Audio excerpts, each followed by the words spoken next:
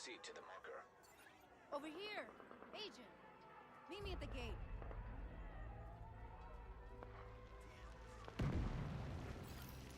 Agent! Follow me! I need Magnum! Jump over it! I got you! Hostile threat detected. Take cover. Got in position! Coming! Behind that barrier! We keep coming! Hold the line! Incoming hostiles! Keep firing and take them out! Watch your flank!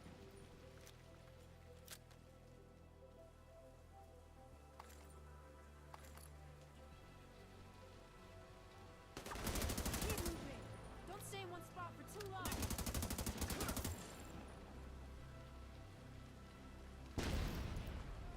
Help me! I'm surrounded! Get the fuck out of here! Agent! You have to get down there to help him! I got this fucker. Be okay.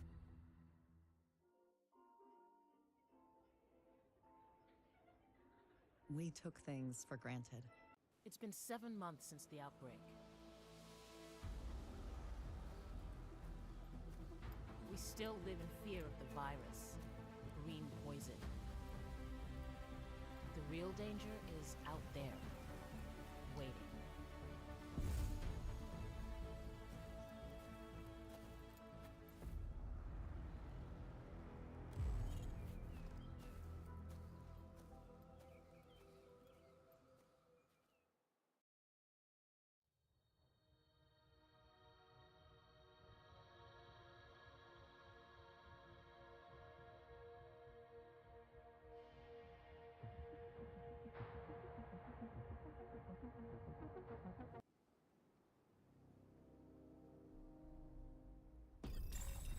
Incoming alert on the SHD emergency channel. Flash priority. The base of operations is under attack. Hostile forces have breached our southern perimeter. We are in need of immediate assistance. Repeat, need immediate assistance from any nearby agents.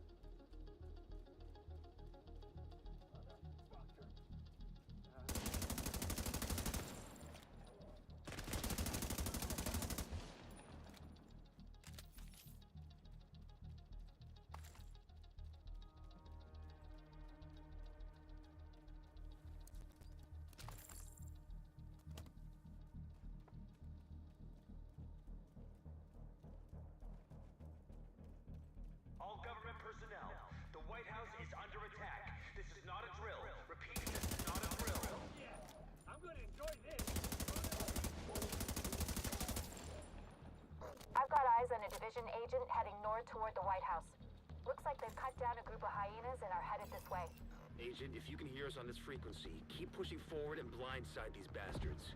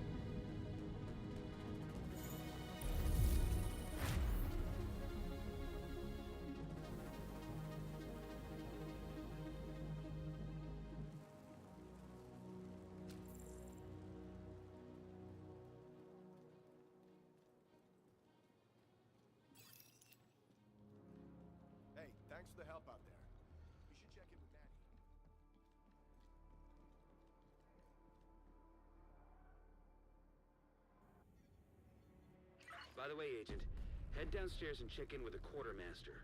He can get you set up with some division tech. You're gonna need the edge. Looks like you're ready to learn a new skill. What'll it be?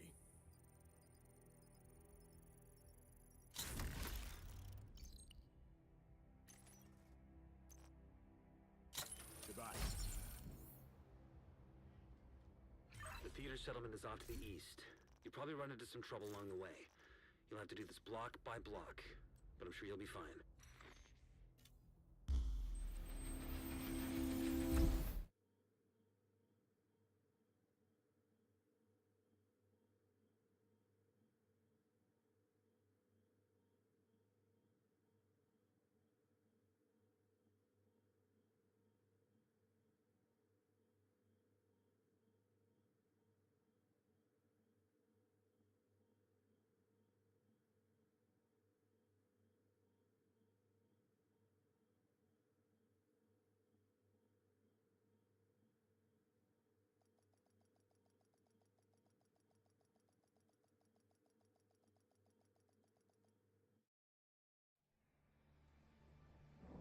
Agent, when you got a minute, come and see me at the White House. I'm working on some new equipment and could use your help. Safe area detected. You have been promoted to group leader. You are now group leader. A clan member has joined your team.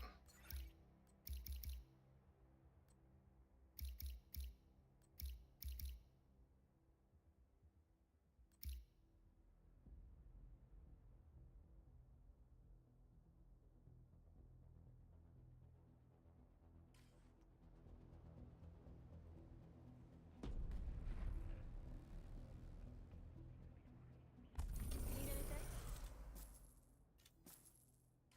I'll see you another time.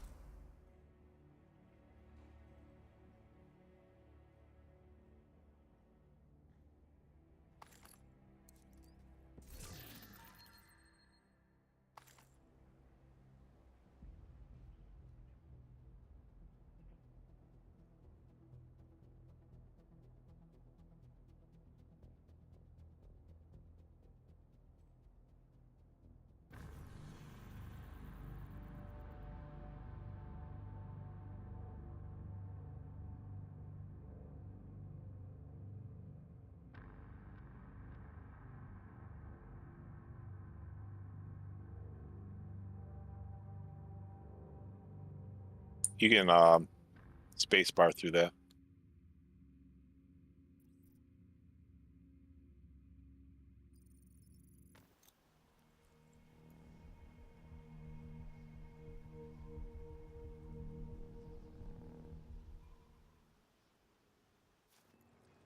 What's up, Agent? Good to see you.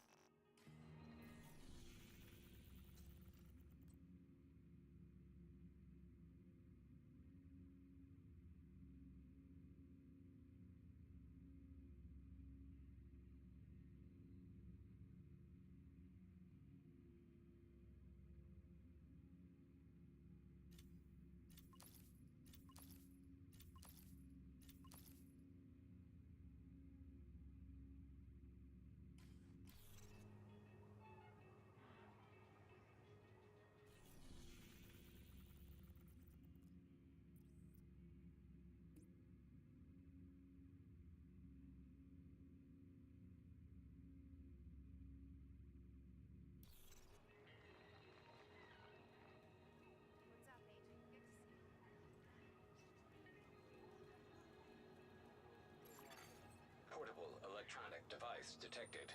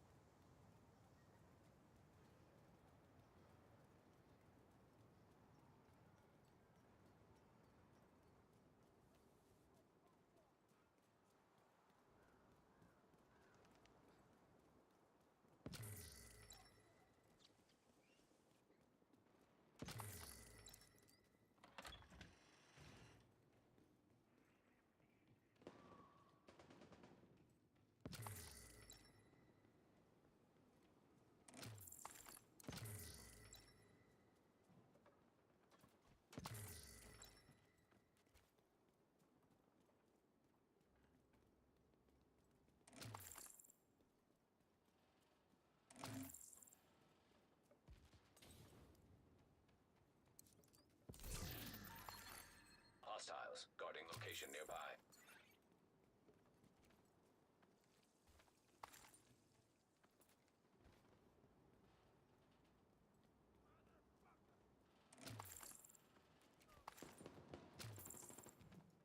There's one back here, meat.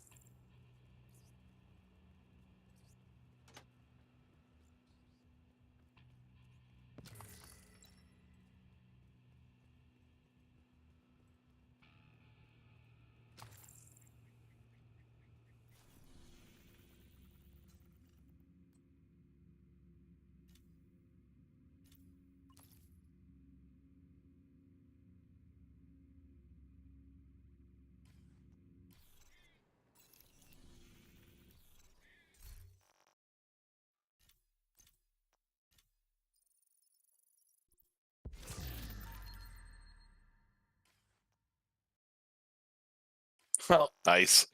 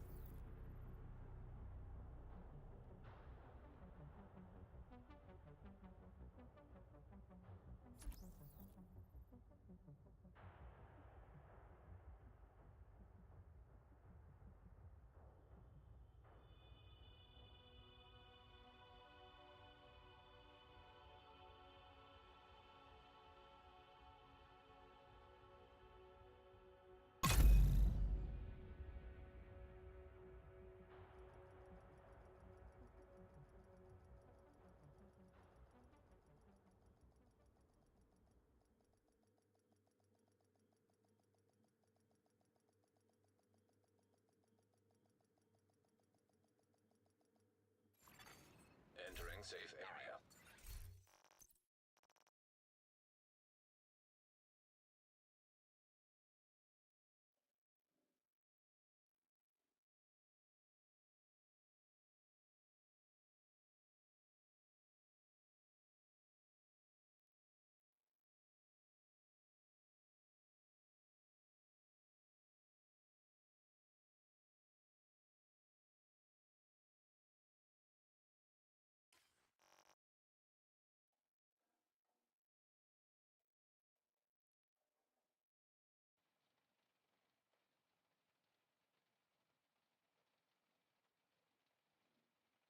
Roger that.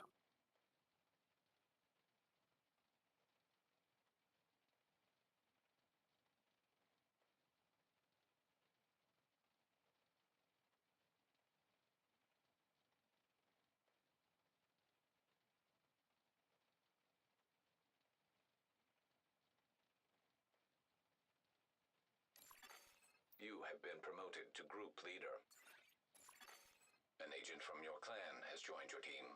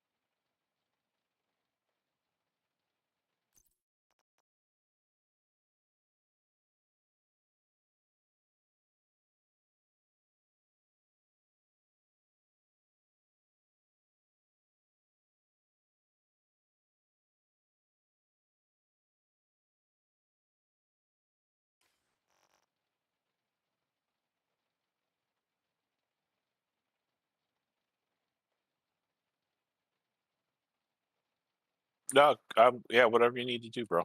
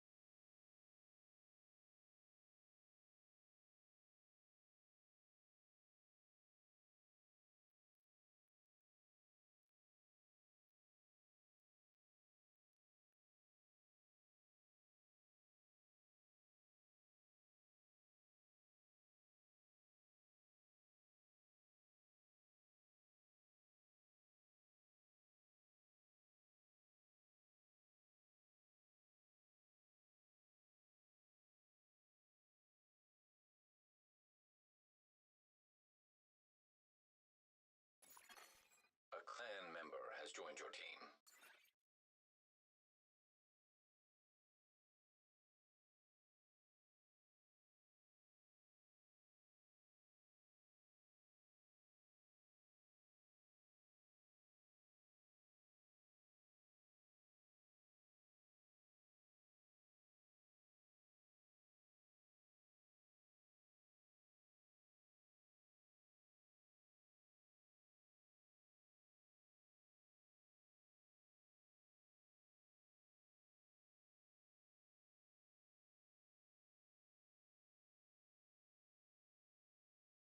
What's up, fellas? What you doing today?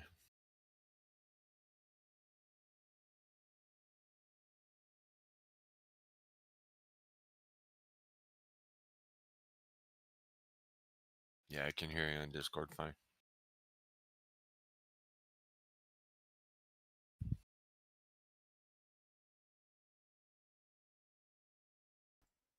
Check, check. Hello, hello. Can Max, can you hear me now?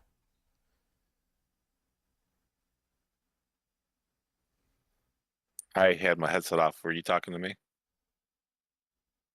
He's having I issues was talking to his stream. I Oh, think I've okay. got it fixed because I'm actually seeing the meter move now, so I think the stream can probably hear me. I'm just going to wait to confirm. Max is in there, so he let me know that I was muted. I'm not muted. It was the audio device got deselected.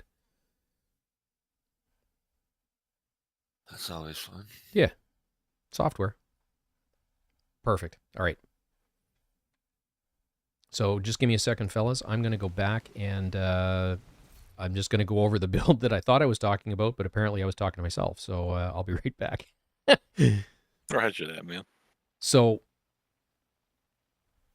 this build is inspired or was inspired by the current Hollywood Global event. And as part of it, you have to get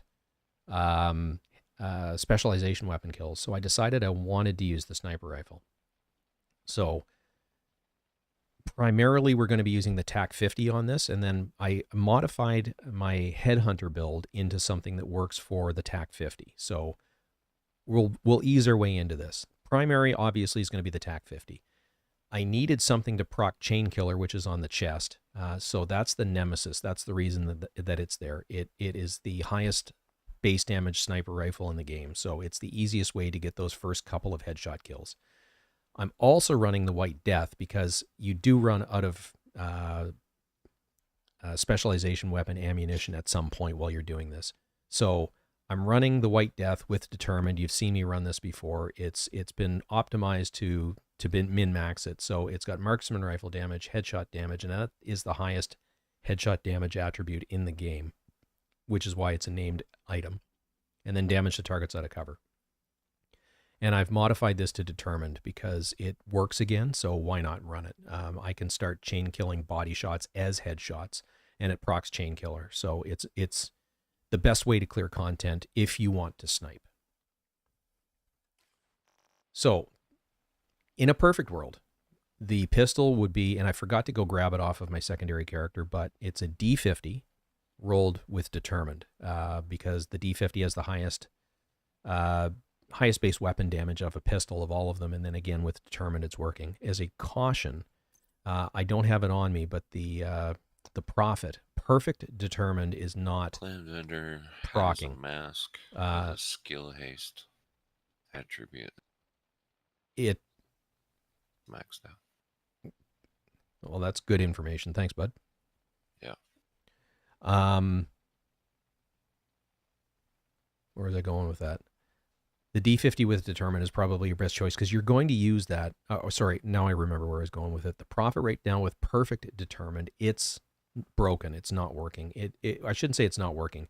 It's not procking the chain killer talent over and over and over again.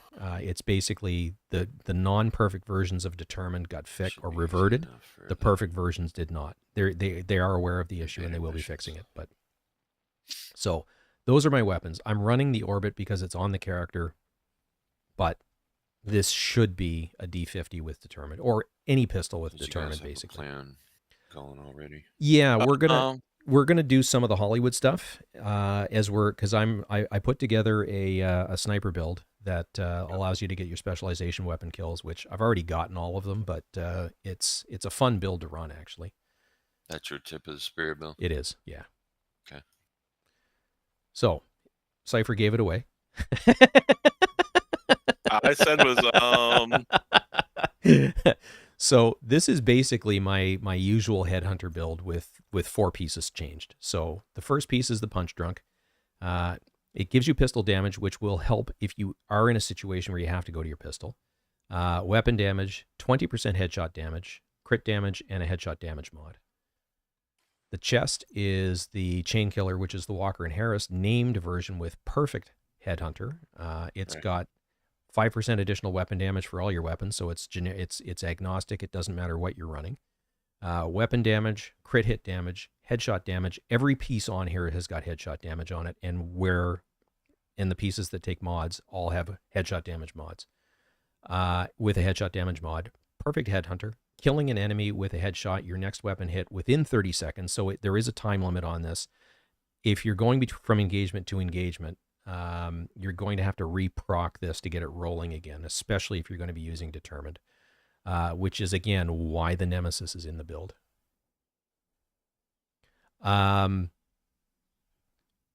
So you deal an additional 150% of that last killing blow's damage. So it does stack over time, and you can generate some just obscene numbers with this.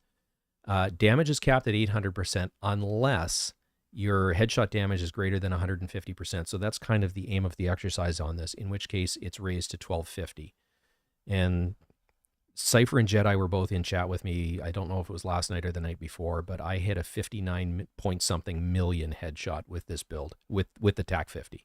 So it was yesterday. So you can generate some just frankly ridiculous numbers with it. That's the highest I've ever hit with a headshot. I got a question for you. Go ahead. Is the Nemesis present to start you off? Yes. Before you actually have specialty ammo? Yeah, I mean, because we're sitting here and I've got tip of the spear, I'm going to be fully stacked with specialty ammo by the time we head out. You get, because I'm running the backpack, you get 2 rounds every minute while you have it equipped. So it's, again, I think 8 rounds is the max with the sniper rifle. So 4 minutes and you're fully stacked. 6 and 1 chambered. Yeah, 7 and 1 chambered actually. Oh, a 7? Yep. Okay. For Max, for Hollywood, yes. One of the requirements is that you get specialization weapon kills. So it doesn't matter what specialization weapon you choose. I chose to go with this one because it's fun, and why not for me? So why not have fun? Yeah. I've been using the chain gun. Off the gunner specialty. Yep. Cypher and I were talking about that earlier. He's putting together basically a tank build that with tip of the spear that does the exact same thing. Interesting. Tank build. Okay. So the rest of it, my normal Headhunter build runs Hunter's Fury, and I'm going to put that back on after we run with this for a while, just to kind of show you it's not a subtle difference, it's the differences between the two builds. But with Tip of the Spear, it's designed around using your specialization weapons. So 2 pieces gives you plus 10 signature weapon damage. So again, that's your specialization weapon. 3 pieces gives you an additional 10% all weapon damage. And then 4 pieces gives you aggressive recon. Dealing damage with a signature weapon increases total weapon damage by 20% for 60 seconds. So you've just increased your any weapon damage, basically. You automatically generate signature weapon ammo every 60 seconds. But again, because we're using the backpack, its talent is signature moves, increases signature weapon damage by 20%, and doubles the amount of signature weapon ammo generated by aggressive recon. So it really doesn't matter what specialization you choose to run. This is a great way to take advantage of those weapons. In my experience, the chain gun and the sniper rifle are going to kill the fastest. The flamethrower is almost as good, and the rest of them have decreasing effectiveness, if you will. The crossbow is actually quite effective, but it's slow. And then the grenade launcher, generally speaking, you're going to need to fire 2 or 3 rounds for your kills. So it's less beneficial to run the demolitionist class. So this one is weapon damage, and you can see when you take a look at all the tip of the spear, they're not maxed out. It was what I meant. I had or crafted some. I looted some. They were in my stash. I think I crafted 1 or 2. I don't remember, to be honest, but none of them are maxed out in terms of the weapon core attribute. But I rolled everything to headshot damage, and I happen to have a max headshot damage attribute in my stash for all of them. So weapon damage, headshot damage with a headshot damage mod for the backpack. The gloves are weapon damage. This one was at like 14.8, so I optimized it. It was an easy optimization. This one is perfectly min-maxed with headshot damage. The knee pads are weapon damage and headshot damage, and the holster is weapon damage and headshot damage. We've already talked about the weapons, White Death, Nemesis, Orbit Pistol, but the star of the show really is the TAC-50. That's what you're going to want to try and use for the most part. For the skills, I'm running the full Crusader shield because I wasn't originally, but what I found happens is the downside to running a sniper build is when you can no longer keep people at arm's length. You're trying to shoot people rushing you with a high magnification scope. They're hard to see. It's hard to hit headshots, and it's not that you're screwed, but things get really, really interesting, shall we say. So the intention behind the big shield and the pistol, especially a D50 with Determined, would be there. That's your backup, basically. That's your close range killing ability. And once the chest talent is procced, when you switch over to the D50 and you don't even have to headshot them. You body shot them.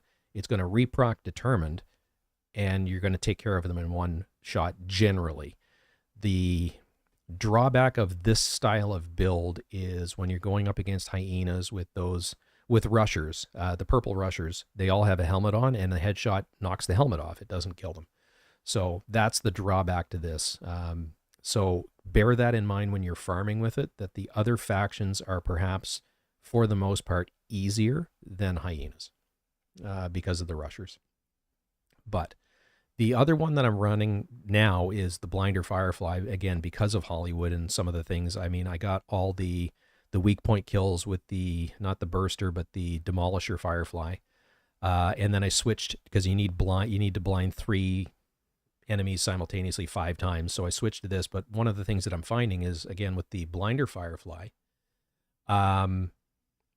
they stop moving and their heads are perfectly still while they're blinded, because they're staggering. They're not perfectly still, but they're a lot stiller. They're not bobbing and weaving like bobbleheads like they are normally. So it's just another way to take advantage of the overall build that you've packaged together. You've got a lot of options here. It just totally depends on how you want to run it, basically, because like I said, the star of the show is the TAC-50. So Max, why 2 snipers? it's a very good question. Again, the star of your show is your TAC 50. That's where you want to spend the bulk of your time. But you've only got 8 rounds, and then you have to wait for tip of the spear to regenerate it for you, or you have to pick it up as you're going along. Because as you get kills with this, you will get drops, but there are times where you're going to run out of ammo. Also, when you're trying to proc the Headhunter talent, this is the highest base damage sniper rifle in the game. So you're quickly going to get those headshots before you have Chain Killer procced. Not quick. Well, you're going to get them quicker, but there's still going to be 3, sometimes 4 shots to get the first headshot.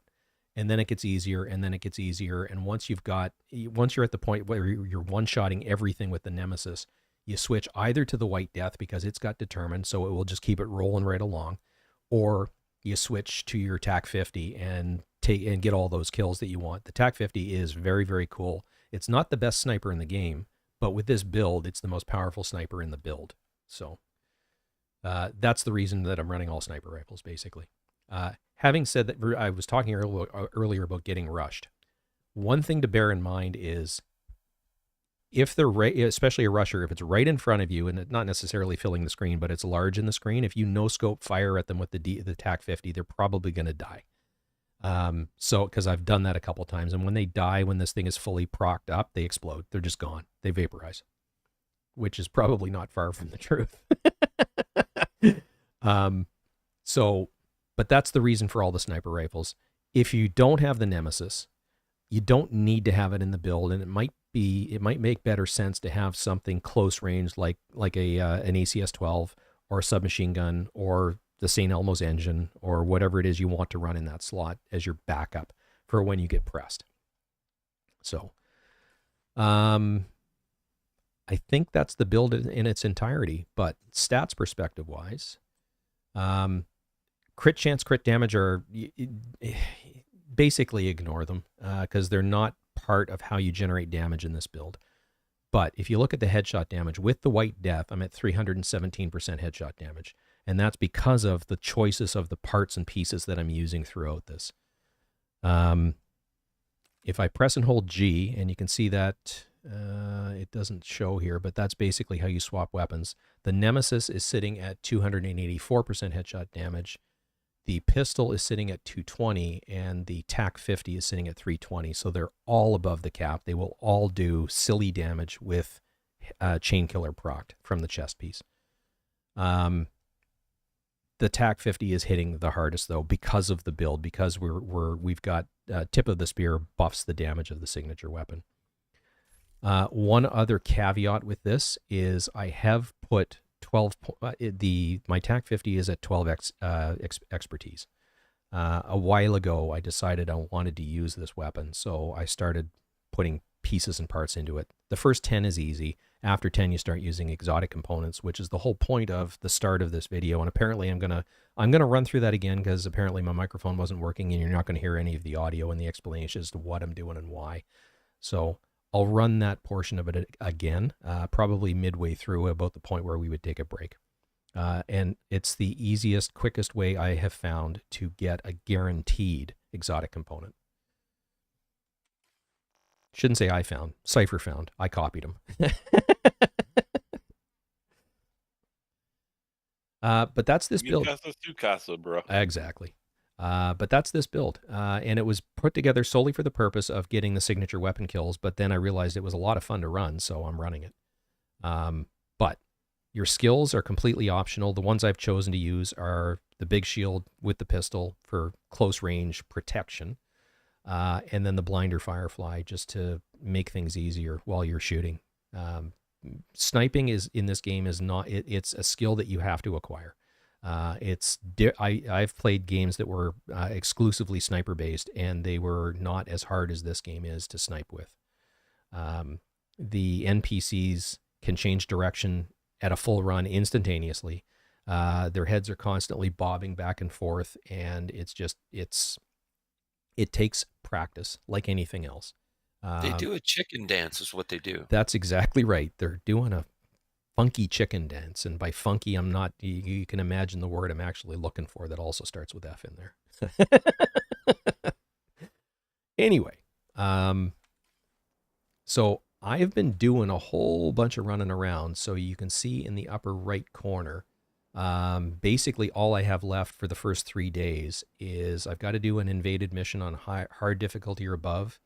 I've got to do bounties. I need 10 of them. I need 10 more named hostiles, which the bounties are going to take care of. And then I have to do a main mission on challenging difficulty or above. And then we're going to do that with this. We'll take care of that with this build. And then we will switch. I will contrast this build with my other headhunter build, which is, again, it's not necessarily a sniper build. It's a headhunter build. Because all of the weapons that are in there can do headshot kills. There's the White Death. There's a D50 with and again, those two have determined. And then there's an a military M870 with determined or pummel on it. That, the advantage of that is it has enough damage that close range, it is going to give you an instant one-shot kill, and every third kill reloads the gun, so you don't have to spend time fussing around with an M870 doing the reloads.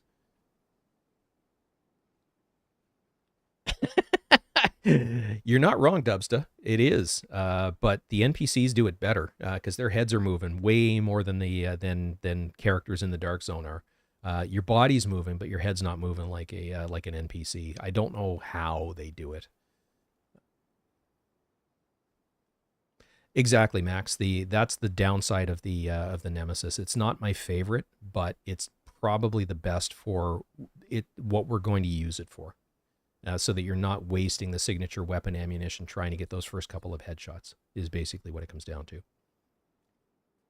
You want to run with us, Jedi? Nice to see you, kid. I figure we do one of the main missions on challenging, one that's a little bit more open. You mind if we knock out Viewpoint? It's daily. No, let's do it.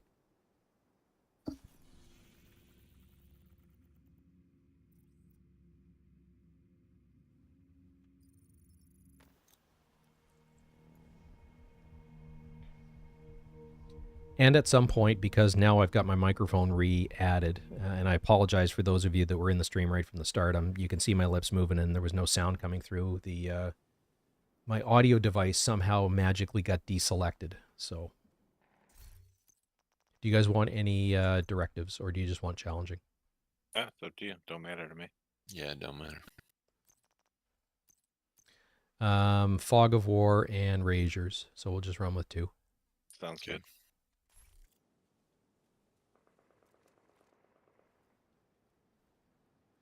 And I don't care if you guys get all the kills, so don't worry about me and my headshots. I will get them. Roger that. All right, off we go.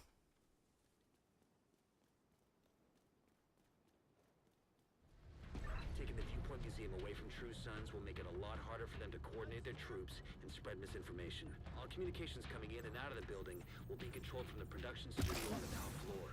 So you'll need to find it and secure it.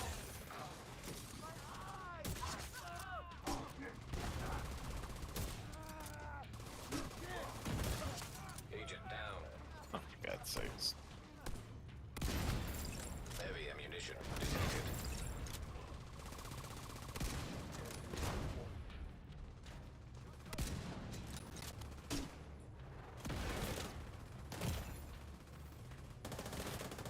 Yeah, it was up a little too long.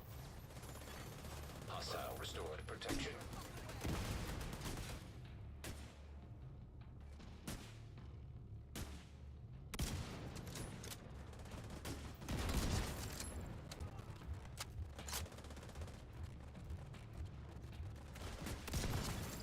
Detected heavy ammunition. And I just hit another 59 million headshot. I see him explode. I saw some hostiles enter the parking garage east of the main entrance. You might be able to get in that way. The guy literally vaporized. Yeah, like right? I took a couple good hunks out of the chunga, but it was easier to start dealing with ads. This is Wade. So, the division thinks they can just come in here.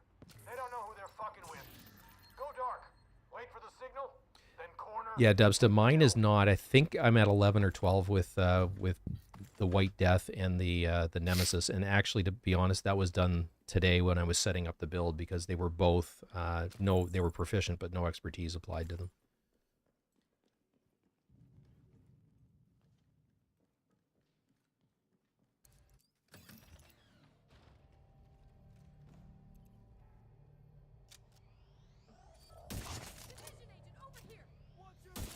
Oops.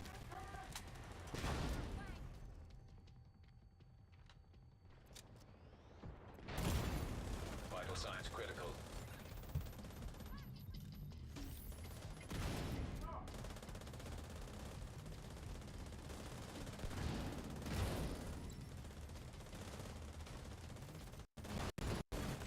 Vital protection restored. Heavy ammunition.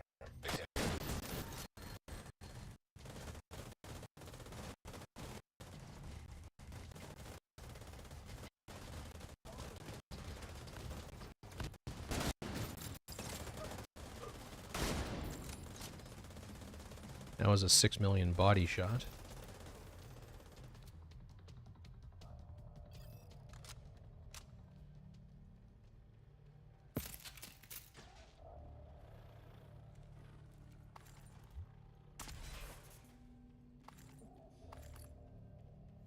So your uptime with the TAC 50 is higher than you would think it is. I mean, we're already back to 5, and you're gaining two stacks, so 2 rounds every 60 seconds.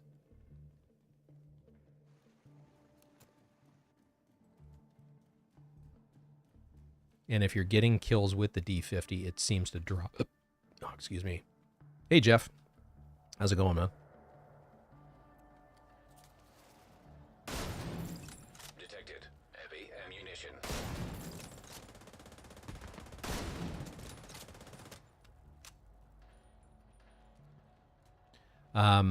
Like I said, your uptime is higher than you would think it is. I'm already right back to 6 after those 3 shots.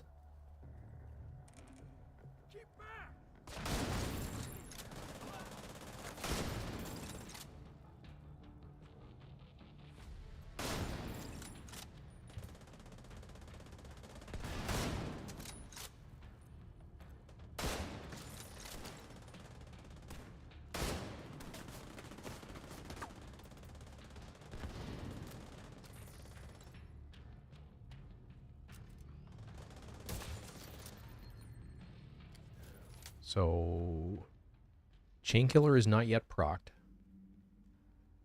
That was not a headshot kill. So if you're just getting up to speed on what we're doing, we're using Nemesis to get to proc Chainkiller, and then we're using the D50 for the bulk of our damage. Sorry, the TAC 50.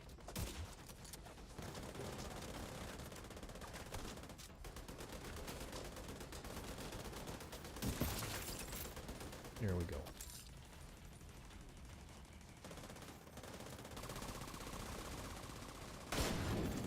Heavy ammunition detected.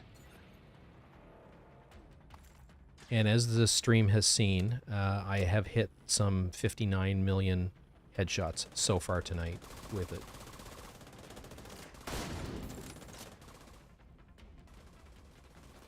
And it just absolutely nukes things.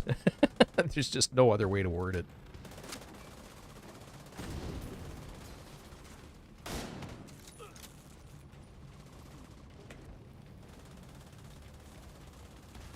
Come on, there you go. Come on, come on. Let's go.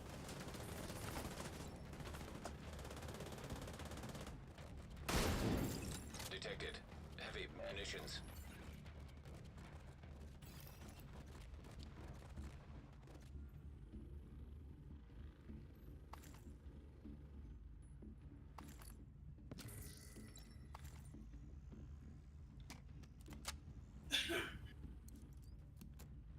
And you can see basically, I think, Cypher, are you running Gunner? Yes. So with somebody in the group with Gunner, I haven't had the need to pick up any non-signature weapon ammunition yet.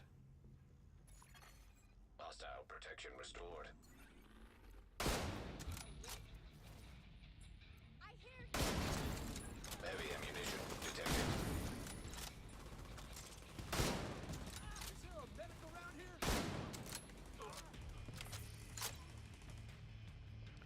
Should not have taken those shots. They were high-risk shots. And I missed that one.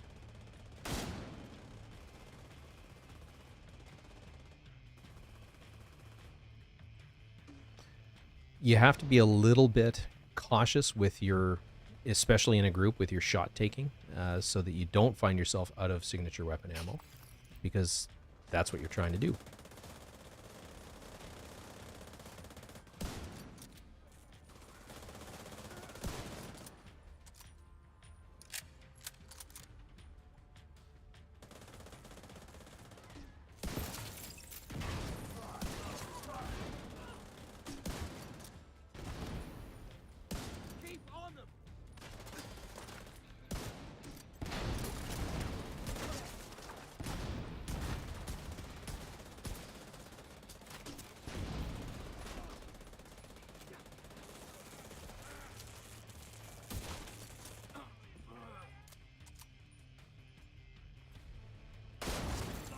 Heavy ammunition detected.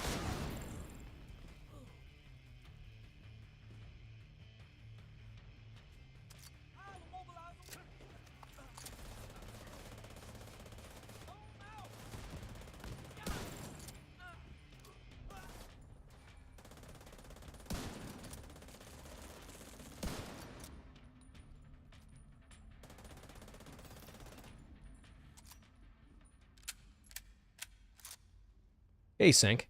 Welcome. I don't think I've seen your name in the chat before. Welcome to the channel, man. And I appreciate the comment. Thank you.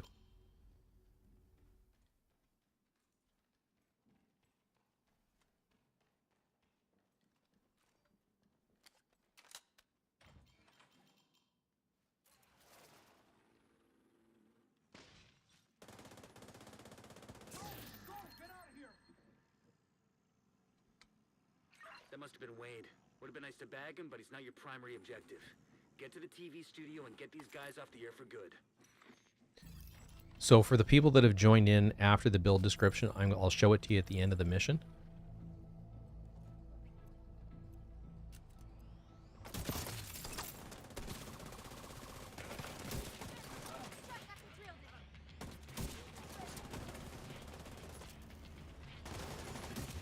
An agent needs assistance. Immediate medical assistance needed. Agent down.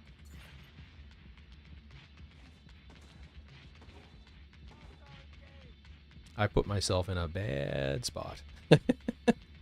I got grenaded, firebombed, or whatever it was.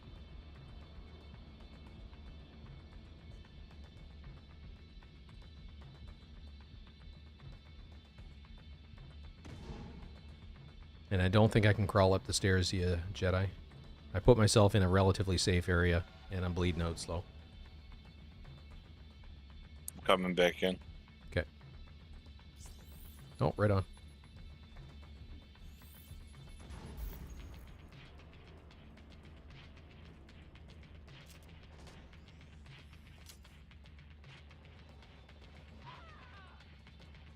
I'm heading upstairs.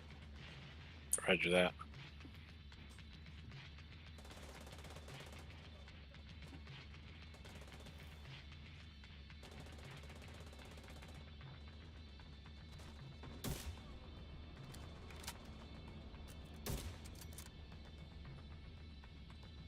The downside to these builds in a group is exactly what I'm experiencing right now. It's trying to get that second headshot kill in, and I can't.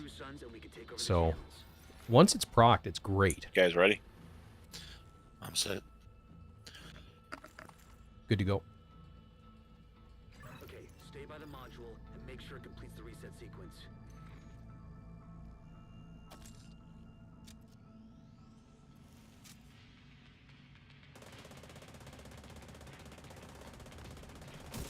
One.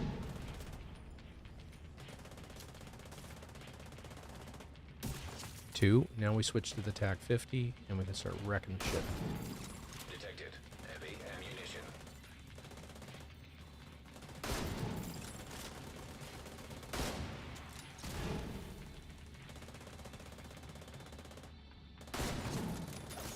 Nice. Figure if I stood them up there long enough for you.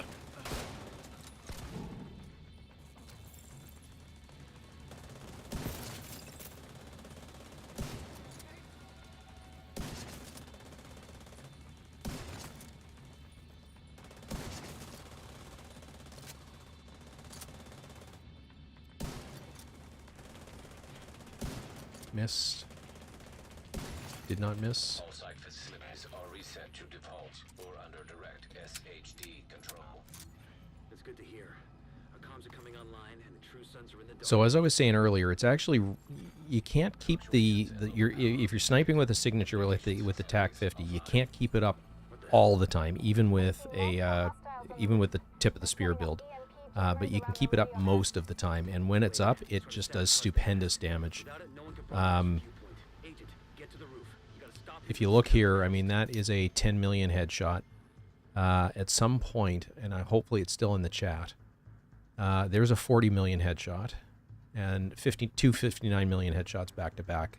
That was in the first room on the way in. So it does silly amounts of damage. It's a lot of fun to run. You are a glass cannon. You have to be aware of that. You have to play as far back as possible. And I put myself in a dumb position in there by going straight into the room. I should have gone upstairs. Using EMP jammers to overload the radio mast. Take them out before the mast is destroyed. System curtailed. Going right. Structural integrity at 75%. Agent, you've got to stop Wade. We need that radio mast. You won't be able to use your shade tech as long as that EMP jammer is active. Take it out. Heavy ammunition detected. Going for the one downstairs. System malfunctioning. System back online. System curtailed. Out. All three of them are out. Depleted. Oops. System reactivated.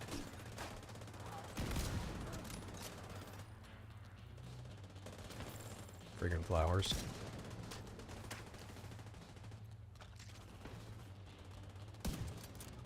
So my headshot is not procced currently and won't be on this guy. Agent down. Because he's a heavy.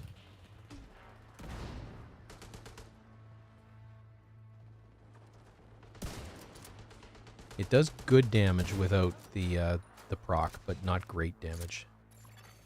Hostile protection restored.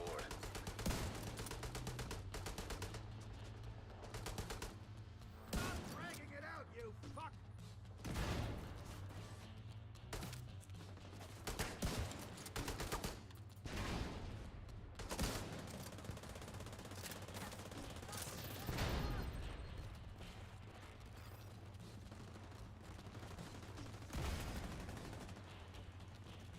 Thank you.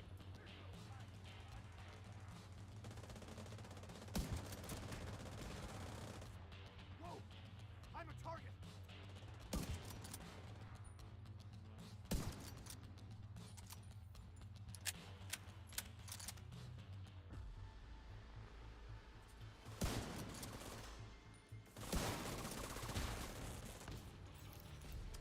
All right, the facility is ours. True Sons just lost a powerful tool for coordinating their troops. So, and this is not a knock against playing in a team, but you do better with a build like this solo because the shots are yours to take. Whereas, as you've heard me say more than once in videos, when you're in competition for kills, so what I'm trying to do at this point is get the headhunter talent reprocced with a headshot kill. It's difficult to get that sometimes in a group. Once it's there, you just the build Nice just sniping, rolls. man.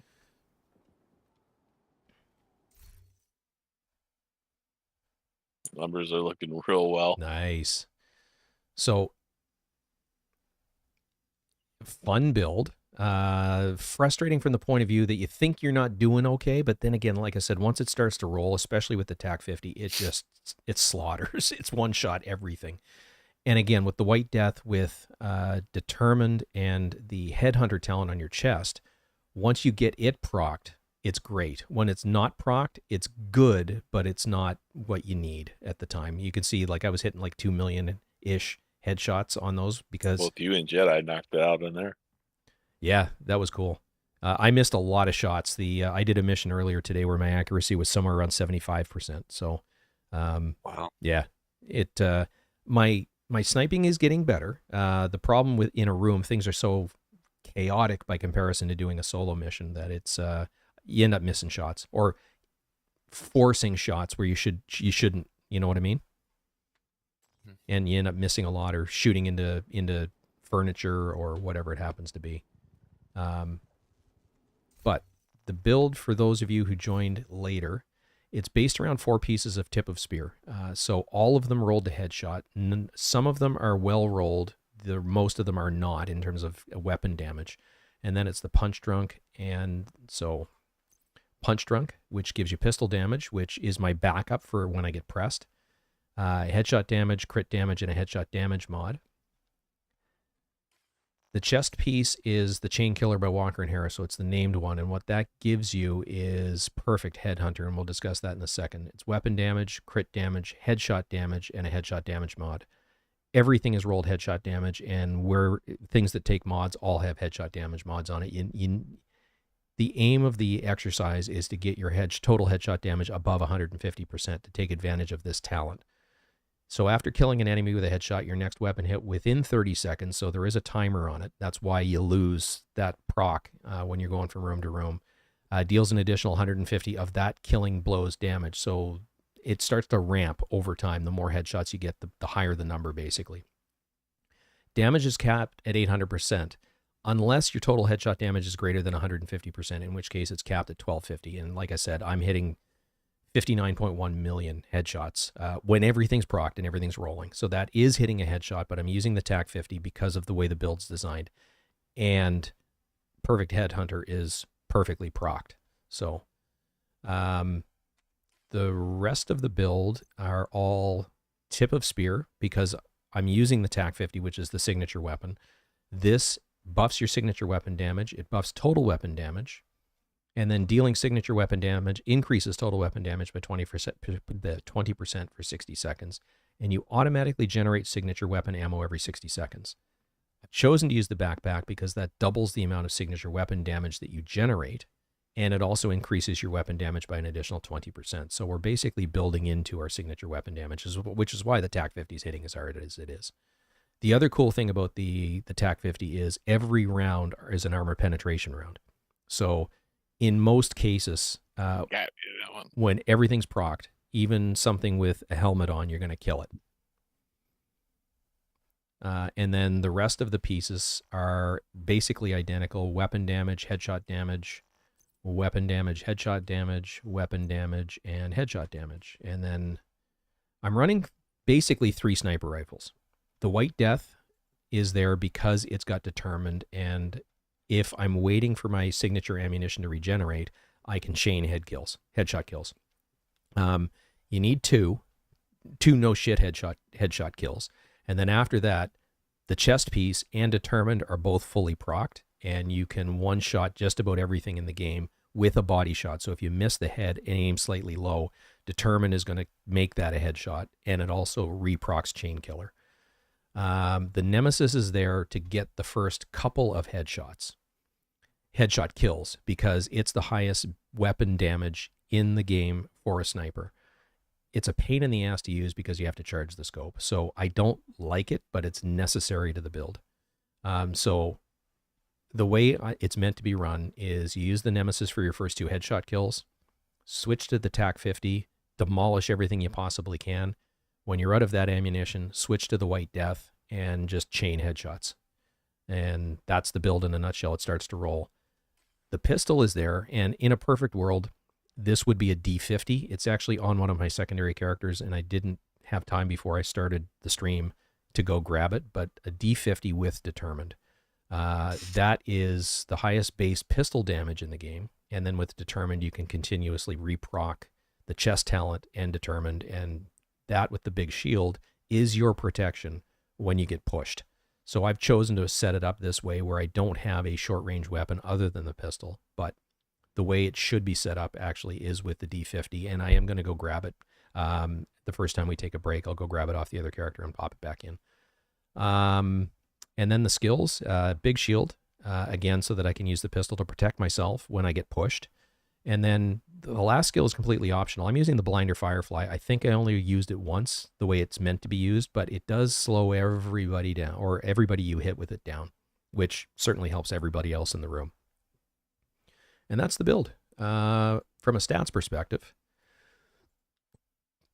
ignore the crit chance and crit damage because that's not where our damage is coming from. It's coming from total weapon damage and the headshot damage bonus, and then Chain Killer is ultimately is. So it's all about the headshot damage number. The White Death is sitting at 317. The Nemesis is sitting at 284. The pistol is sitting at 220, and the TAC 50 is sitting at 320. So they're all above the 150 cap that the Chain Killer needs to give you its maximum amount of damage. You're at min armor, no armor on kill, no armor regen, and no way to regenerate armor. So you have, again, you got to play a little bit conservatively, and or use your med kits.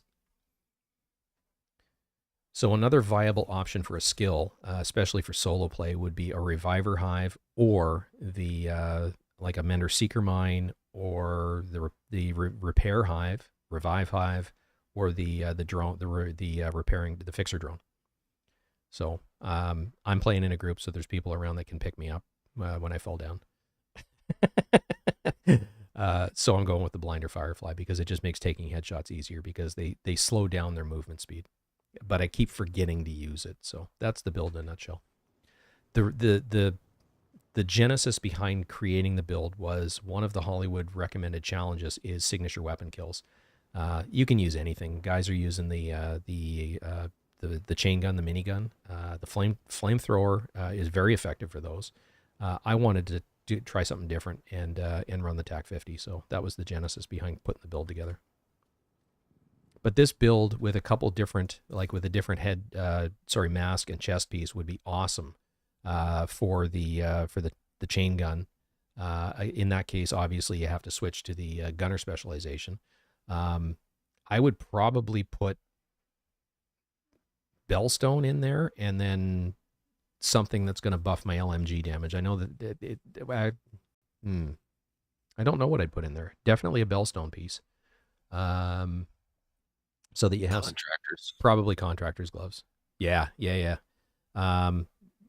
So, and then 4 pieces of Tip of Spear because that buffs your signature weapon.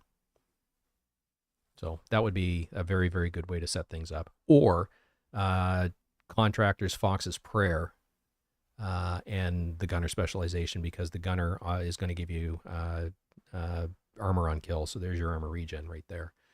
And then you've got buffed damage to targets out of cover and damage to armor. So that would be another way to do it. So you'd end up running your Tip of Spear pieces over in this side, basically.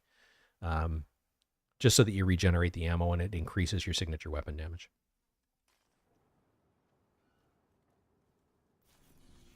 I need to do any invaded mission, so it doesn't really matter, challenging or higher, and then 10 bounties. And I've been saving bounties all week. Didn't we just do an invaded?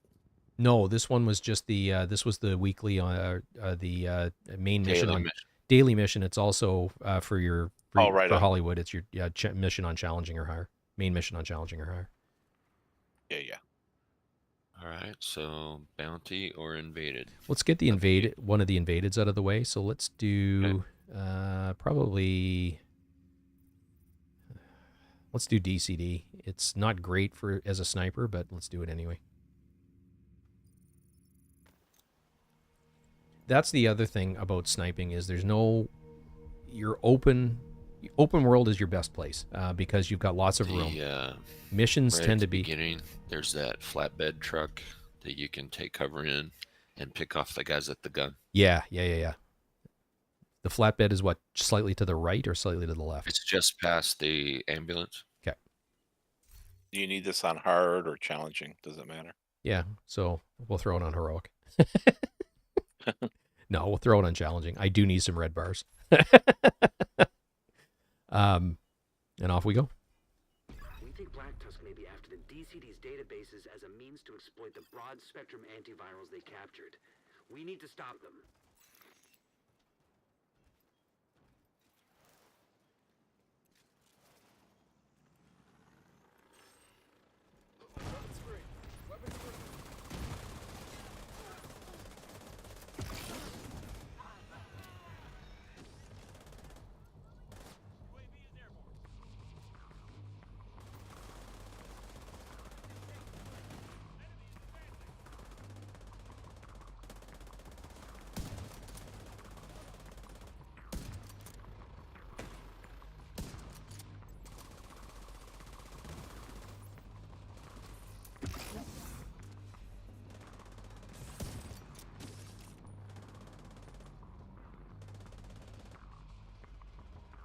And then I'm not going to get a kill in this room.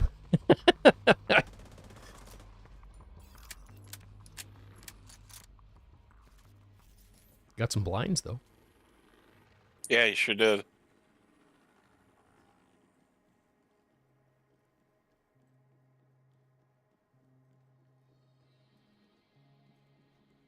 And damn it, I was running the White Death. I meant to be running the Nemesis.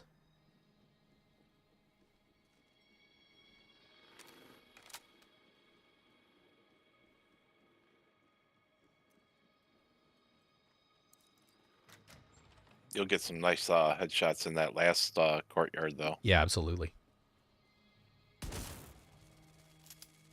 Probably in this area, that's probably the best place to be as a sniper, right in the back. Yep. In that courtyard.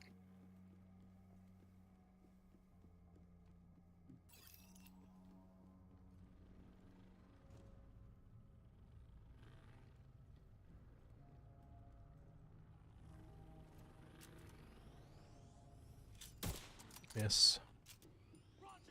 Miss. Deploying UAV. Miss. Miss. Hostile protection now removed.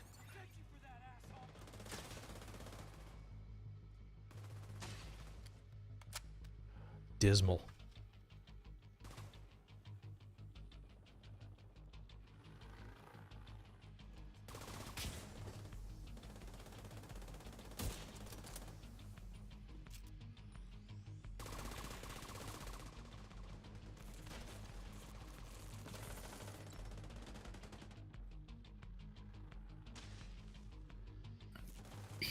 Flank that shield carrier. Drone is airborne. Engaging enemy.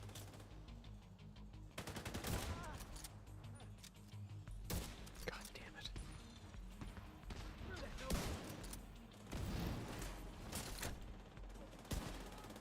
Jesus fucking Christ. I think I've missed every shot in this room.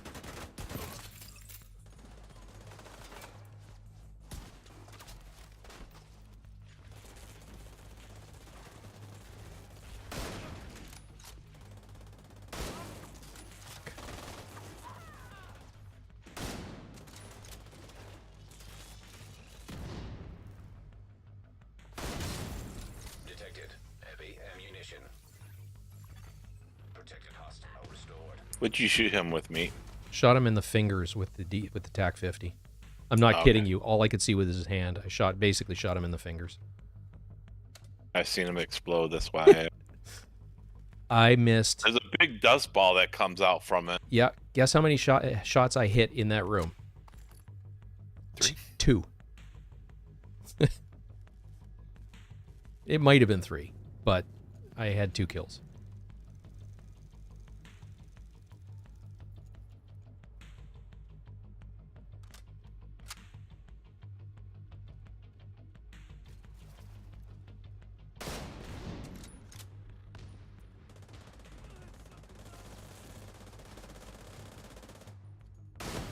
Shit.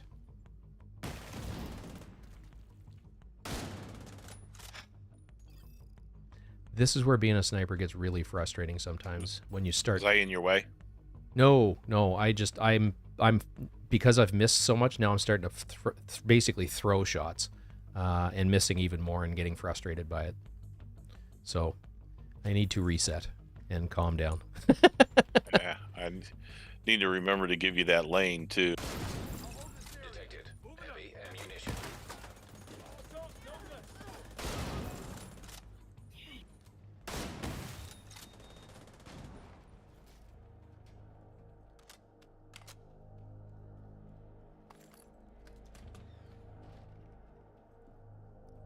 The problem with any build that relies on chain killer in a group setting is you must have kills, and they're harder to get initially because chain killer's not procced yet.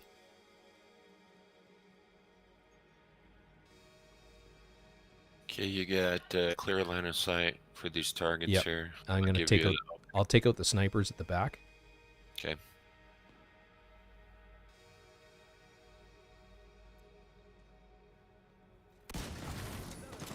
Hostile protection.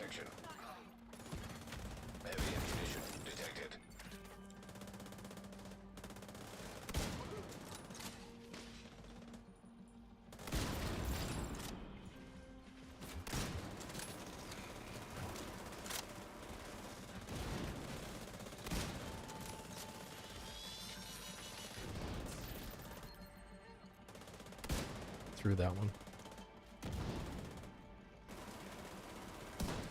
Through that one.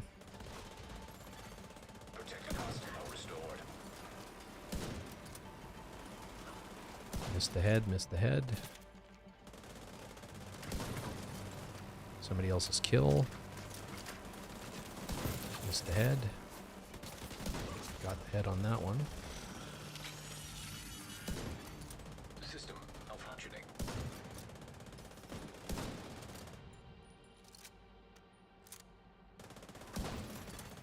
System restored. You get some on that? Oh yeah, yeah, definitely. A couple of really good TAC 50 kills. Good.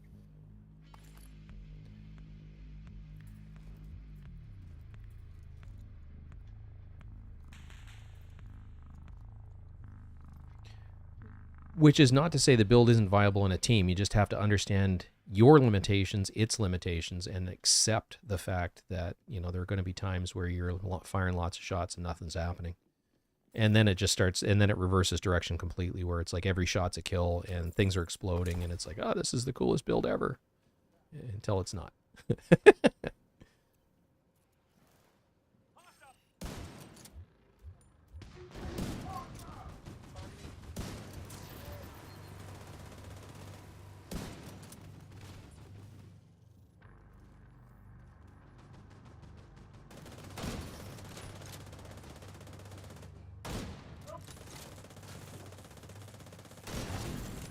Detected heavy ammunition.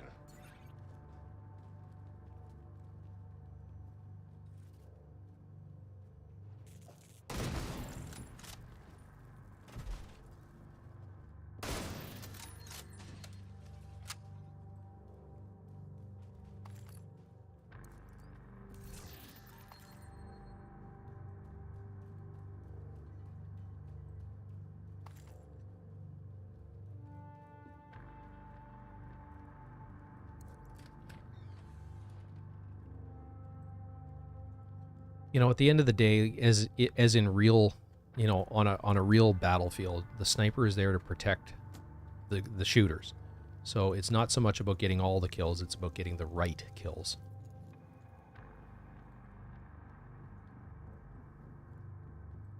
Which I wouldn't say I'm real good at.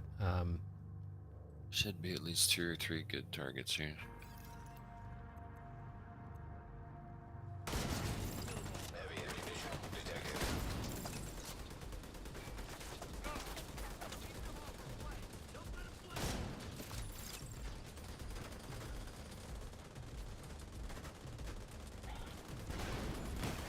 Protected hostile restored.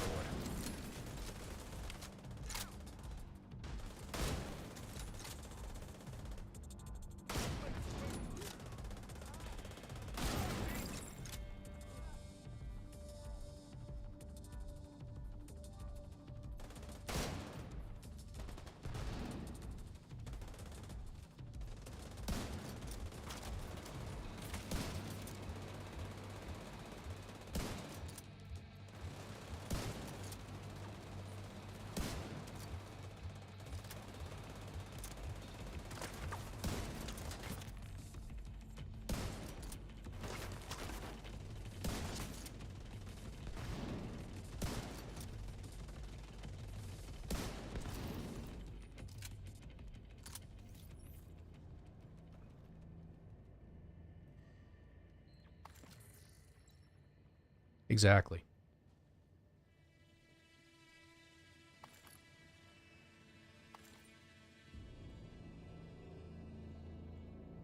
So once you adopt that mindset, that's the way it's meant to be played. The TAC 50 does so much friggin' damage though, that, you know, even without your chest talent procced, you're probably going to get a kill even without a headshot. Headshots just make it hit that much harder. Detected heavy ammunition.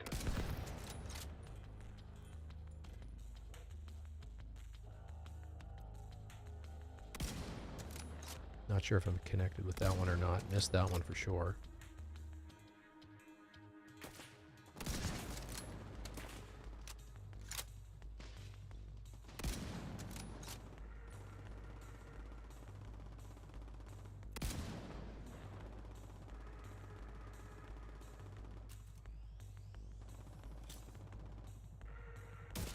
Missed the head, but got a decent amount of damage on her.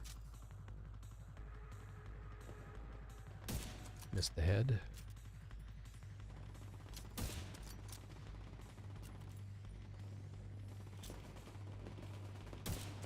Through that one.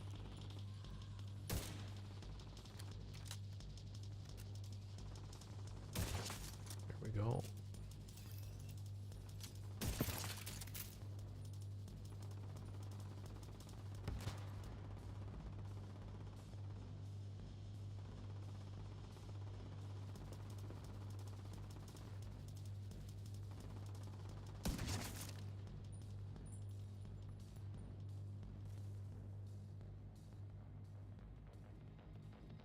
Well, I one-shotted the helicopter, which I've never done before. It's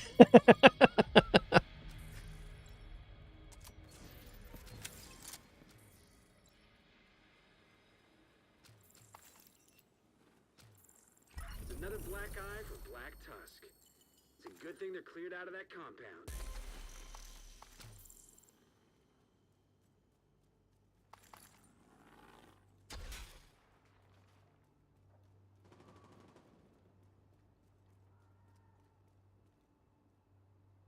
No, let's see where we ended up with that one.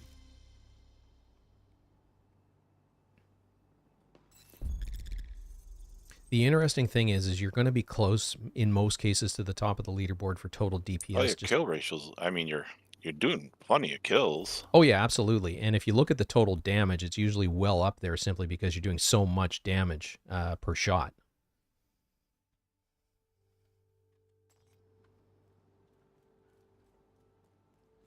I get frustrated easily using the Nemesis, though, because I dislike it. Yeah, it's very twitchy.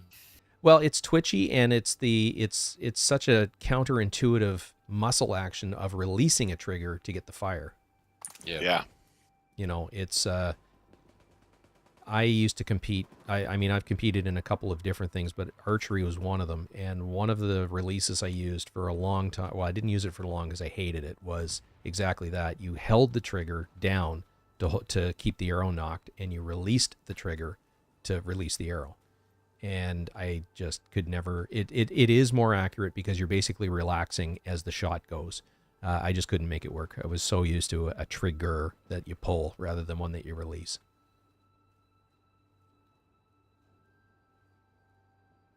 All right, let's run some... before we do the bounties, let's run back to the White House, and I'm going to switch characters really, really quick and then rejoin the group because I need the D50. Actually, or do I? No, I don't. I've got an idea for how I'm going to reconfigure that build, but let's head back to the White House. I need to dump some gear.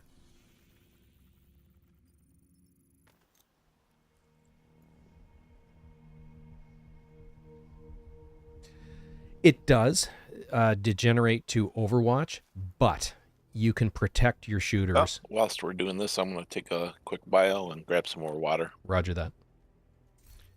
And let's see if we've got another exotic yet. And if I don't make it back shortly, guys, feel free. I already got all my bounties and aimed kills, so I'll catch up. How about you, Jedi? Do you still need bounties? I have all the rewards from the track. Okay. The stars are just for buying the extra crates. Gotcha. Okay.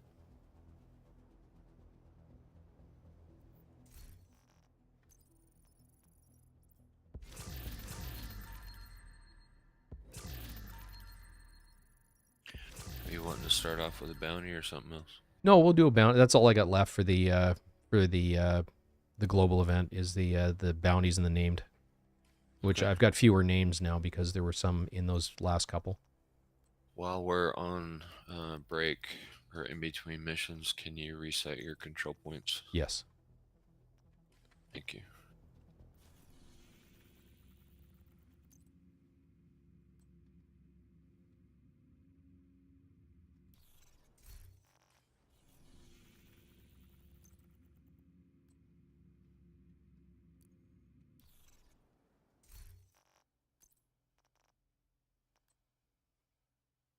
Mostly just using my stars for the named item caches.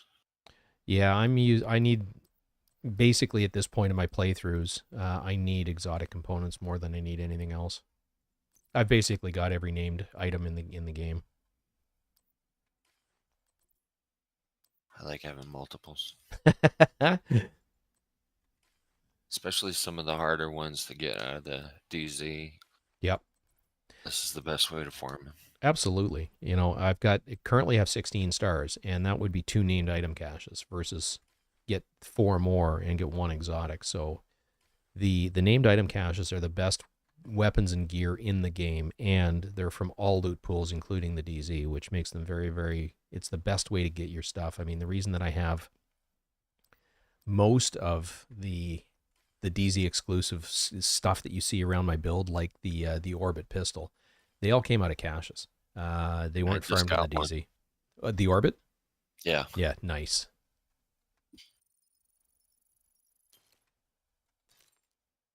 Some of the really rare ones, like the gift backpack. Yep, that's where I've gotten all of mine is from caches. Yep. I shouldn't say all. I have gone farming for DZ resources and purchased 1 or 2 from the vendors. There was about a month and a half ago, one of the DZ vendors was selling it, and it was very well rolled. So I noticed you have the sharpshooter scope on your rifle. Yes. Do you? I do the variable zoom. Basically is what. Yeah, okay. That's why I'm running it, is so that I can zoom in and out. Right. That's my favorite scope. Yep, mine too. Plus, it's got the highest headshot damage modifier. Right.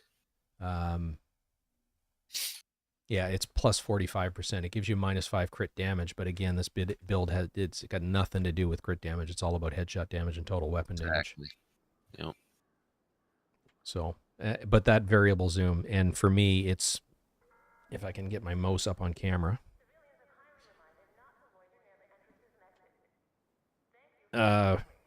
It's a Logitech 502 Hero is the most that I run, and the scroll wheel, that's how I'm adjusting it. The scroll wheel's got a lot of cool features in it for PC gaming for this game. It's your melee attack when appropriate, but it's also the variable zoom that you see me using back and forth. Is just tapping down on that middle mouse on the scroll wheel, using that as your middle button basically. And I just left it alone. That's default, so that's what I'm using it for. But that is, I find that there are times. 39,000 shading. Yeah, I wonder if he's running that war. Yeah, I mean, you and I are at about the same. I've been playing the game on and off since its inception, and I'm just shy of 4,600. But if I had played it all the way through, I'd probably be double that. If I hadn't taken the extended breaks that I take. Right. But yeah, as far as as legit XP, it's so difficult to know. I mean, this guy might play it, 18 hours a day every day. Unlikely, but he might.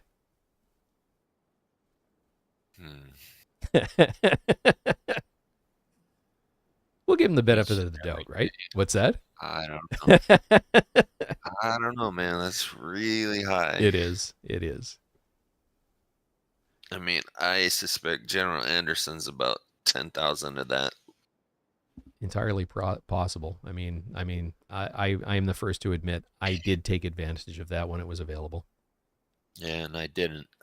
I used it not so much for XP. I mean, that is an obvious side effect of having done it, but I was using it to get my expertise up.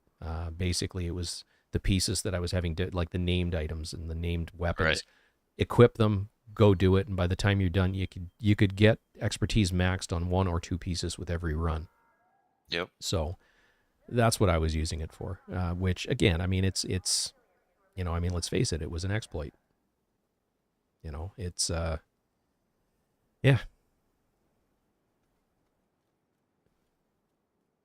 It was a weird exploit though, because there weren't a lot of you didn't have to glitch the game. You were taking advantage of a game mechanic in an unintended way. So, that was that was my reason that I did it back then.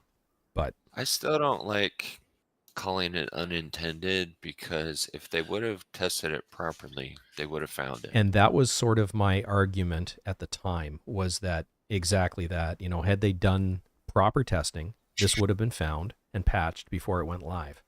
You know, but in their, you know, they used the resources they had available at the time. That was at the point that they were just getting their development team in place after basically no development for 2 years. So, yep.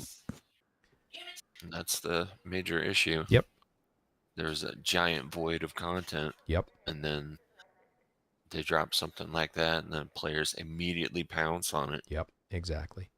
You know, and it, you know, I didn't spam it unmercifully like some did. You know, I ended up with, I think, about 500 shade levels out of it, but I was, again, using it more for expertise, which I'm not making excuses. You know, at the time it was justified in my own head by the fact that it's a mission that I'm choosing not to, or to let the timer run out parked in front of one doorway. You know, take. Hey, buddy, I got to AFK right quick. Yep, I'll be here. But like any excuse, everybody, you know, excuses are like insert whatever body part you understand for the rest of that expression. Everybody's got one. And it's, I think the reason that they didn't come down hard on the community for that was exactly that. It was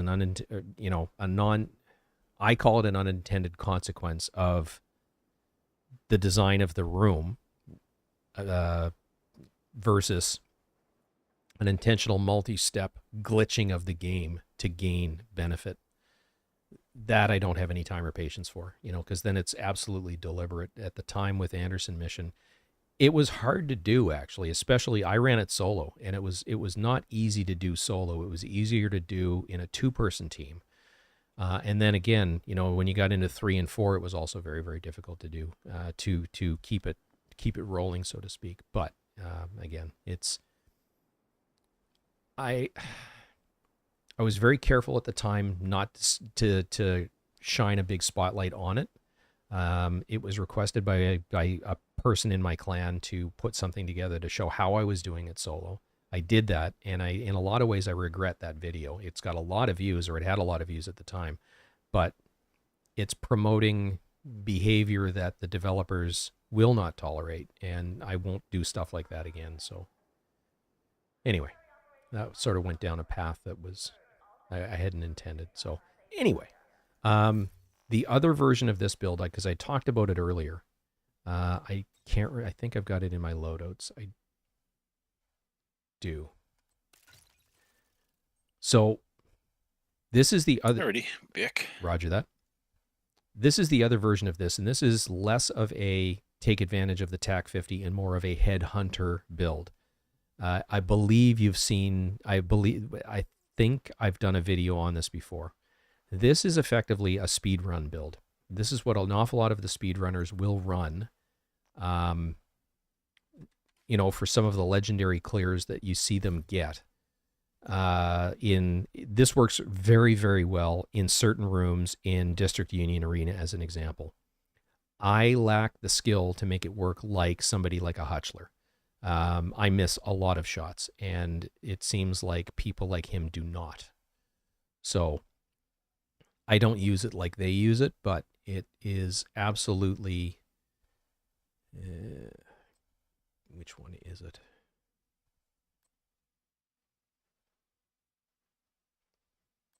I think I put the military one with a different person. It is that one. No, there it is. I'm blind.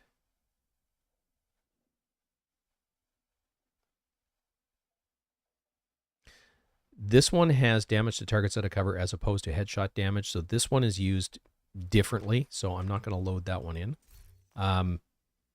Basically, as you see it right here, there's there's a marksman rifle and a rifle with determined it's absolutely viable. The 1886 with determined is awesome. And that's how I run it for the most part. But I'm going to put this in with the M870. Because at close range, this thing is absolutely devastating with a headshot. And believe it or not, it's actually quite viable with the CQB SS scope with a shotgun. That gives you tremendous headshot damage, and this will one-tap just about anything, especially like reds and stuff like that. But with Pummel, you if you're playing it correctly, you're getting the shots the way I shouldn't say correctly. If you're shooting accurately, you'll never have to do a reload because you'll get your 3 headshot kills. It reloads and you carry on from there. Okay. Thank you. So this is basically the long range stuff that I do with this is all with the White Death. It's the exact same same mask and same chest piece as you saw in the previous build, but instead of tip of the spear, I'm running, in this case, Hotshot. So there's actually 3 builds I want to show you. This one is intended to be more of a long range build because it's leaning into your marksman rifle damage. I do. So this is basically a true sniper build. Does a critical hit chance and damage applied to signature weapons as well? It does, but you'd have to actually call it up and look at the stats. But yes, it does play a factor. So my bad. I'm going to pop the 1886 back on this build because I was looking at the wrong build. So not the wrong build, but a different way of putting it together. This is basically a true headshot sniper build because we're running 4 pieces of Hotshot. This one does silly damage as well, but in this case, it's with the White Death that's pretty much all you use. Hotshot gives you 30% marksman rifle damage, which the White Death is. I know you have slightly higher base damage with the 1886, but it only has 1 mod slot. Exactly. Why would you use that over the White Death? At close range, it's fun to run it, but the White Death is better. So marksman rifle damage, weapon handling, which is your accuracy, stability, and reload speed, which all help with DPS and long range shooting. And then the 4-piece gives you headache. First headshot with a marksman rifle will increase the next headshot by 20%. Your second consecutive headshot with a marksman rifle will give plus 10 armor. If at full armor, it will give bonus armor to a max of 50% of your current armor value. Third consecutive headshot will refill the magazine. So with this, the way it's set up, one of the downsides of the White Death is its reload time. And with this one, once you start rolling with it, you don't reload. Now, having said that, with the Hotshot, you must get true headshots. This isn't, I think, not I'm certain, but I do not believe Determine procs that talent. So you must get true headshots in order to keep doing this. And then from the 4th headshot forward, agents will get all 3 bonuses for each consecutive headshot kill, which means once you've gotten 4 headshots, every headshot after that is an automatic reload. So you just keep shooting. Your uptime is incredible if you're accurate enough to hit your headshots. And the way they're all rolled is weapon damage, headshot damage, and where possible, a headshot damage mod.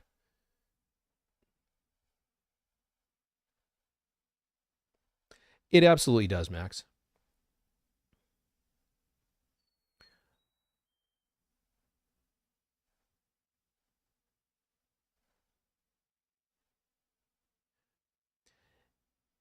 So your second last comment, Max, is absolutely correct.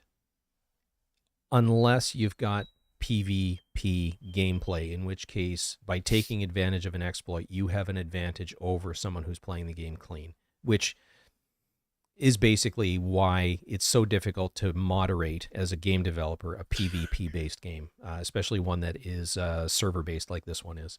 I think they're mostly doing the right thing. They've patched and fixed everything along, or where possible, they're fixing those types of things. Yeah, I mean, this is a conversation that it can go horribly off the rails, and it's not that I don't want to delve down that, but I'm trying to be as careful with my words as possible live, which is always difficult. But you're not wrong. If this was a single player game that I'm only playing by myself, I can do with it as I choose because I've paid for it. I've played an awful lot of PvP games over the years, and some of them I've gotten very, very, very good at because I'm playing with mostly people. I shouldn't say mostly, but a lot of cheaters. Yep, exactly, Max. It's such a difficult one, and it's a fine line as the developers to moderate the player experience. It's a double-edged sword. If they do nothing, the game will die because it's all cheaters and hackers, and who wants to play in that environment? I used to play APB Reloaded, and it was exactly that. It got to the point where it's just like, I'm done with the toxicity and the fact that, guys are hitting every damn shot all the way out to, So the 100 minigun's meters. considered an LMG as well? It is, but it's a signature weapon before it's an LMG. So signature or LMG damage buffs don't apply to it, but signature weapon buffs do. Okay. And McGrumpy, thank you for subscribing. That's awesome. Thanks, man. So the double-edged sword, like I said, is if they do nothing, the game will eventually wither and die because people grow very, very weary of the PvP experience. If that's what you're into, the PvP experience, because it's not a level playing field and it's difficult to play and it's frustrating as heck. Just using the base categories. If they come down too hard, that would be LMG. The same thing happens. The game will wither and die. So it's a double-edged sword, and it's a very difficult line to navigate. Right.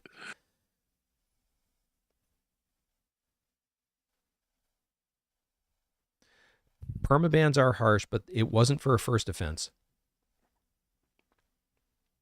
Yeah, you're not wrong.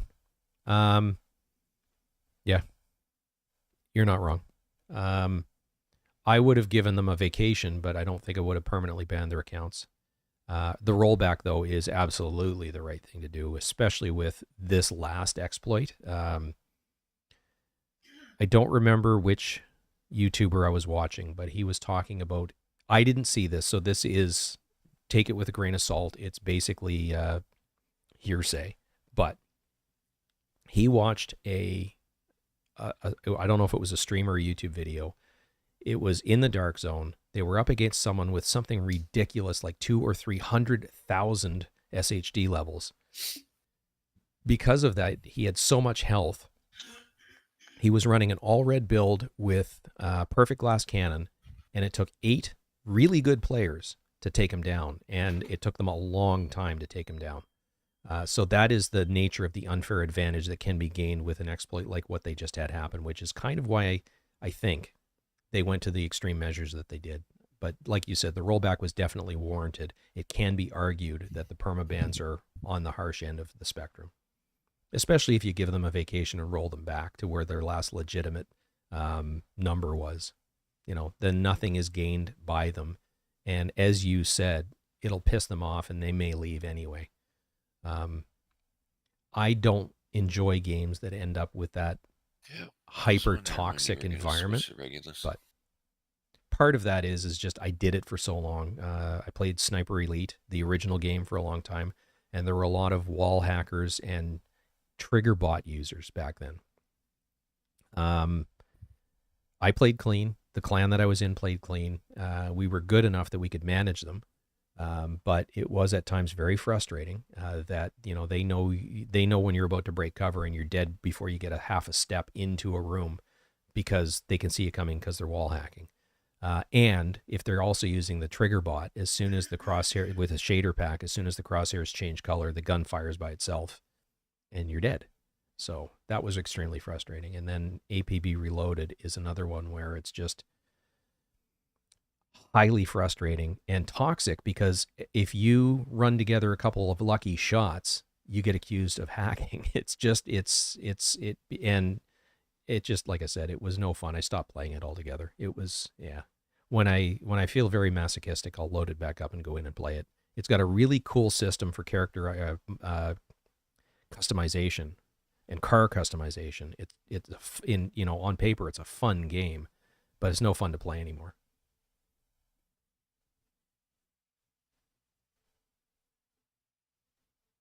Yeah, absolutely. So, but we digress. So this is the true, basically, this is a sniper build built around the White Death. The Headhunter build replaces all of these with Hunter's Fury rolled to headshot, and the Regulus pistol is going to do most of your heavy lifting. This thing is just silly in close quarters. The downside of most sniper builds is exactly that, closed quarters. If I was running this with the Hunter's Fury, that's when I would run the M870 and the Regulus, because the Hunter's Fury buffs the shotgun damage. You're in somebody's face. You're getting amp damage because of Hunter's Fury. You get the kill with the shotgun. They're disoriented. You switch to the Regulus, kill another one, and the explosion created by the Regulus takes out most of the group. So if they're congregated in a doorway, you get an almost instant room clear, which is why speedrunners run Hunter's Fury headshot builds. But we're going to switch over to this one for a little bit just to contrast the difference. It's not much of a difference in play style. It's a difference in where your damage comes from, because with this one, it's all about the White Death and Determined. So it truly is about, this one takes longer to get rolling, but once it's rolling, it's really fun. All right, I'm done babbling at the screen if you guys want to go run a couple of bounties. Excellent. Let's get to it.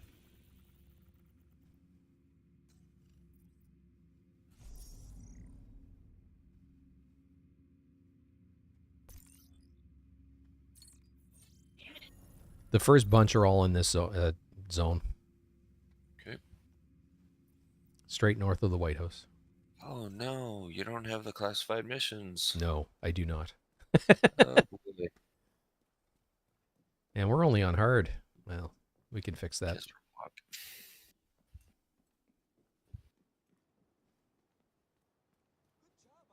Cypher, you here?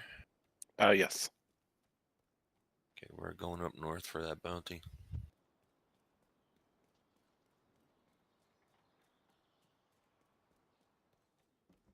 Exactly, Max. One of the things that I appreciate about the group that hangs in these chats is, for the most part, we're all very respectful. Whoops, wrong one.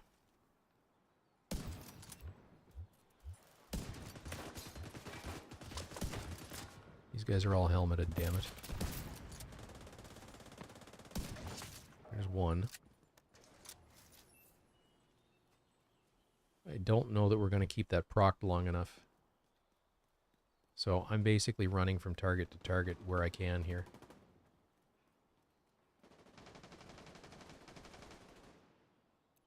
There's two, so the rest of it should be relatively straightforward, except that guy's a heavy.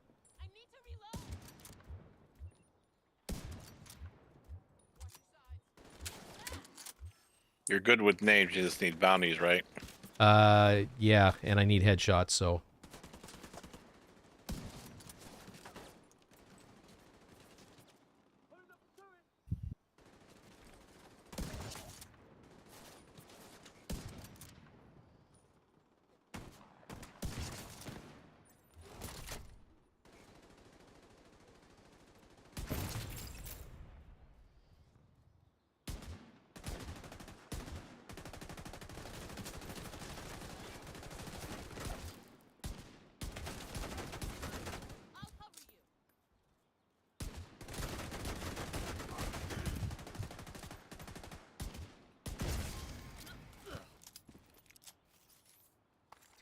So the explosion on that one is a Regulus thing. The Regulus is awesome. It does require you do the Iron Horse raid, so not everybody has it. So I don't usually showcase the living crap out of it, simply for that reason, that not everybody has it. Yeah, go ahead and take your headshots first, and then I'll go in. He's not here with us. I'm just coming around the corner.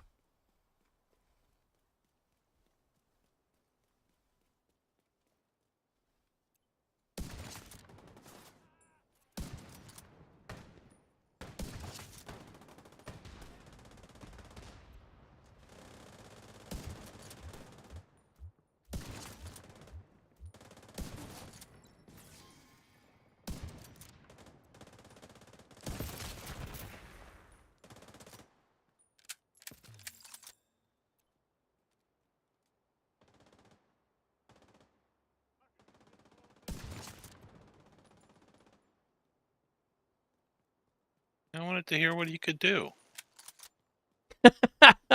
Was that one of those, I'm gonna woo? Yep. I was far enough away, I wasn't hearing the dialogue.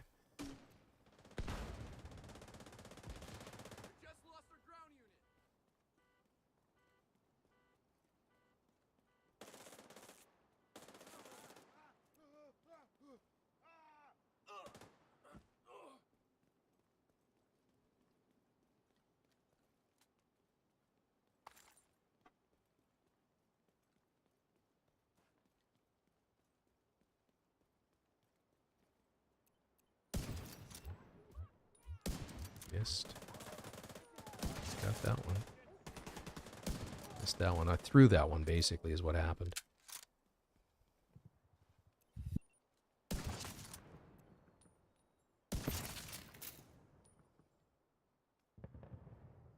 And I don't know if everybody caught the conversation Jedi and I were having about the zoom on this scope. It's really cool once you're already acquired, your targets are acquired.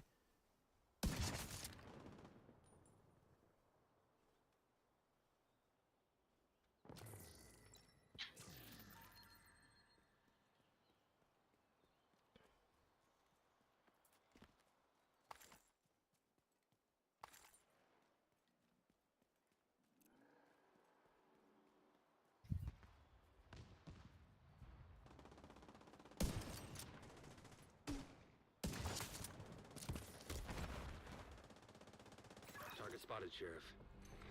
I really wish they'd fix this rubber banding issue with the cover.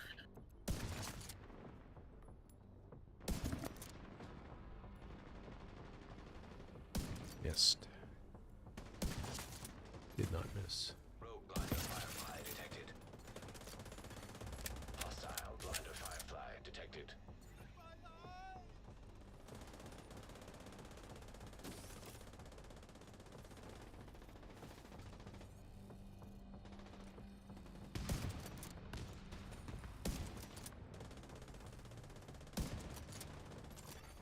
Protected hostile restored.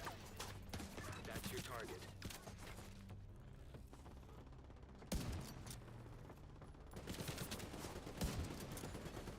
An agent needs assistance.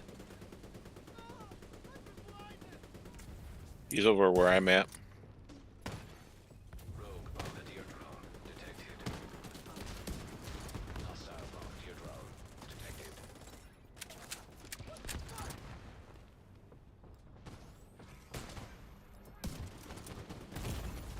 Vital signs critical. Careful, Jedi. He's right behind you, bro. Yeah, we got two targets, one across the street and one down where you guys are. Oh, gotcha.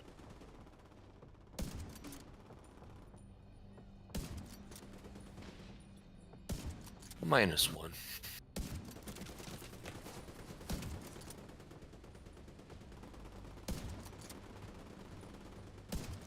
I'm nibbling away at this guy. Got the tank down. Other targets down.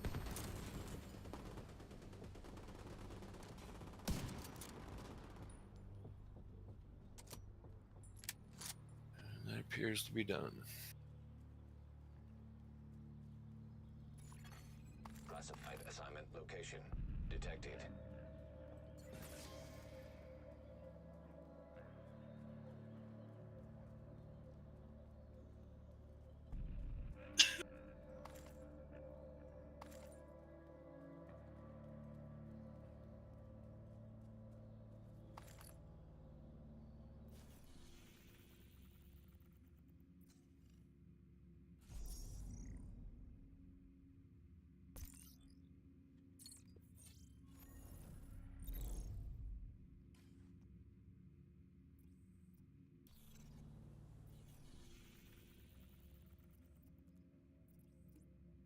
Fast travel into DCD for the next one.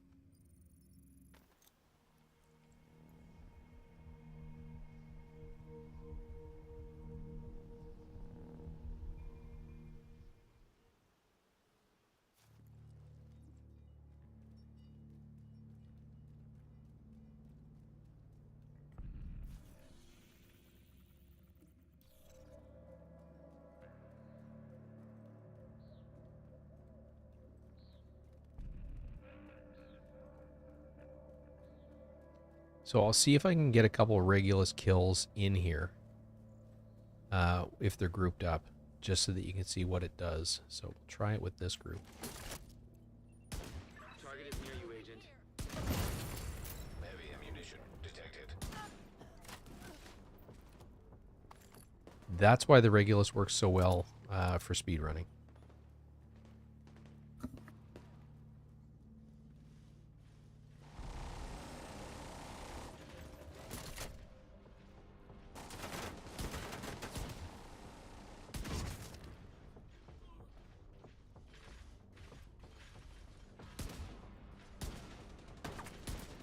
Hard to hit them at range, though.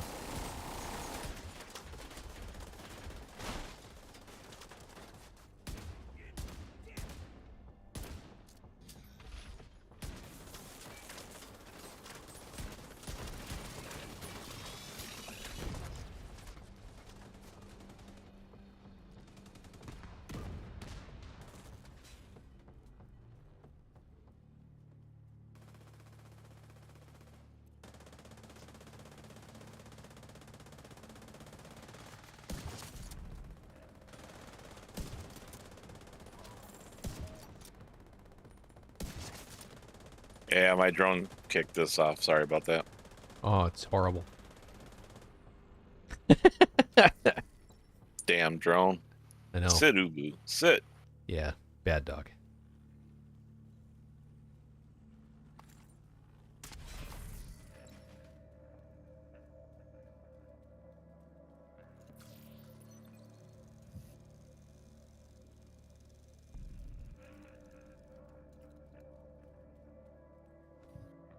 No, wrong side.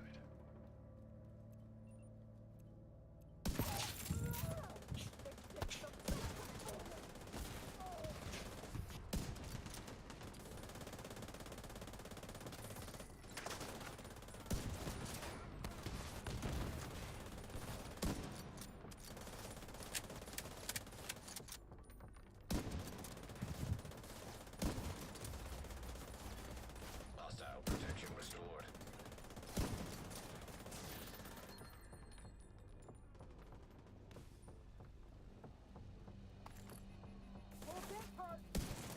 That was a clean miss. It was not.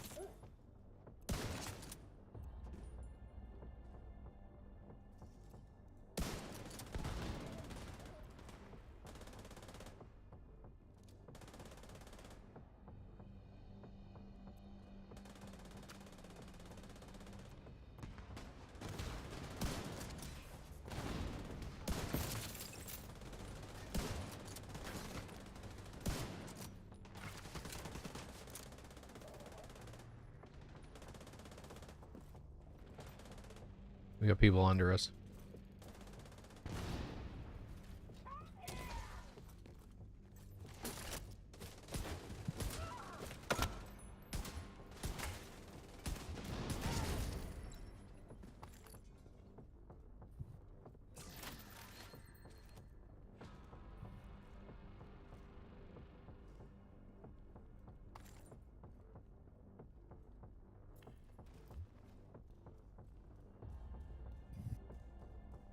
So the advantage of this build with Hotshot is the bonus armor that I'm getting, and that's where it's coming from. It's coming from the Hotshot pieces themselves.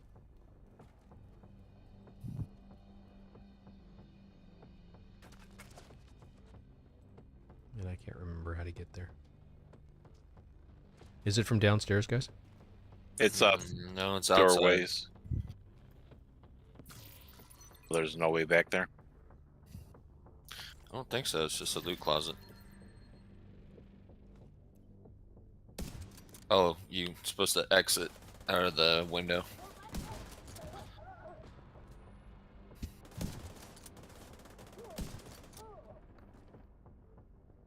And that's that.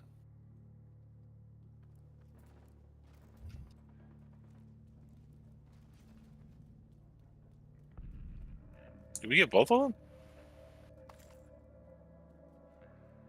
All targets are clear. Yeah, I didn't get a notification that we'd finished the bounty, though.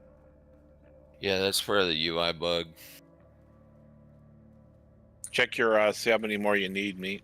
Yeah, I didn't look before we went in. Ah. I'm at 2 out of 3 for the weekly. Yeah, I'm at 2, and I think, yeah, no, we did clear it. And I've got 2 more named that I got to get.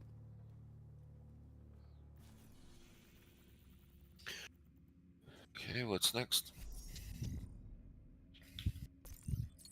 Temple Catfish. It's probably up where we did the first one. Yep. We really should clear the vault so that we can fast travel up in that neck of the woods. Okay, bank. Yep.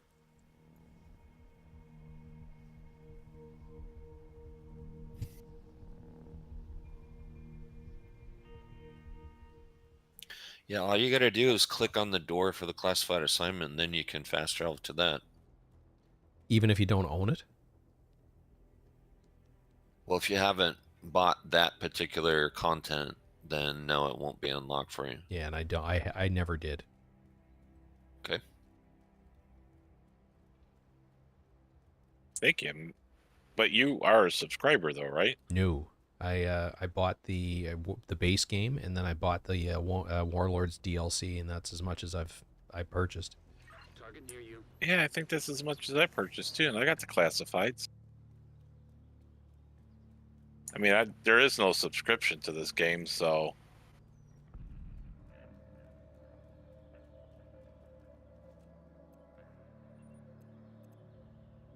have you run by a classified door and try clicking on it?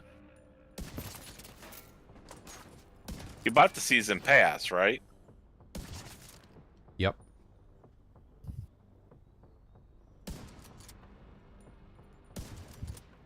Well, I'm not sure. I would think you would have it. You just gotta find the doors.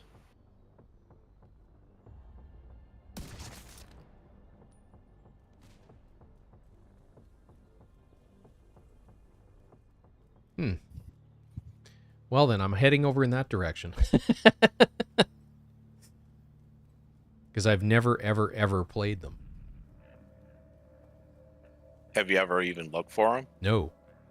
That's probably why you don't have the doors. I bet you can click on them at least.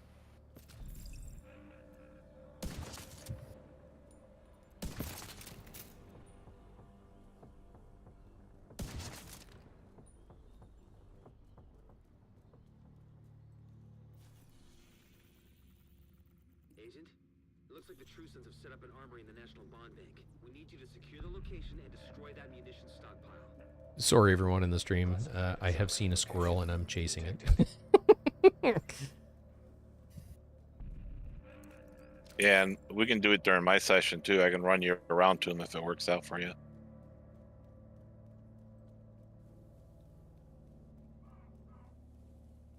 The doorway's in behind, is it not? Like it's right on that corner you're coming up to. You gotta look for them because they got like a little blue thing on the door, and then when you open them up, it shows right where they're at. Oh, the snitch is back here. Okay, if you see the snitch, then it's behind you to the south. Okay. Where you go down the stairs, it's just to the left of that. So down the stairs. To the left. Yep. And it's that corner door. And then inspect mission. Okay. So I should be able to fast travel back here now. Yep. Yes. Aha. Alrighty. Today I learned.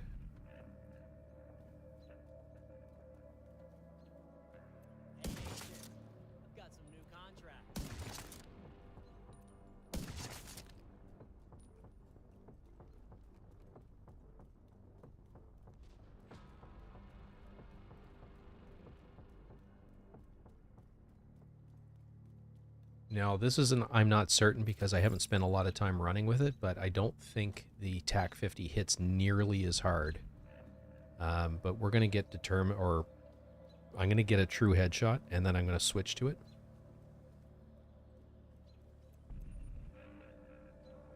Ah, that's stupid.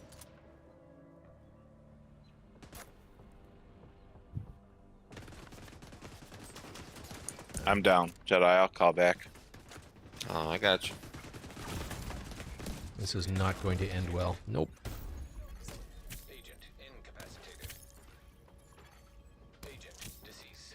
Is it picking you up? Yeah, I'm getting picked up. Heavy ammunition detected.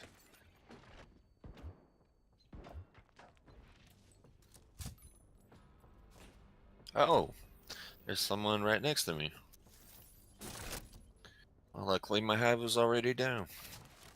I'm coming back. I just got to clear my way to you. Okay. Down, please. Thank you.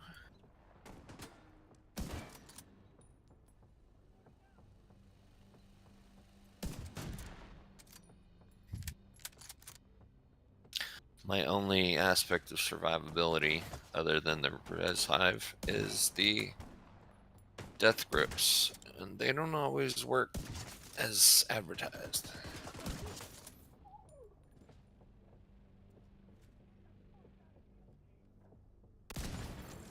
Detected. Heavy ammunition.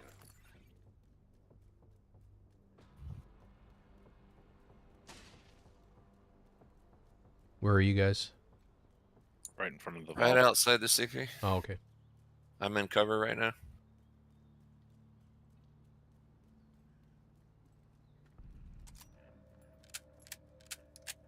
So yeah, the TAC 50 seems to do just as much damage. It's just that it, I'm not regenning ammo. I have to collect it.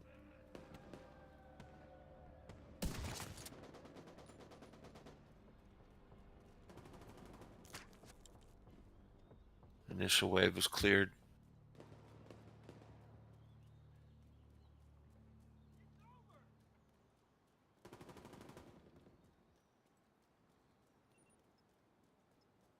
So did you want to focus the CP or do the bounty? Yeah, let's do the Let's do the CP. Get it taken care of, and then we can fast travel back over here when we need to. Right.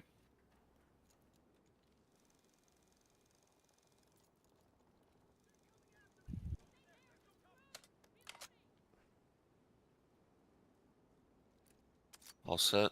All set. Here we go.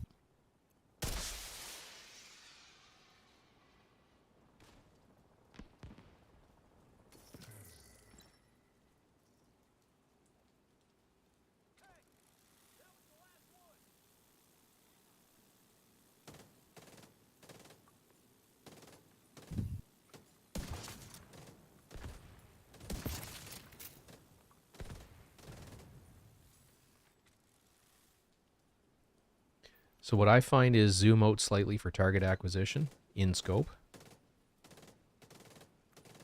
Zoom in for the precision. The problem is, though, it really seriously inhibits your field of view. So is the chain gun fire giving you that little stun for the headshot? It absolutely is. Okay.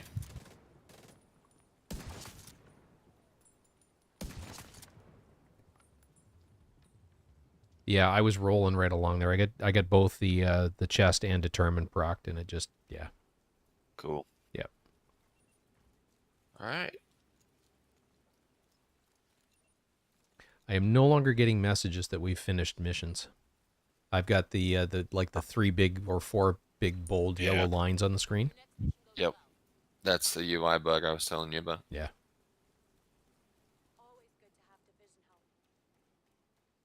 Jeff, I haven't had one drop in a while. What I've been doing is, and I started the stream with this, and not intentionally, but my microphone was not active in the software that I was using, so I described the entire where, why, how I get exotic components now, and you could see what I did, but there's no audio whatsoever. So at some point tonight, before too long, I'm going to do exactly that because it takes 15 minutes-ish. It's a non-hacky way to get a guaranteed exotic drop. It takes, like I said, it's 15 to 20 minutes. So we'll do... Tell you what, guys, let's do this bounty, and because my mic wasn't working at the start, no one got any audio explaining how and why I'm doing that run that Cypher and I do for the exotic component.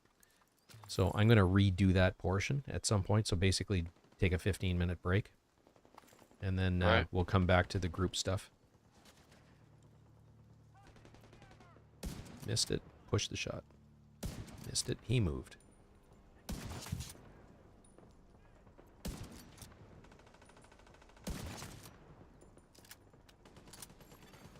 Friendly control point detected. Am I gonna delta here? Is that what's going on?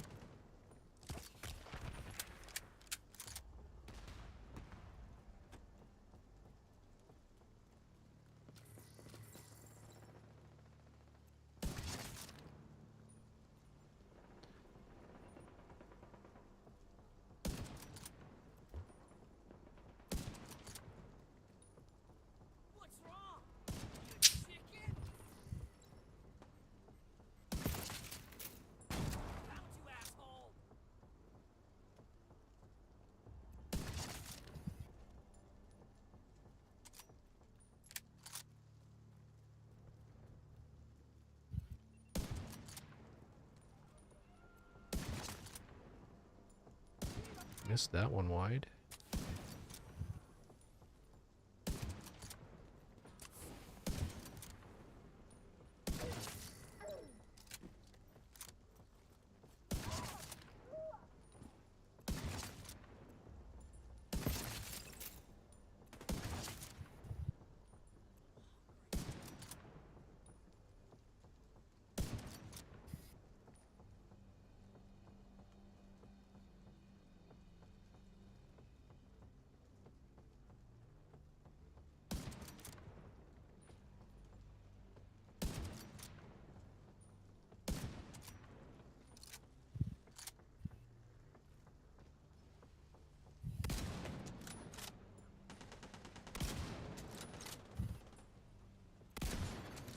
Detected.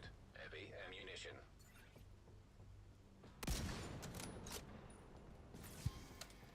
One right by my shoulder. Yep, there was only a pixel or two between you and the target. I managed to throw it through there.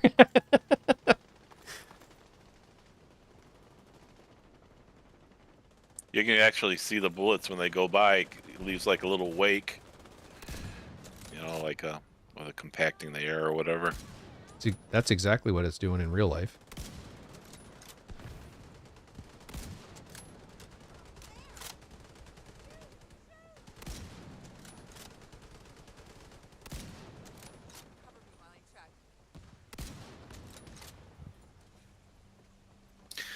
Bombardier drone, you were just too slow.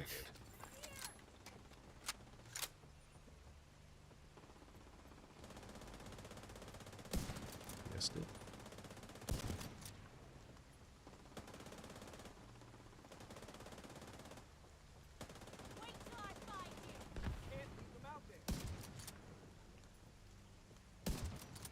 It's just us here now. All it takes to check things out. That's good.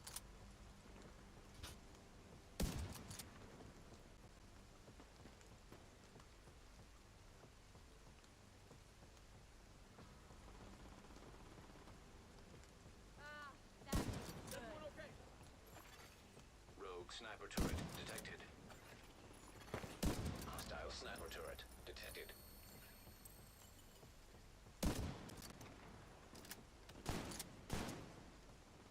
Oh. You have double sniper turrets, huh? Okay. And we got a gold sniper. Yeah, I'm working on them, More but they turret? keep ducking into cover. I don't have a reliable shot at them. There you go.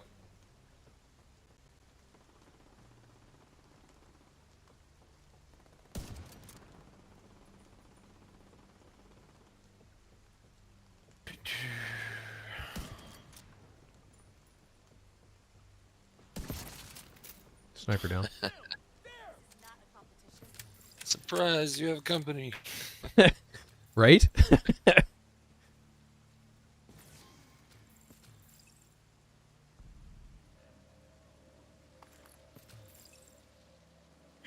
So this build overall has better survivability. It's a more of a true...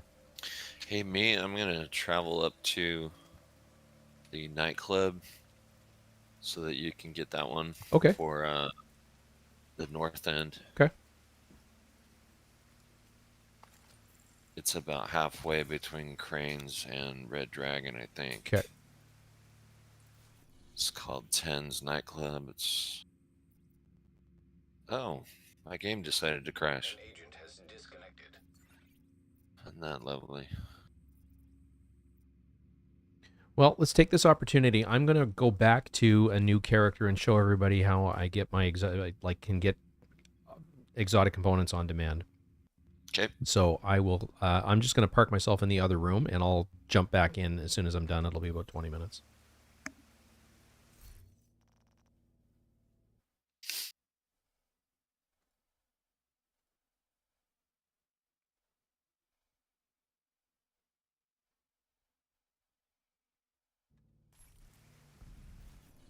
So I'm just going to park myself at the White House and then switch. So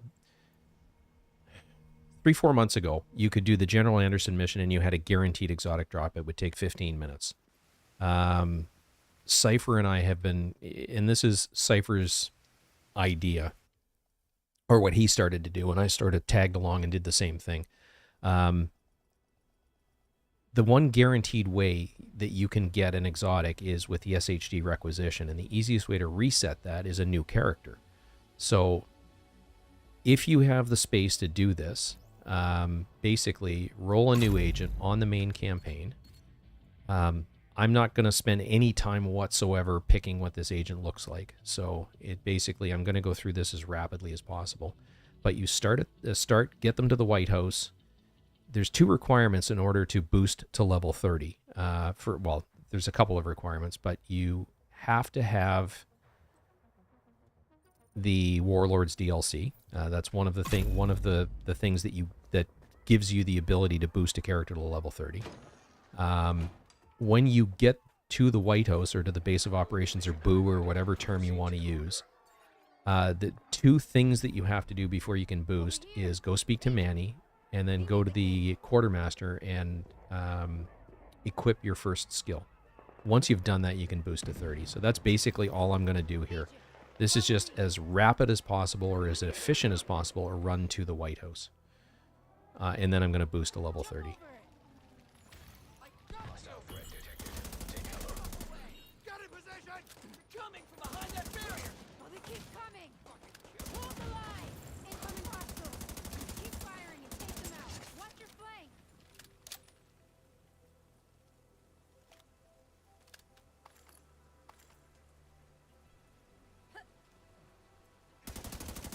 Keep moving! Don't stay in one spot for too long! Bad way here!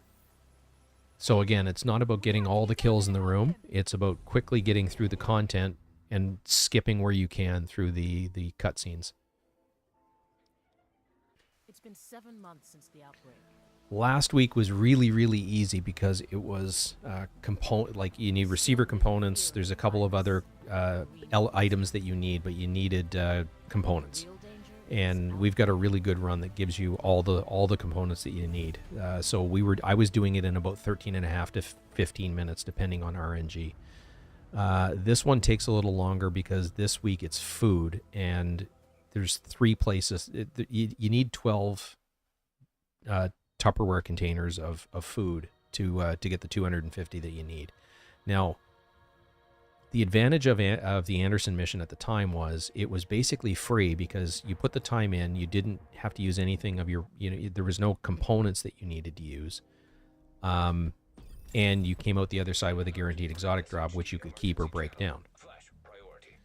With this, once we've boosted to level 30, I am also going to go to Anaya and purchase the shared resources and shared components blueprints, so that I have access to that pool of resources from my main characters. By the time you're done the run, you will be net down slightly in resources, but you'll have an exotic component. So really, truly, it all depends on which is more important to you. And if your expertise is up near max, you get to the point where, I need exotic components to bring the expertise of my favorite pieces up. And that's where I'm at right now. The unfortunate part is I have 3 characters that I run on a regular basis, and I've got too much friggin' gear.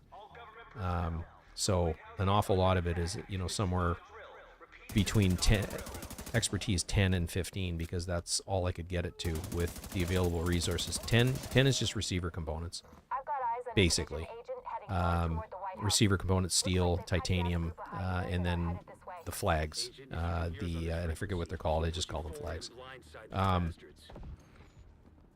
But then past level 10, you need increasing numbers of exotic components to get past that. So as an example, 11 is 1, 12 is 2, 13 is 3, etc., etc. Exotic components, so that by the time you hit level 20, and it just seems to get exponentially more expensive. I think those last couple of levels, like 22, etc., is 20 components per.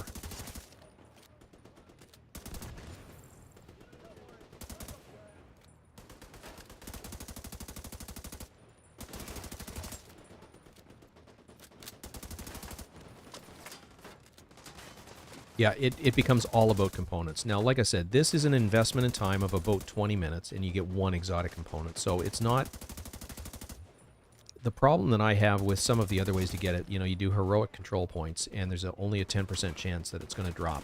If you do go into the DZ and go on the runs where you're opening landmark caches, so many people are now doing it that, you know, probably 9 times out of 10, and I'm exaggerating with that, but most of the time, they've already been opened, so you have to go to the next one, and it's been opened. So you're playing the racing game to see who can get back to it when it respawns and get the component. I find it's an inefficient use of my time, and it's only a 25% chance. So this is guaranteed. It takes that kind of time. So basically, you can get 4 to 5 exotic components per hour by doing this over and over and over again. Depending on what resources are available and etc. And you kind of have to set yourself up that you've got a pool of resources to utilize. But what I try and do while I'm doing this is be as efficient as possible. I collect absolutely everything to minimize how much stuff is coming out of my stash of components.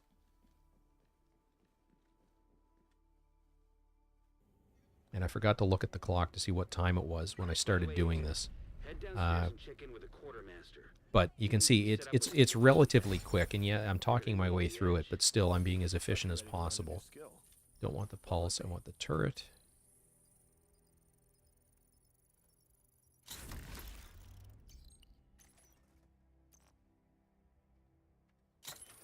Okay, once you've done that, you can now boost. So I hit escape because I'm on PC, go to store, go to add-ons, and then it's right there, the level 30 boost. And this takes a little bit of time because it's choosing your gear. It runs to about 9% and then sort of hangs there for a bit, and then you'll see the watch tick around to complete it.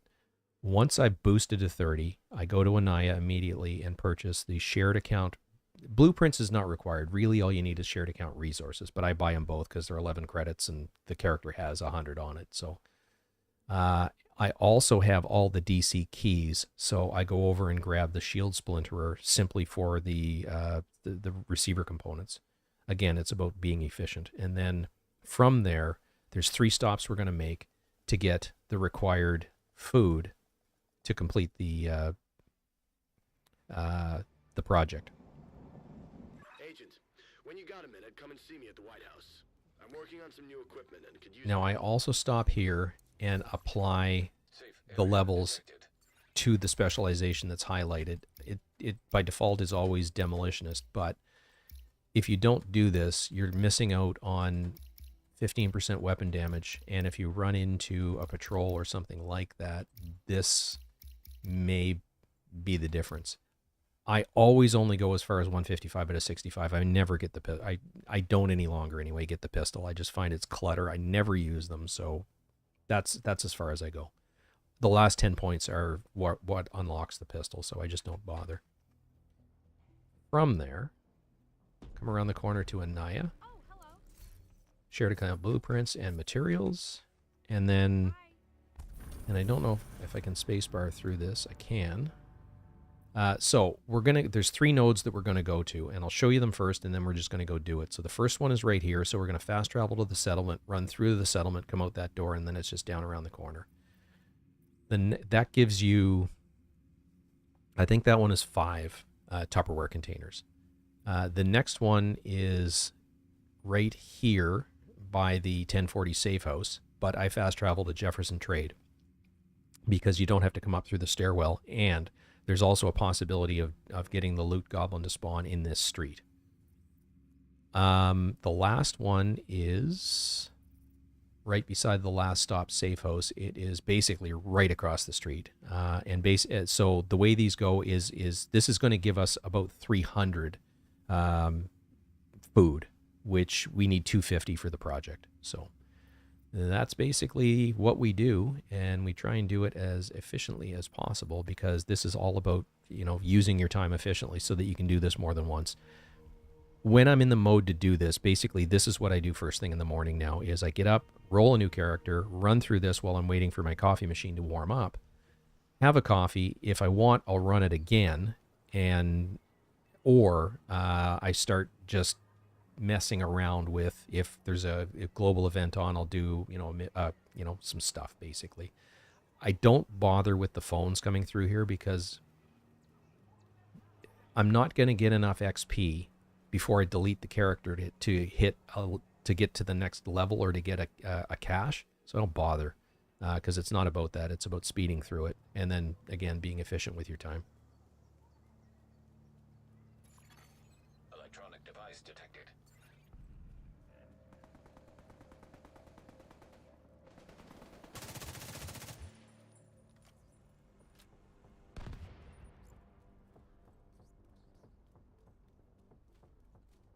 And I'm probably missing stuff along the way, but you duck down this alley, open this door, and it's in this courtyard, basically.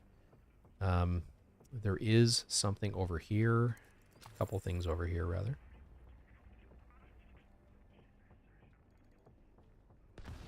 Or there are a couple things over here, is what I meant to say, to use correct English.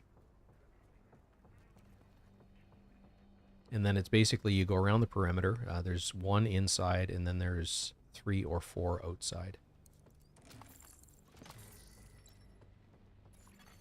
Detected. Nearby location guarded by hostiles.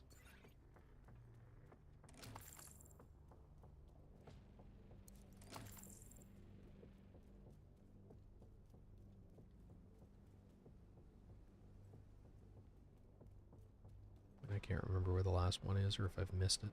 There it is.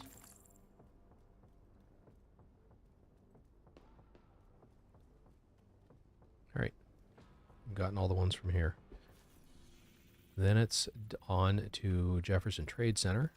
Hopefully get the loop goblin to spawn because, again, that's more receiver components or protective fabric.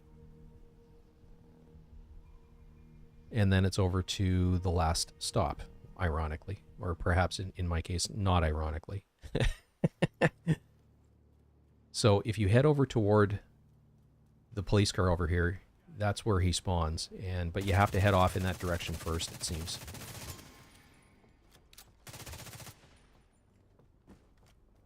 So this particular area and DZ South off in the parking lot, that when you're facing toward the DZ, it's over on the left-hand side, are the two places that I get this guy the most. That's a really good idea, Jeff.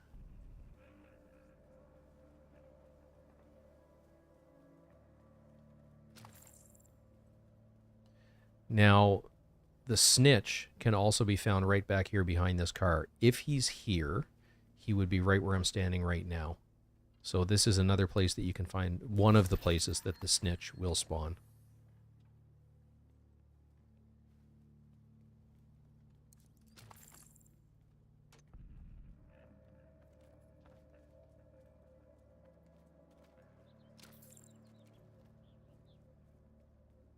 And then there's one inside right here, and then the rest are around the perimeter of the courtyard.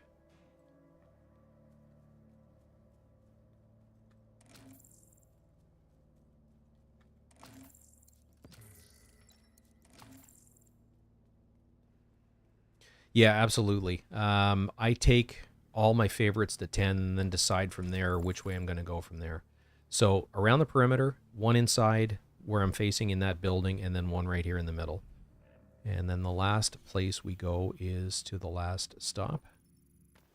And this one is newer to the run, so I'm going to actually mark it because I always get lost on my way to it. The other ones I know exactly where they are.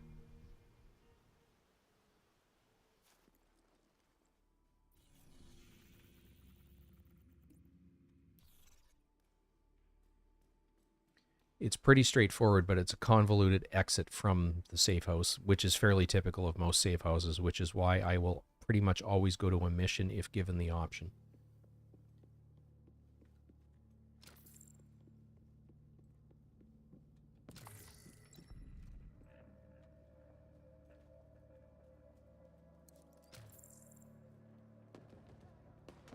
And then it's either in through the window or in through that doorway.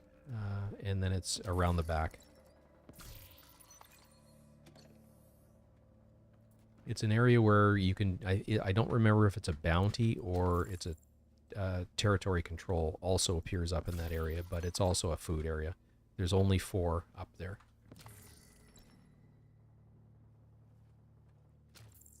So the first 2 are on either side of the top of the stairs, and the last 2 are at the back of the room.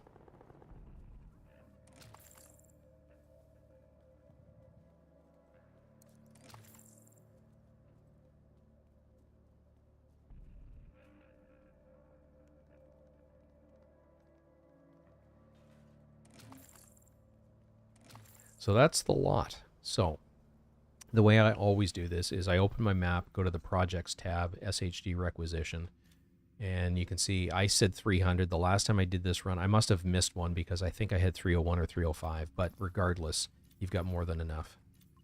We're getting very shy on receiver components. As you can see, I need some. So what I'm going to do is...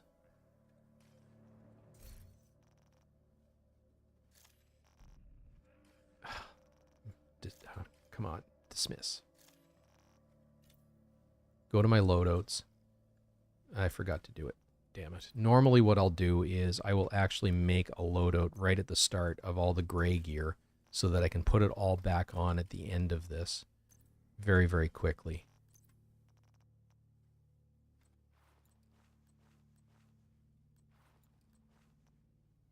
So that I can very quickly mark all of this as junk and disassemble everything.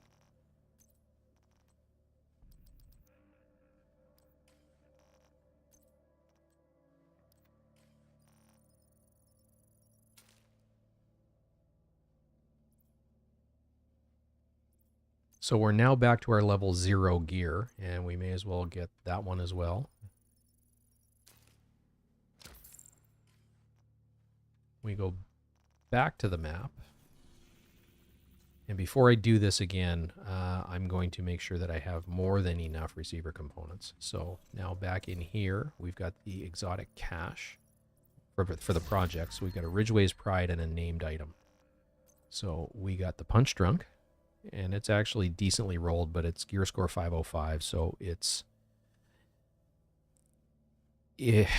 I'm somewhat tempted to throw this in my stash, but I'm not going to, because with that recalibrated, it would be awesome.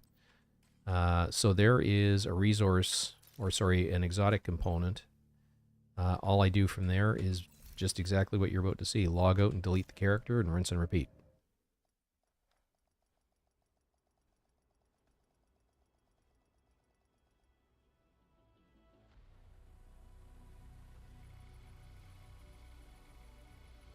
So approximately 15 to 20 minutes, and you've got a guaranteed exotic. It does require a bit of resources already in your stash.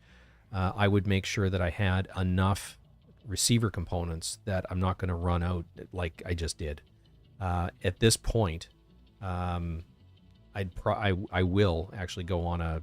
I'm not going to do this again tomorrow morning because it would be inefficient use of time. Unless by the end of tonight, there's 500 plus receiver components in my shared pool. So the other thing I wanted to do was grab my D50, and I think it's on this character, but I'm not positive. So I'll throw that in the stash, and then we'll go back to playing. Because I think all my Headhunter, Hunter's Fury stuff is on this character. So The basic template for all of these is the same, though. No, it's on... Is this... All right, so no, it's all in the stash, except for the D50. It must be on my raid character. The basic template for all three of these headshot builds is 4 pieces of gear set stuff, all in the same spots, the punch drunk and the chain killer.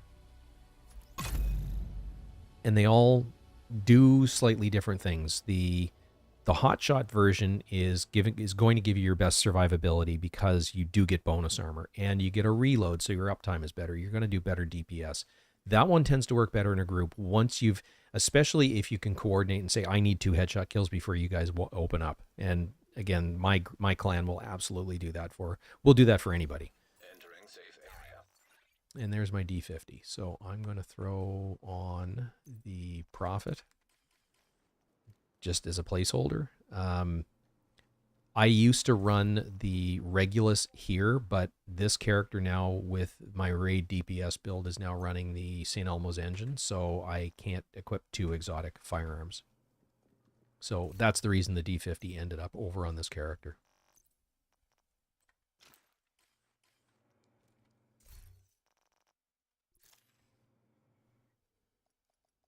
But the first build is, like I said, you're basically you're choosing on purpose to run the TAC-50 as much as you possibly can. That's the point behind the build, is to keep the uptime on the keep the uptime for ammunition up on the TAC-50. It is just it's a hoot to run.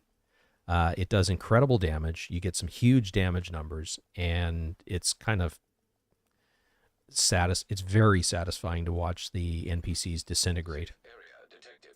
I'm just going to let them know. I'm just going to switch back in Discord to my other channel. I'm back. Yeah, welcome back. That didn't take very long. No, not at all. Jedi had to go get something to eat. Yeah. So he'll be back in about 10, 15. Yeah, he's got to watch his blood sugar.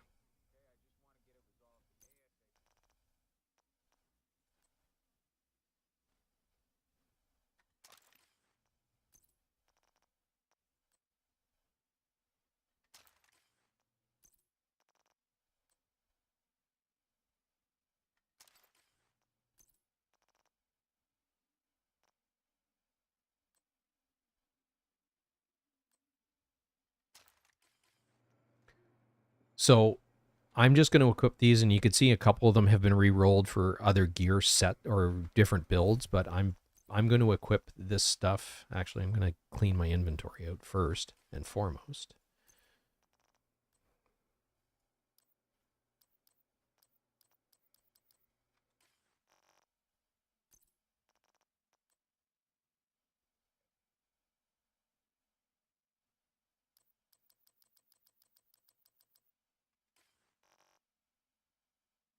And then make sure I'm not deleting some of the stuff I want that I just put in. No, okay, I'm not. Ask me why I double check. You've probably heard me say this more than once on more than one stream, but I can't tell you how much gear I have inadvertently deleted over the years through rushing around and doing exactly this. If you sell it and you figure it out in short order before you fast travel away, you can buy it back. In some cases, you can fast travel back and buy it back. But once you've deleted it, it's gone. And I've gotten rid of exotics and all kinds of important to me stuff.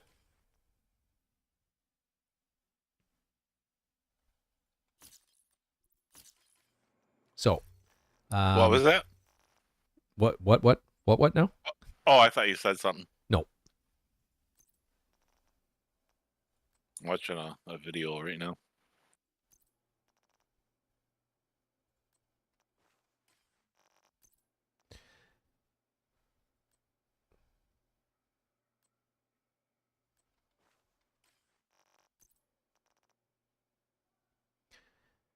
You could run these with armor, assuming that they already had... You could roll them to armor, assuming that you get them to drop with headshot damage.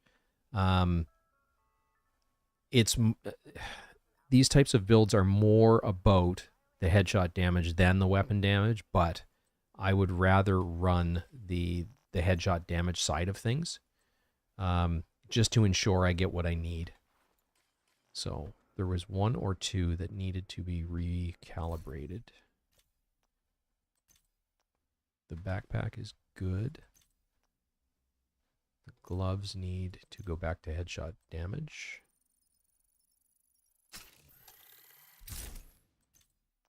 Holster's good. And knee pads are good. And I think this already had the headshot damage mod in it. It does. So with this one, I am going to put the M870 back in. I don't know that I'm going to use it, but that's the way we're going to run it. Just exactly as is. So with this build, you're going to play it closer. I'm going to be using the... Obviously, I'm going to be using the White Death from, for longer range engagements, because you can't push. You can push, but you're behind the big shield and you can't run. But the intention behind this build is to get in close enough where you can use the Regulus and start with Chain Killer procced and start decimating groups and knots of people. And the best way to get Chain Killer procced is with a sniper rifle. So depending on how you want to run this, I run the White Death with Determined because I can do that from distance, and basically, once you've got it, everything procced, you can chain kill one after the other, after the other, after the other, as you've kind of seen in different segments of this so far tonight. Oh,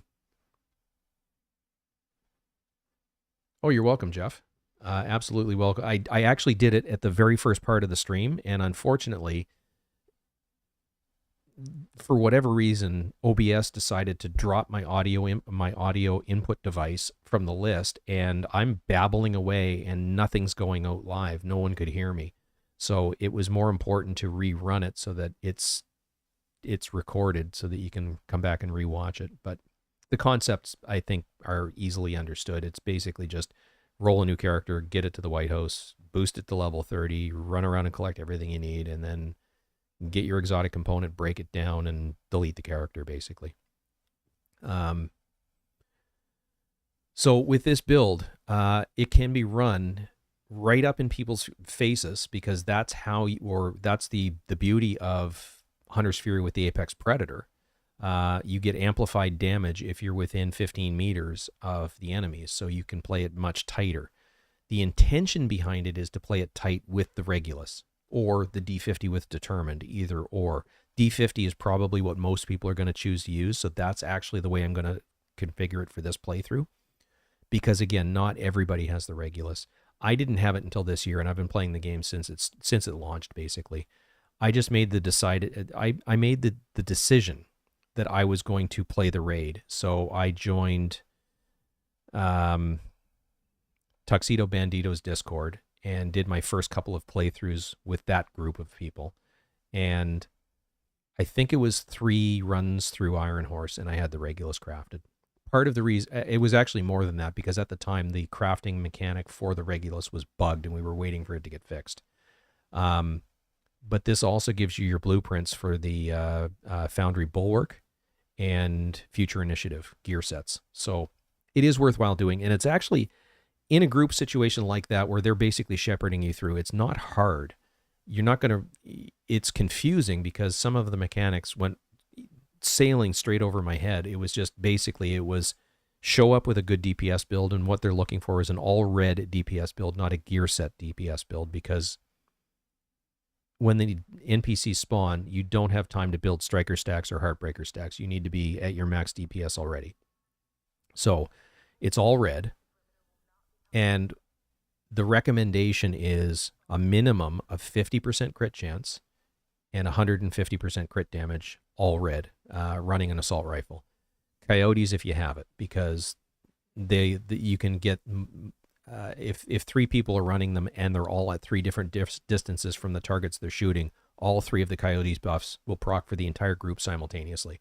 So there's a lot of additional damage that can be had if you show up with a Coyotes mask. So, and that's the reason for 50% crit chance, because if you don't have Coyotes, somebody will, and chances are they're going to be at the range where it's +10, which is, I think, 15 to 25 meters, or 10 to, yeah, it's 15 to 25 meters, which is pretty typical engagement range.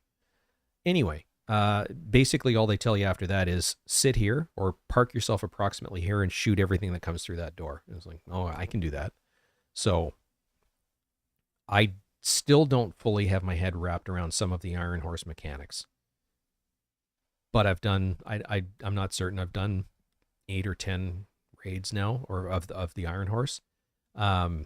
Dark Hours is easier to understand. It's basically a DPS check at the boss stages. It's all about max damage. It's, you know, it's a DPS check. Iron Horse is a puzzle rather than a strict DPS check. So there's more to it. Anyway, I way off track. So with Hunter's Fury, you're getting shotgun damage, which is why we're running the M870, SMG damage, which we're not going to take advantage of, but you're getting armor on kill and health on kill. And it's 100% health on kill, so if you're low, if you get that kill, it's going to be beneficial. The problem is you got to come out of cover to get the kill, so prevention is better than, you know where I'm going with that. It's better to try and get out in front of it. So, and then the Apex Predator, within 15 meters, they all receive a debuff, amplifying your weapon damage against them by 20%.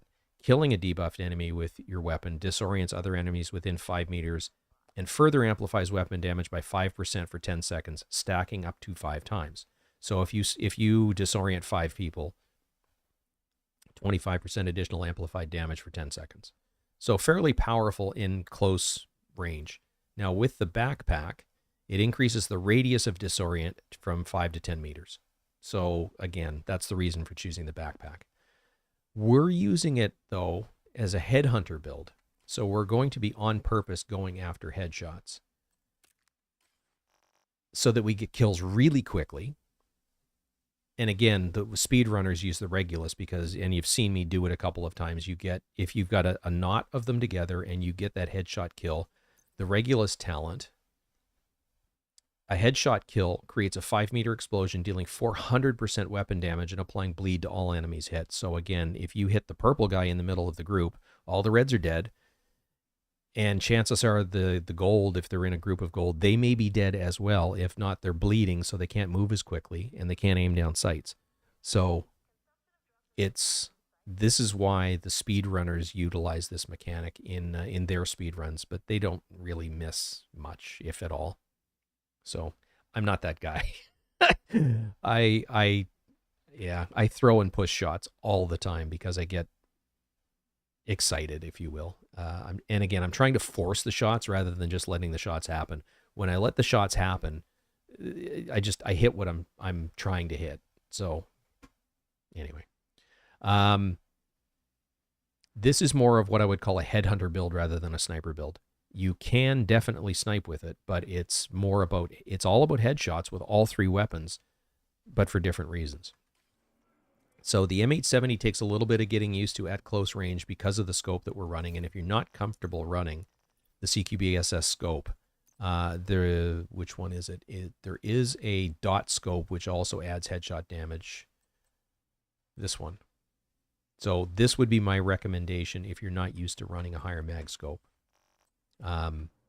Simply because it takes a little bit of time for it to proc. So the D50, you can see the Apex Predator, the red icon above the target. That means I'm doing amp damage. And I just one-tapped that one. One-tapped that one. Now Determined is procced. And now I can one-tap Body Shot, dealing headshot damage. Now that's on a red bar.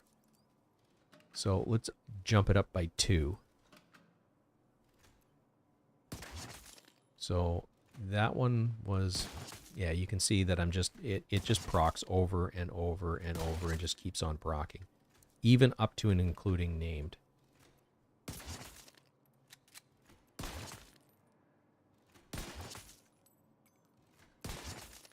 And those are what, 11.5 million shots to the chest, basically. And that's easy enough to hit with a D50.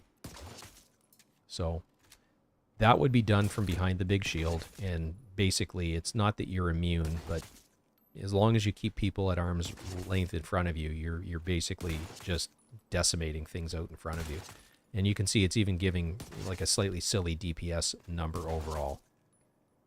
Now, without the shield, with this, you can see, like I said, it takes a little bit of getting used to, but it is also a one-tap kill. There's 2, 3, and you can see the reload. I'm back to 5 rounds.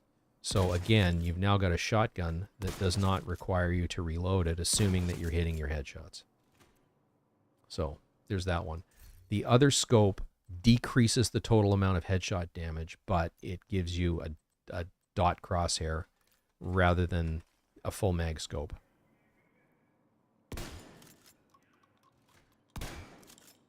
That's the problem with it, though, is you can lose the proc.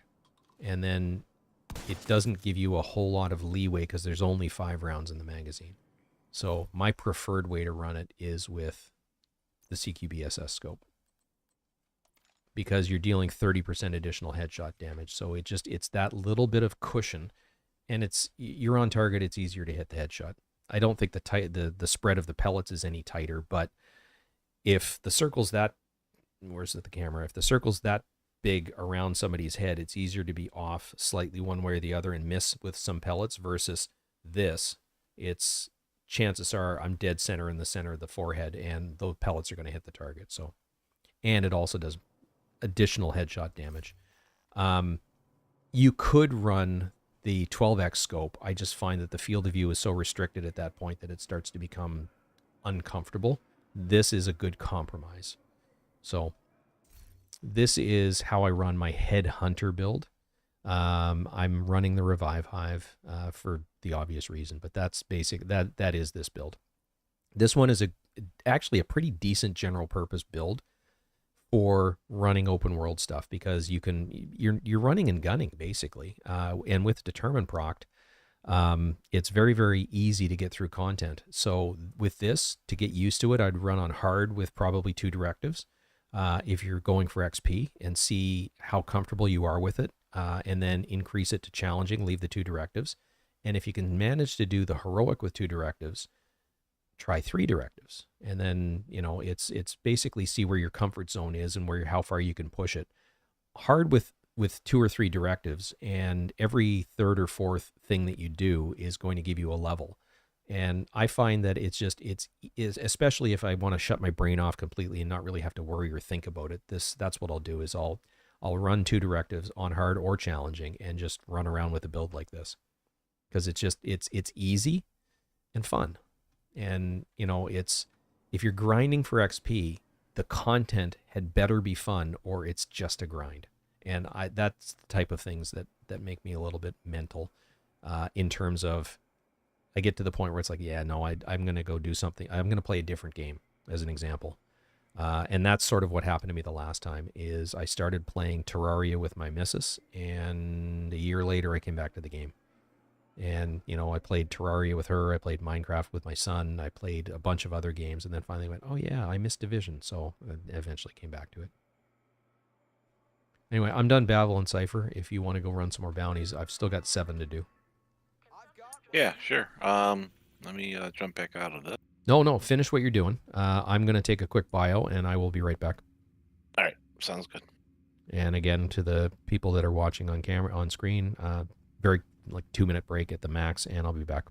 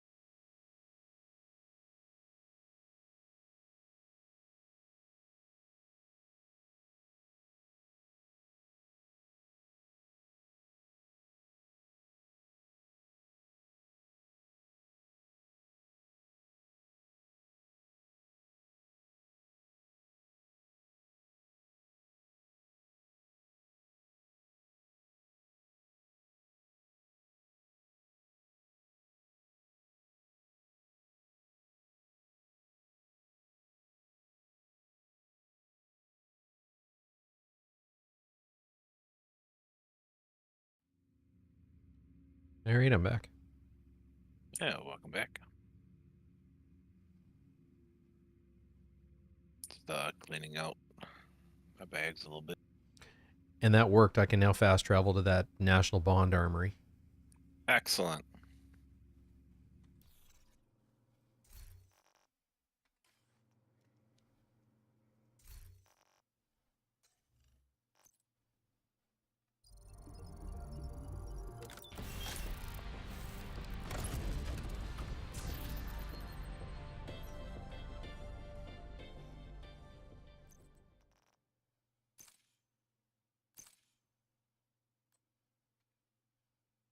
I'm slowly getting there. Still got 2, 7, 8, 9, 10, 11, 12. You want to see if I 15 to can go. invite you and take you to the rest of them? Sure. And see if you get the updates? Sure.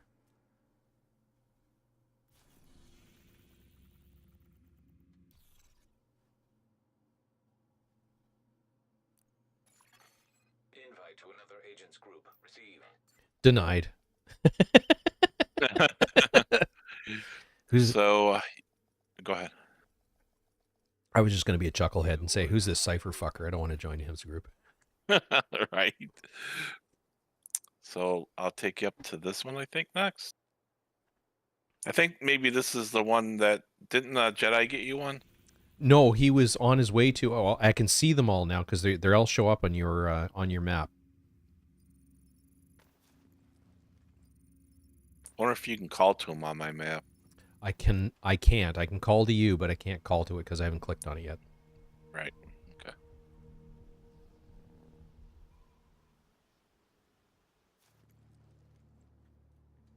Group leader only. God damn it. Okay, I'm going to leave your group and and then you'll have to re-invite me again. Yep. I'll just move to the next one.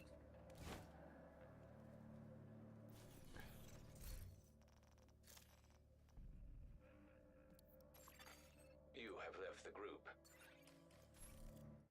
Of course, it's probably going to fire me away from it, right? To a safe house, right? Right? Right? Yeah.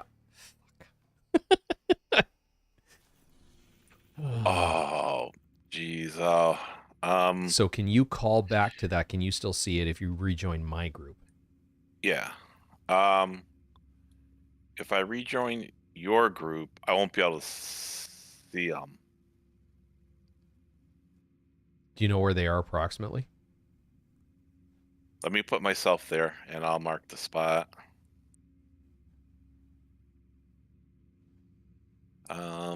Tell you what, why don't we do this tomorrow when we're not on stream, and then or I'll Google it and find them all and just go get them all ready to go.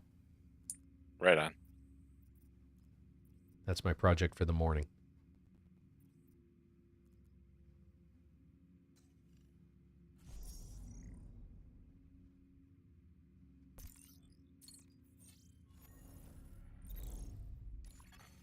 You are now group leader. So it's back up in the same area, but we can now fast travel to that National Bond Armory.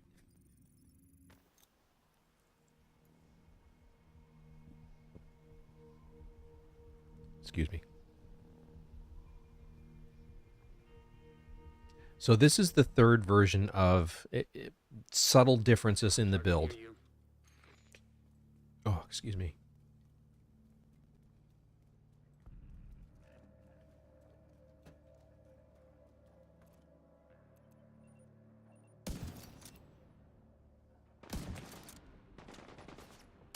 How many more headshots you need?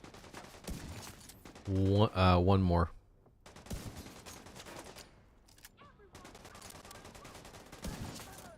And there it is.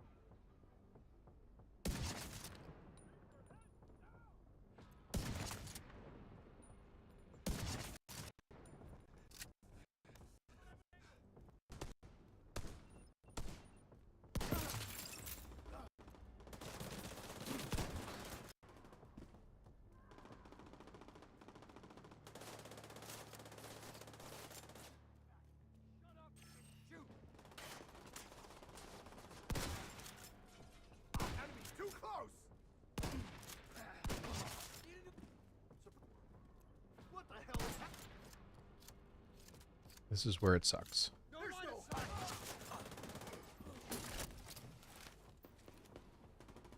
If you miss.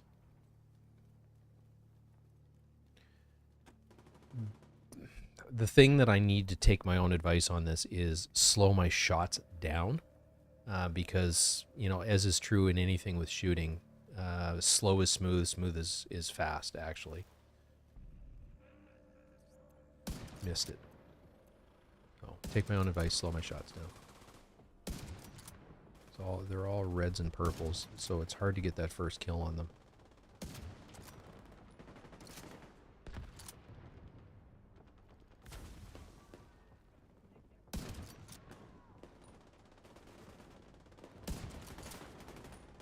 Once I get my first proc, this will go quite smoothly, but by that point, Cypher will have probably killed everybody.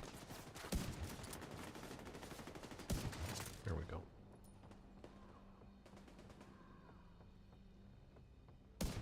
Missed it. Agent down.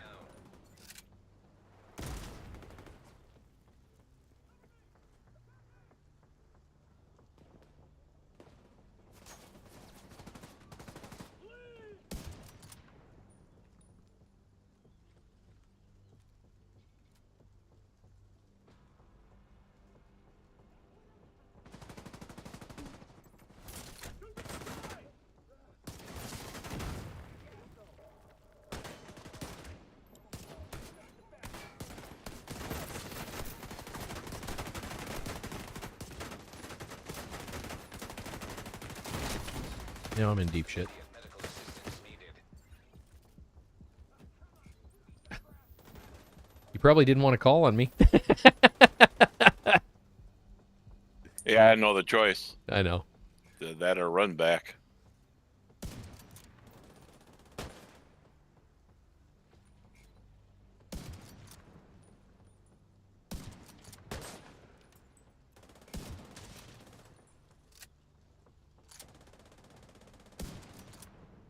They seem to hold together really well.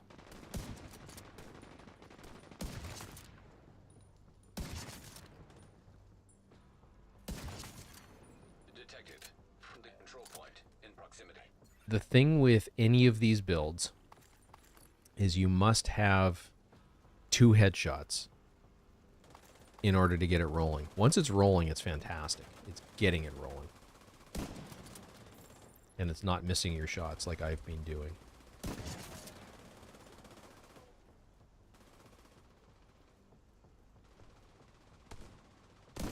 Target spotted, Sheriff.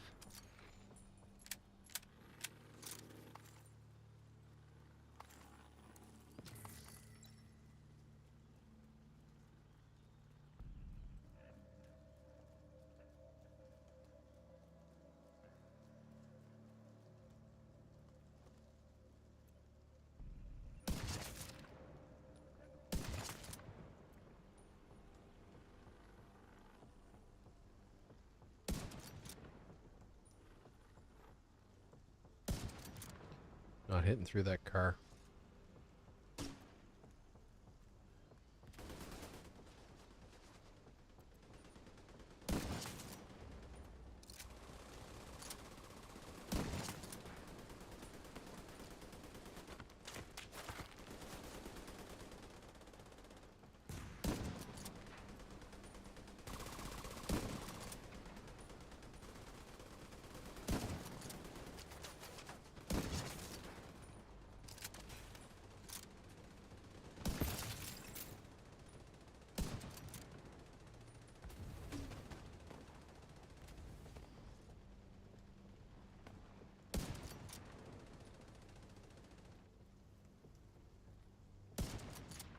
No, it's, you can see it, but it's not actually there.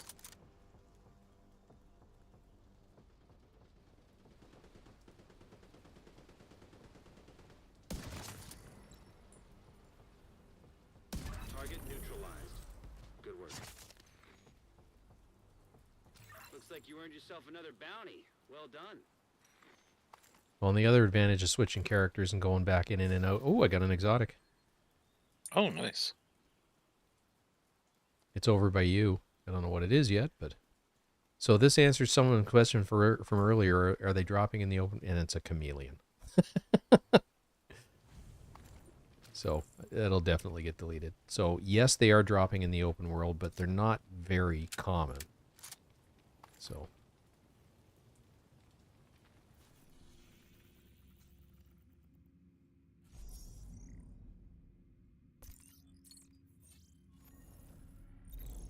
The target is nearby.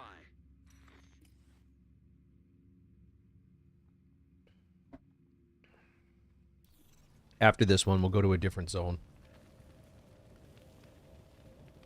I've still got more here, but this is getting kind of boring, doing the same thing over and over and over again. This one, yeah.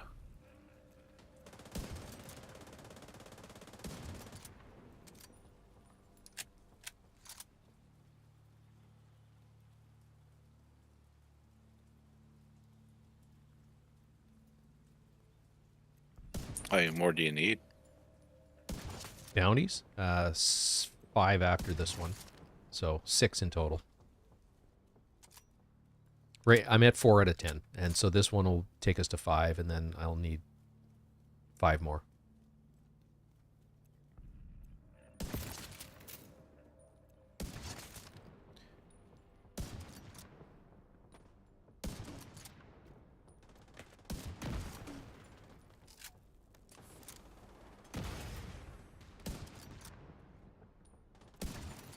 It was not a headshot, so that's not going to help.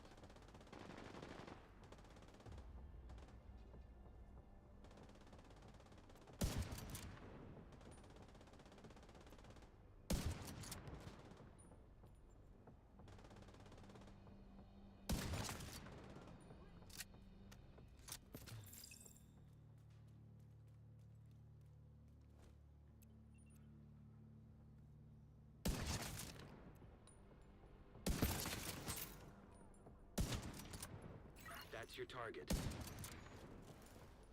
Is that a drone?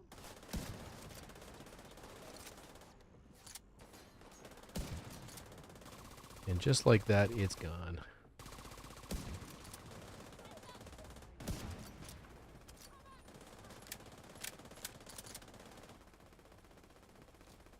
I don't recall switching weapons, but whatever. There's one headshot. Not a headshot. You got the target. Nice.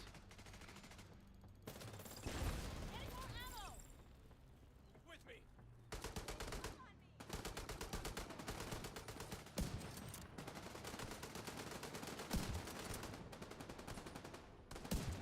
See, this is the downside of this. They're all friggin' helmeted, and then heavies.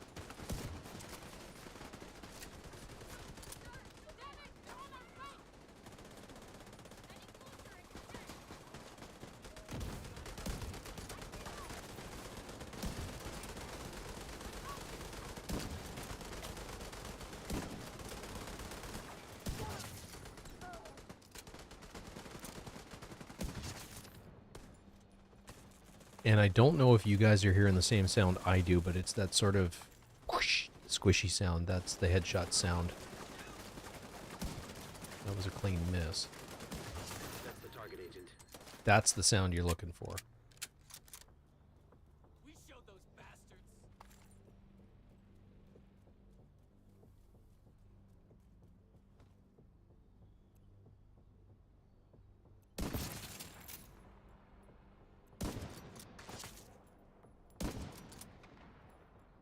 And I've lost my proc because I had to take the shot on... I inadvertently took the shot on his turret, which throws away the determined proc.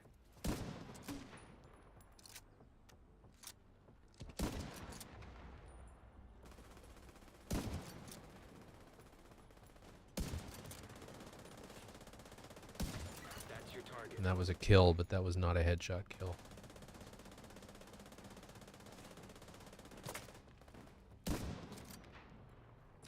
What I need is a red bar. Headshot, not a stump of wood.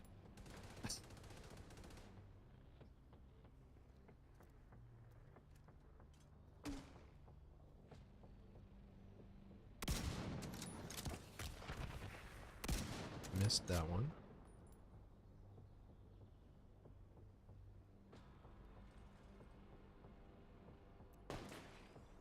Over there.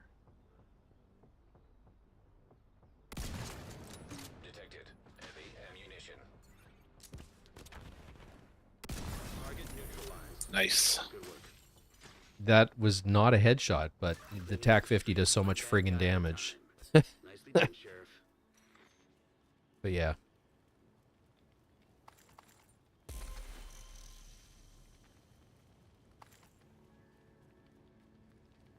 So even without the tip of the spear bonuses, the TAC-50 is still viable on all of these because of the headshot damage that you've baked into the build, baked into it, basically.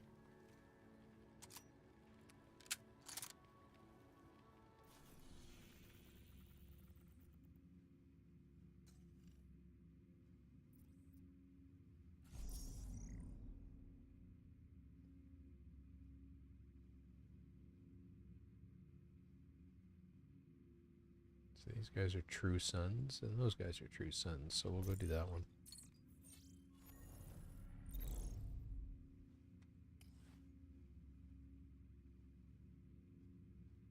Heading to Viewpoint. It's just past. It's over in that area. This one is True Sons.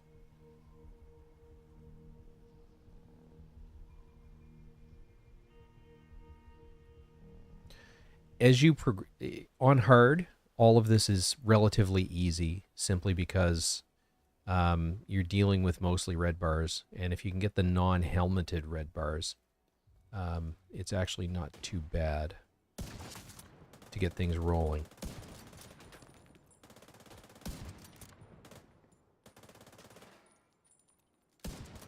Assuming your partner doesn't wipe them out before you can get your second headshot. Target near you. But at the end of the day, is playing in a team, dead's dead. And that's all that matters.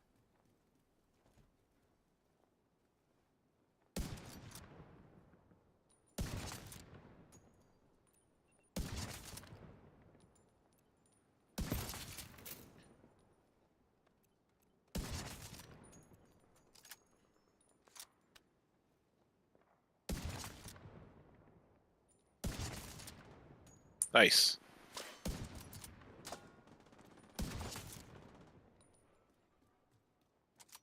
Yeah, him on the run. Yep.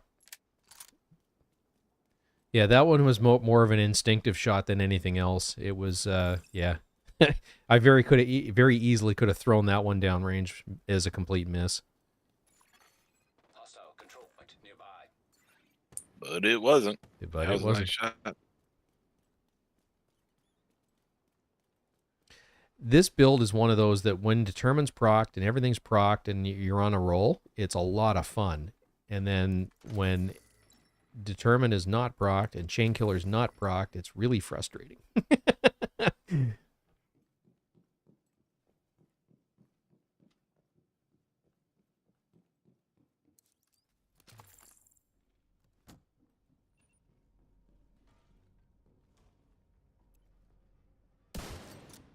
Washington is ours. You fucker, you'll pay for that. I got you.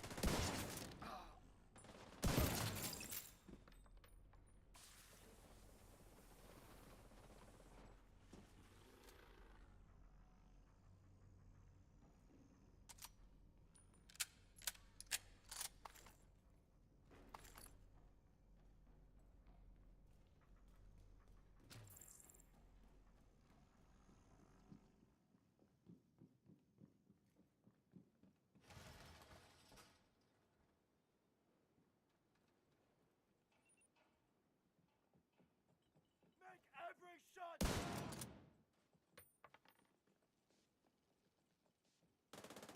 Going to set up a time. Whoa, whoa, whoa.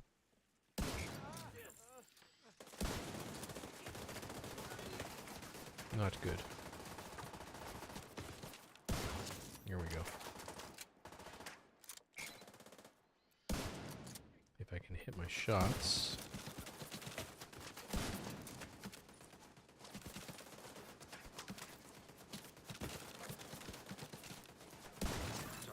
Sheriff.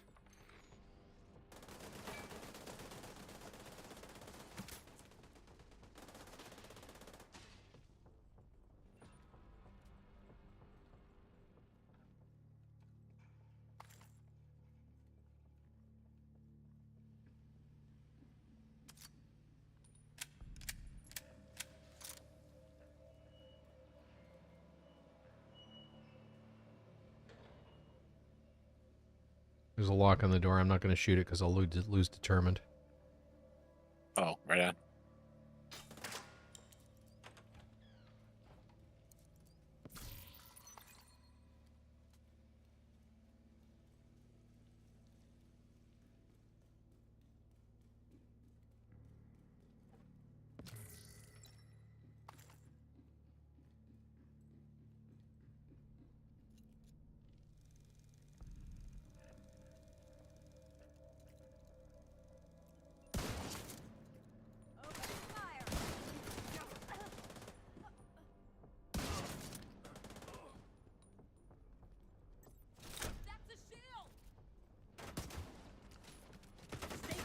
That's the target, Agent.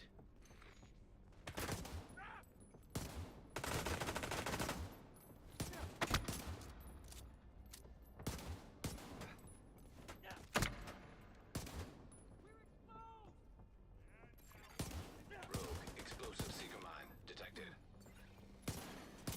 Mm. Explosive seeker mine detected. Chicken dance bullshit.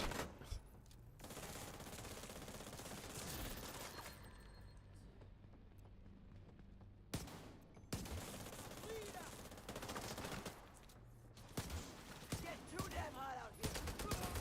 Who's up here? Your act belongs to me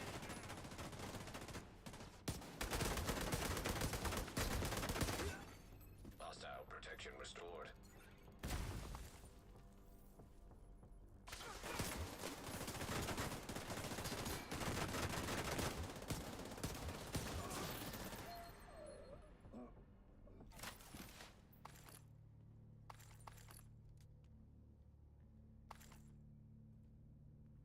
We got the glitch again. I didn't get notification, but we finished that one. You know what happened to me is when Jedi went over to look to New York to see if there's any bounties over there, clan bounties. Yep. And when I logged in over there, it started updating all the things we'd done since the vault. Oh, wow. Wow.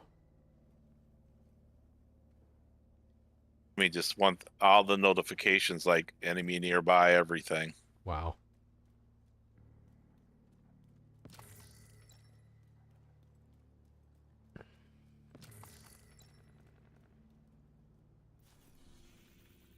Like Isaac had a glitch.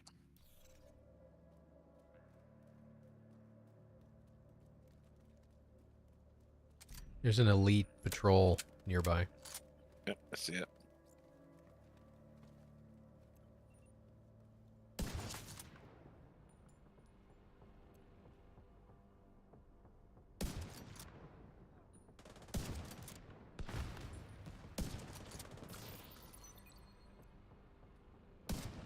That didn't miss by much.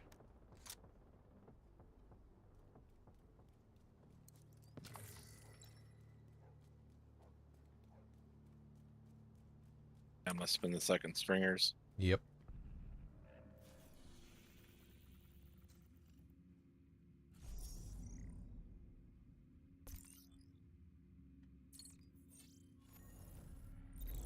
Target is near you, Agent. Same building. Back around the other side.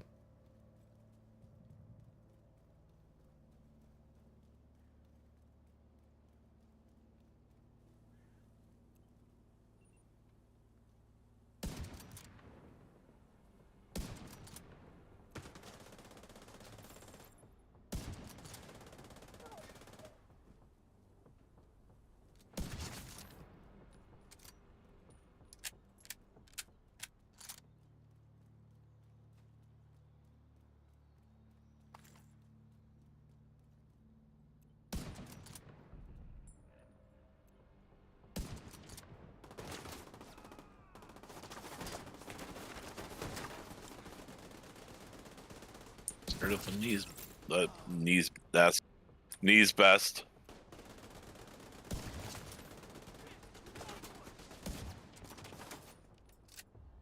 That's where one of them's at. Right on.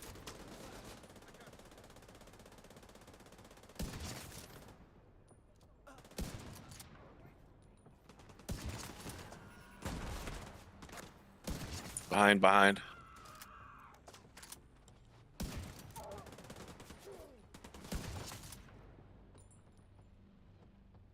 One more. No more.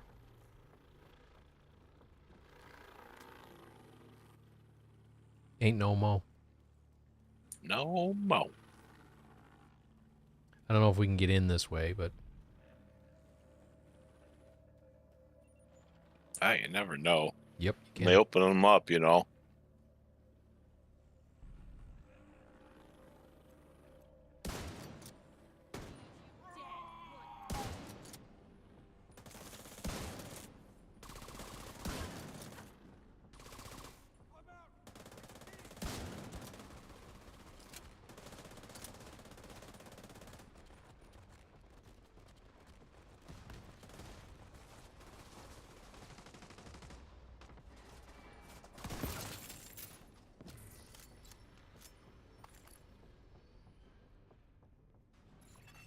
Hostile restored protection.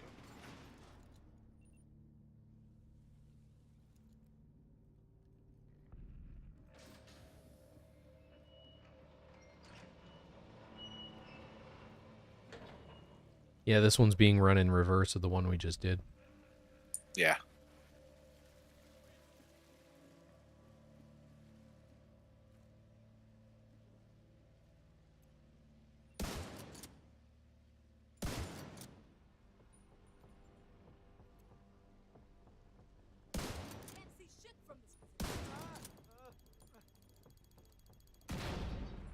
We want to get buried in that, Agent? Where you think? Get the hell out of here!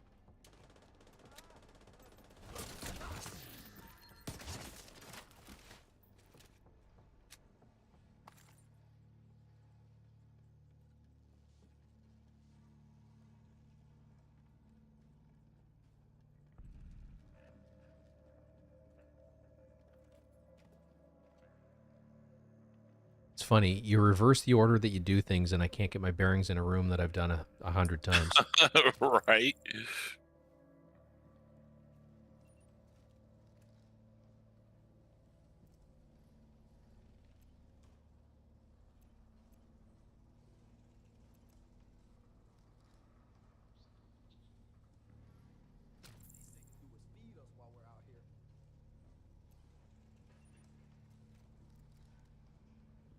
Ready when you are. Heavy ammunition detected. Got enemy! Setting up my turret. Hostile protection restored.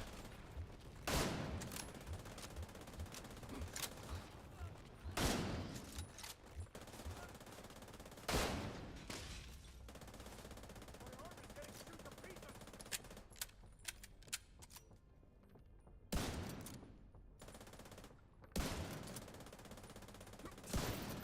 Nice.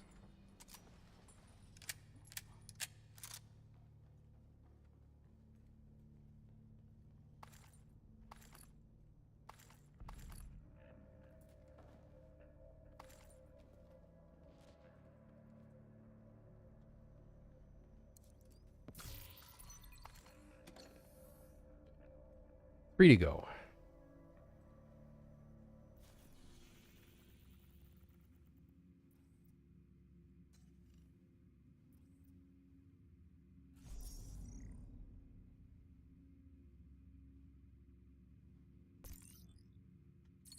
This one's Black Tusk, so there'll be some doggos.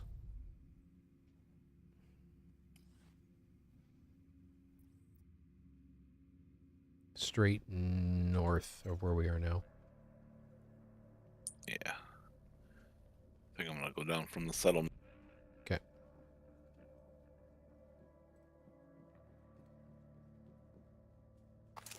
Trying to find my way out of that place was not going to work out for me. I'm already out.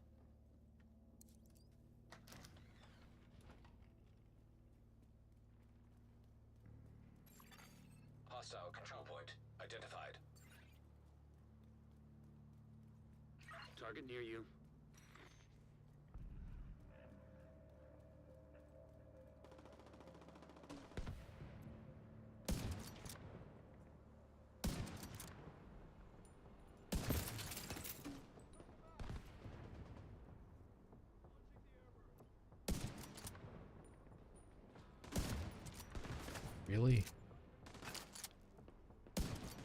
Really? Really? Does not want to proc. So that was 2 clean headshots.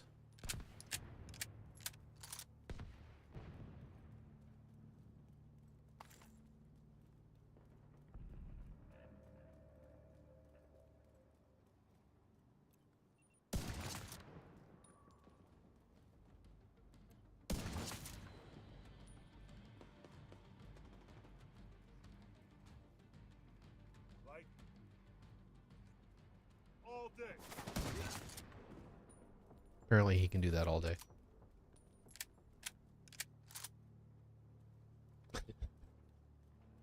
The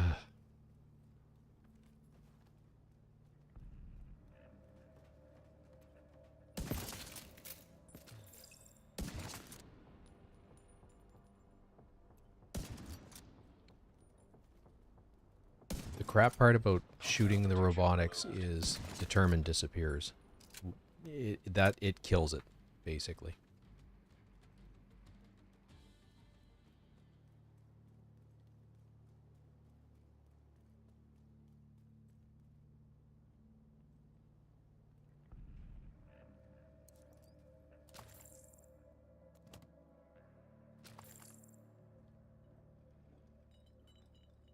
I'm going to see if I can go up. Roger that.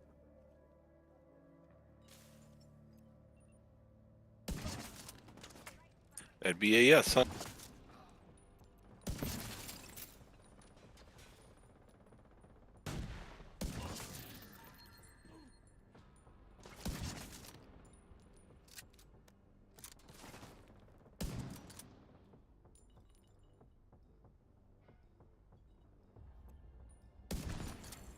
Detected heavy ammunition.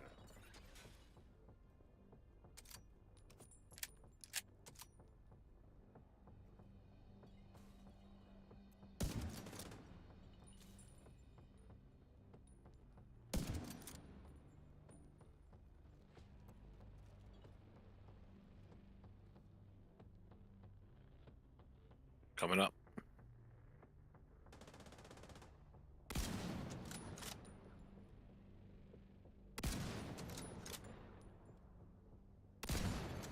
Heavy ammunition detected. Going down.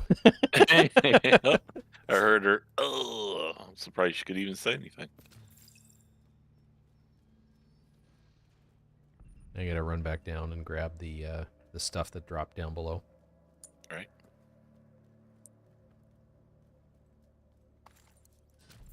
Okay, 'cause I have no idea where I'm supposed to be going.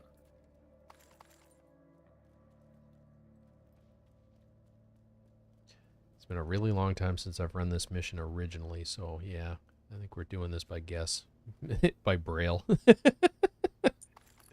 Yeah, funny thing is, I did it earlier today, actually. Think it's I down can't here. remember how to get downstairs. Think it's over here, but I'm not positive. Oh, probably, yeah.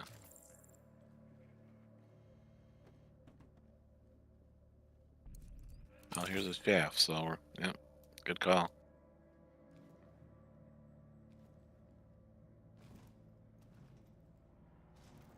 My ankles cringe with every jump. No kidding. Rogue agent detected. That's just awesome.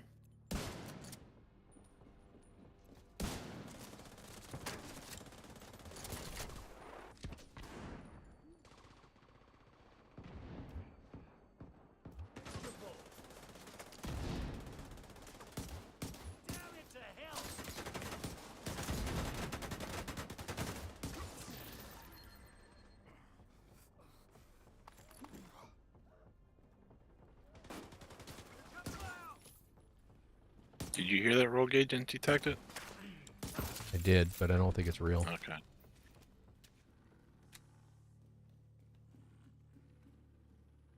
That's 8 out of 10, so that one's complete. It's so weird not hearing the, the completion stuff. It's really just... Yeah. Yeah. It's disconcerting, actually. Yeah, exactly.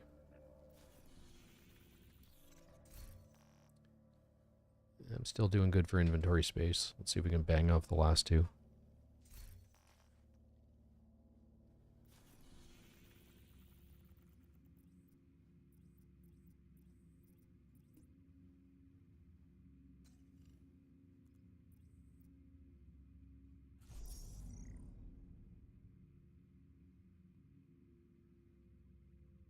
Hyena's not interested.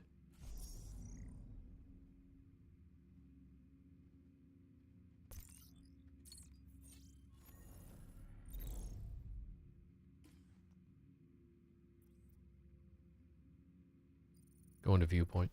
It's the same place we were just in.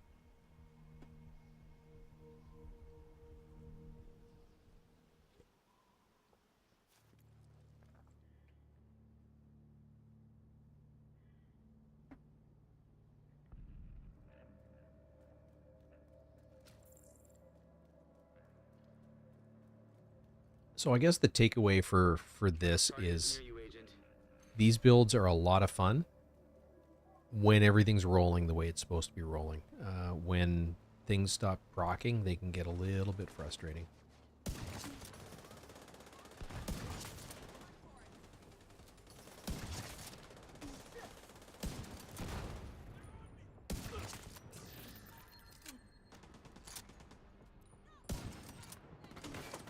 And when you're just a lousy shot at times.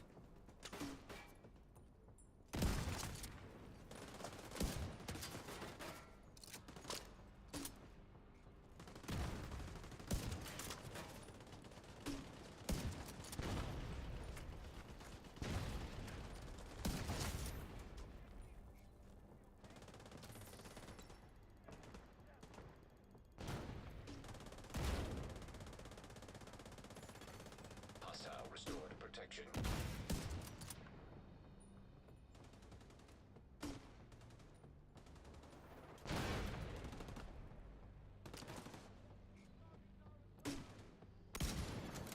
Hostile protection removed.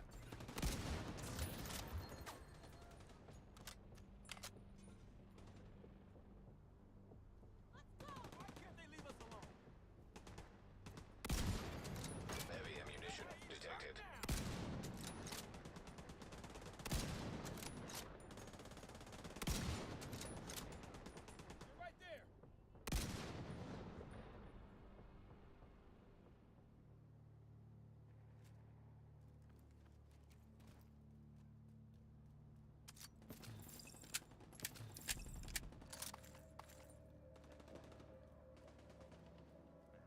So I eventually got done what I wanted to do on that heavy, which was hit the red pack weak point, basically try and get max damage on a weak point and take them out completely, which is ultimately, I think, what happened. I don't know if Cypher was shooting simultaneously, so I'm not positive that that's what happened, but that's what it looked like from my perspective.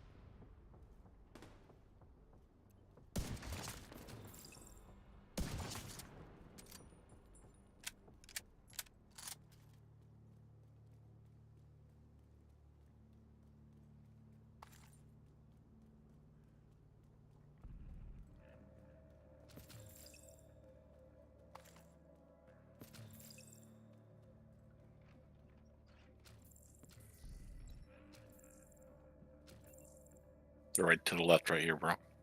Which is it, left or right? They're right to the left right here. Which is it?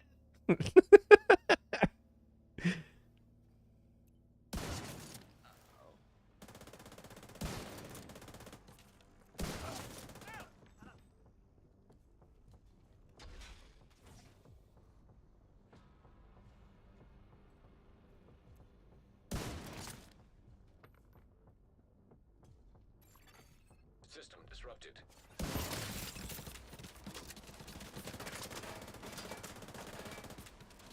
I can't find the EMP. System reactivated.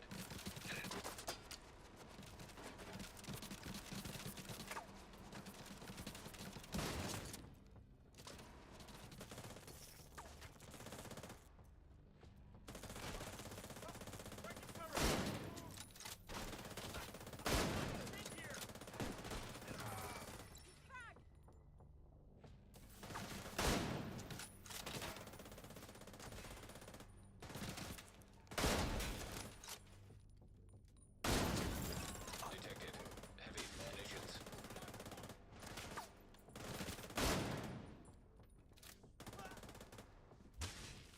That heavy was god awful. You kept shocking him and he kept dropping to one knee.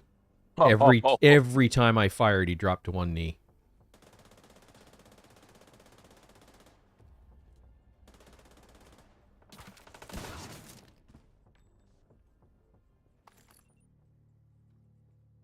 That wasn't frustrating much.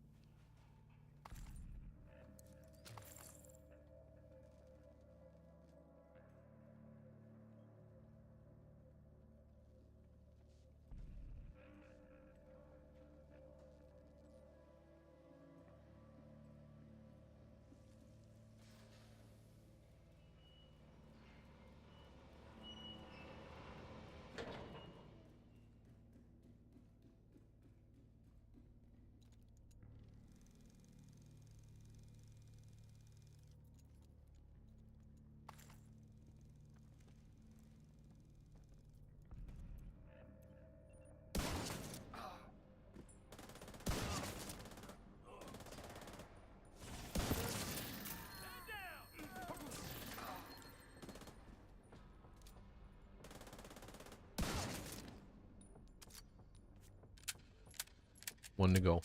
That one's done.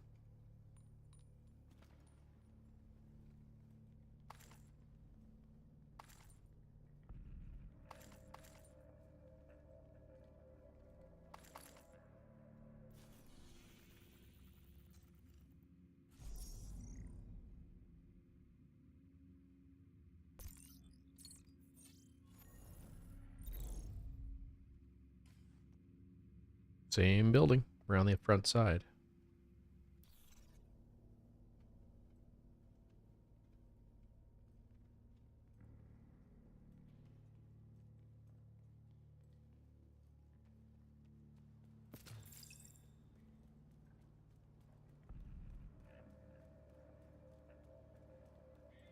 The target is nearby. Or is it? No, it's a building across the street. Yay, something different.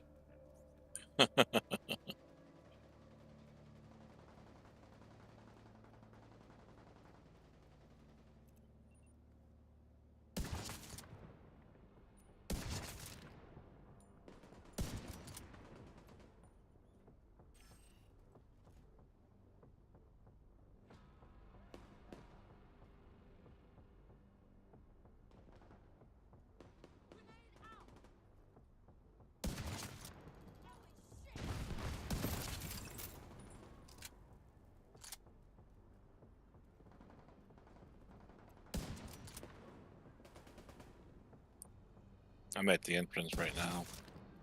We're just cleaning up behind us.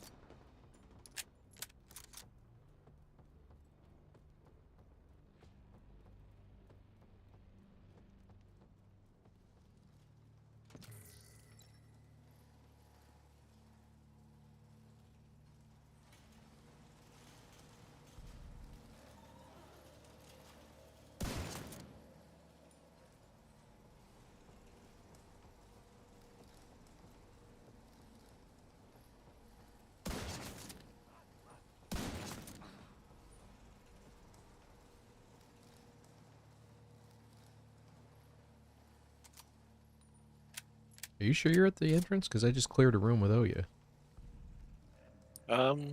Let's see. Yep. Must be able to come in both ways. Yep.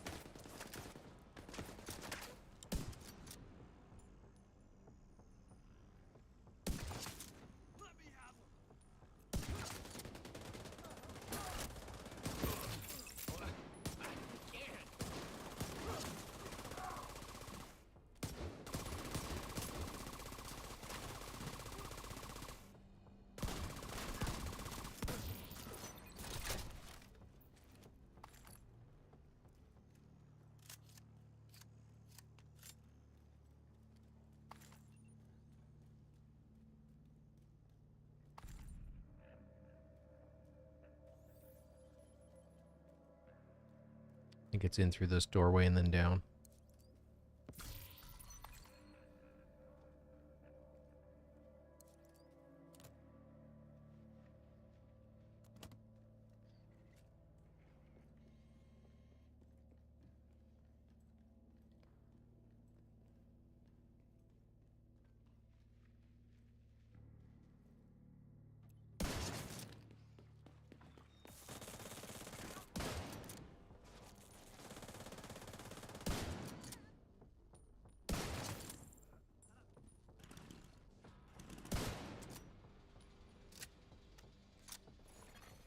Hostile restored protection.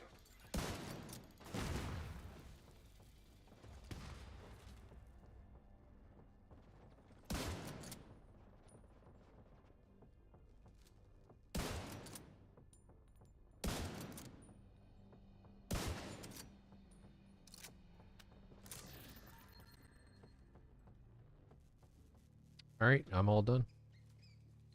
Excellent.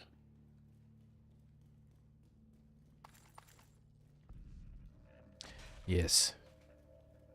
Because I hate doing bounty after bounty after bounty. Yeah, it gets a little monotonous. It's a lot monotonous. Let's try to be kind. I'm running back to the White House. Oh, okay.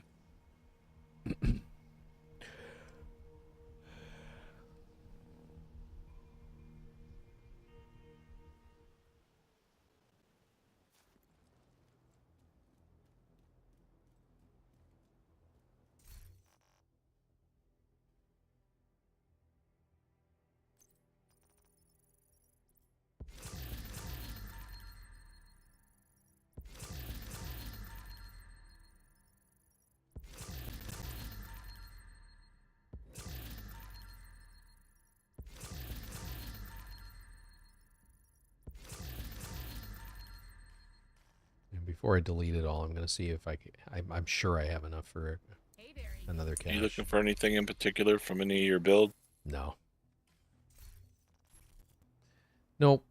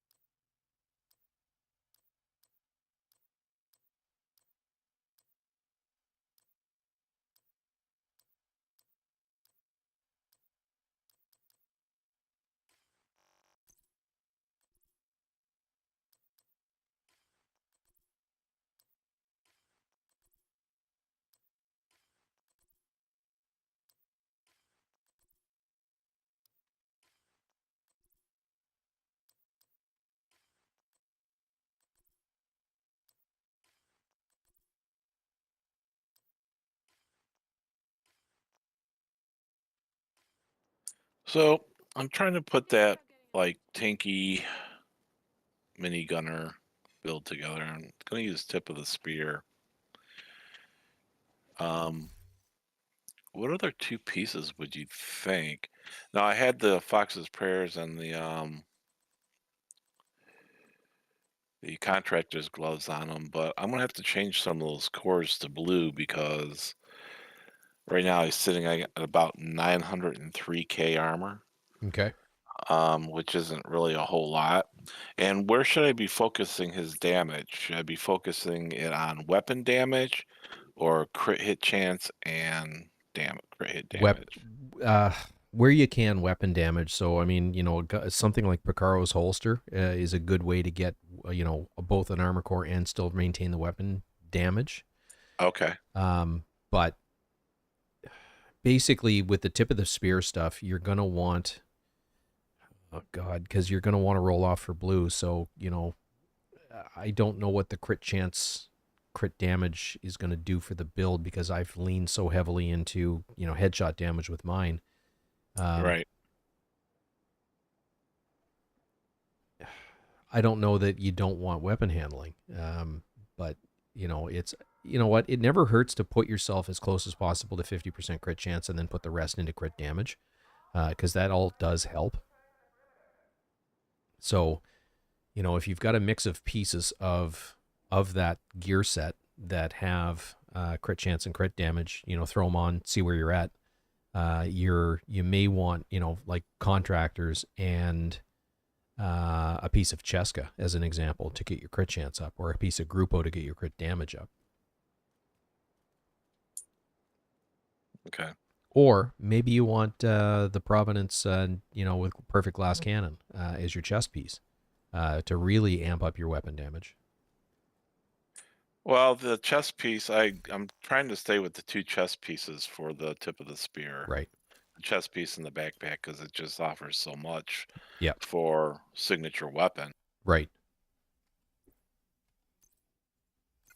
So the other pieces I can play with are, the mask, holster, gloves, and knees.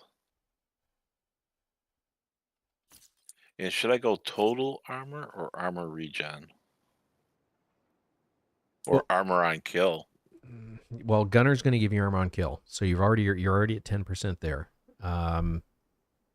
Other additional forms of armor regen are not going to go awry, but you can also use a skill of some sort that's going to give you armor regen. Like either the hive or the drone or even the chem, because the chem heals pretty high numbers. It's instant use kind of thing. I guess I'm gonna have to play around with that a little bit and play around with where I keep my how much armor he really needs. And the only way you're going to determine that is to get out and play it. Yeah, exactly. So I'm gonna have to mess around with it. Which is kind of why I decided to use the sniper rifle, because it's an easy build to put together. There's fewer choices that you need to make because it's all about headshot damage. Right. So you said when you traveled to New York, everything updated? Yeah. That's probably, we can try it again. I need to clear it, so I got like 6 bars up there now. Yeah, I got a bunch as well.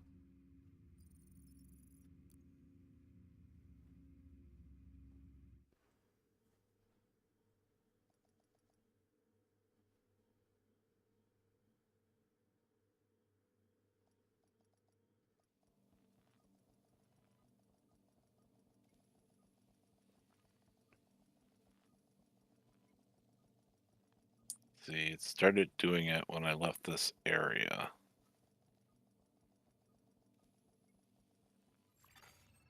It's doing something. Did you leave group? Nope. I just got target spotted, though. Oh, yeah, it's starting to update. How long did it take to clear it all?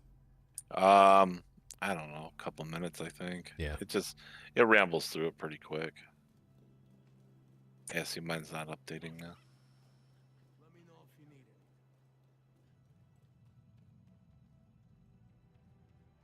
I wonder if it's because it's your session. Could be.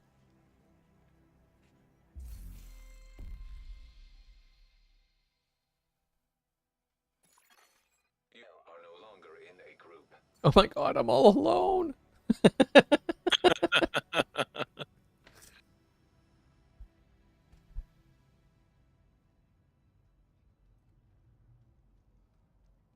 Yeah, nothing still. Well, I'm going to wander back to the White House. I don't think there's anything here I need to do.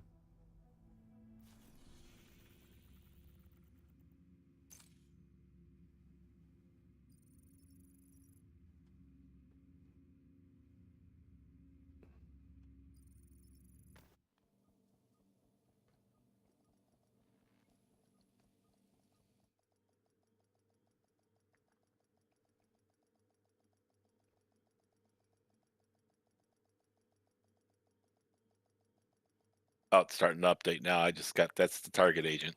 Entering safe area. That's your target. I got that as well, but I've still Yeah, got it's 6 stopped. bars or 7 bars across the top. Yeah.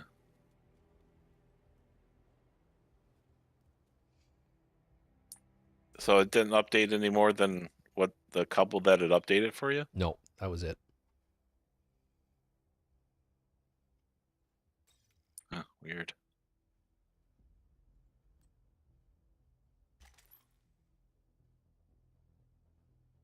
Log out and log back in, see what happens.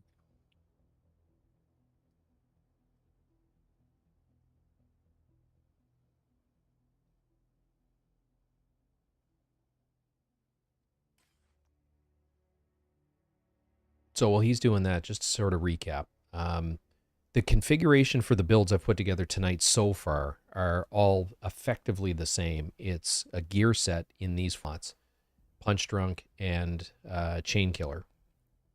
The Lady Death has been in all 3 builds. We're running 3 different secondaries and 2 or 3 different pistols. So I don't know which is my favorite. I think, I'll be honest, I think probably the tip of the spear one is because of the high use or the high ability to use the TAC 50. So we started with tip of the spear, which basically is just 4 pieces tip of spear, weapon damage and headshot damage all the way across, 3 headshot damage mods. Your primary is actually the TAC 50. Your secondary is in terms of normal engagement would be the White Death, and the Nemesis is only used to proc or the initial proc of Headhunter, and you can see how painful it is when it won't proc on you. It's an awful lot easier solo because you're the only one shooting. What tends to happen, and this is just human nature, is I drop all the armor off somebody with 1 headshot and everybody focuses them to finish them, and I don't get the headshot kill. But it's simply human nature because all the armor's off that one. It's an easy kill. And at the end of the day, I can bitch and moan about the fact that I'm not getting headshot procced and I'm not getting headshot kills, but the enemies are all going down and the missions are getting completed. So, which is more important, my personal pride and kills or completion of missions? And missions are more important, but ego, pride, and all of those other things are definitely all going on inside the chorus of idiots are inside screaming at you or at me. So, but at the end of the day, a sniper rifle is a support build. It's unless you're playing solo, in which case it's your build. When you're playing in a group, it's a support build, and you're there to support the group and help, obviously, knock armor off heavies. The TAC 50 is absolutely amazing for that because they are all armor penetrating bullets, so they do enormous damage. Tip of the spear is probably your best choice if that's what you want to run the bulk of the time. I at some point want to try this on,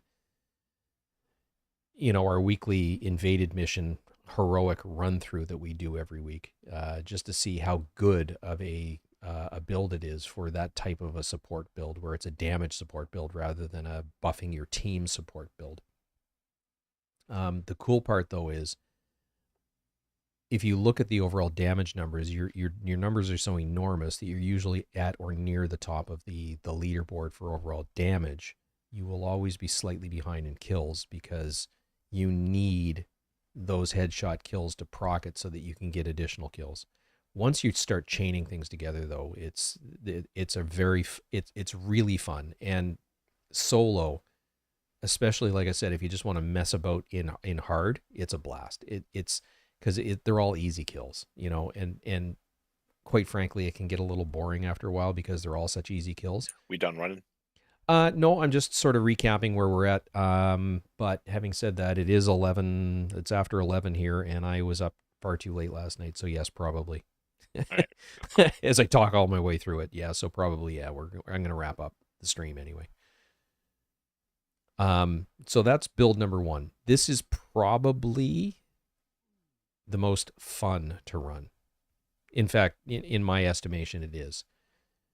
The second build that we ran was my standard Headhunter build, which is running Hotshot. It does similar damage. Your primary now becomes the White Death. I'm also in all, if you want to run the D50, if you don't have the Regulus, all of these have Determined. So you can proc it with one and keep running with the other one. So if you want to run and gun, it's the Shield and the D50. If you want to play at medium range, it's the 1886. It's got good high damage. And the scope on it allows for quick acquisition of targets. The reload speed is lengthy, though. But having said that, if the problem with running this with this build is you are not taking advantage of headache, and you're not taking advantage of the marksman rifle damage. So if I wanted to run this at medium range, I would run a second Lady Death with a different scope in lieu of the 1886. So I would run basically this gun, but instead of the digital scope, I would run it with that one, and then run and gun, basically in closer with it and run and gun, because you're going to get bonus armor once you start chaining those headshot kills. I don't know if the range will emulate this, but I'm going to go test it out.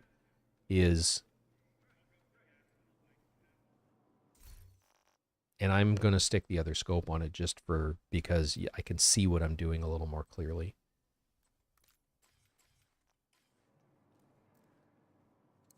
I'm going to stick this just on Veteran initially.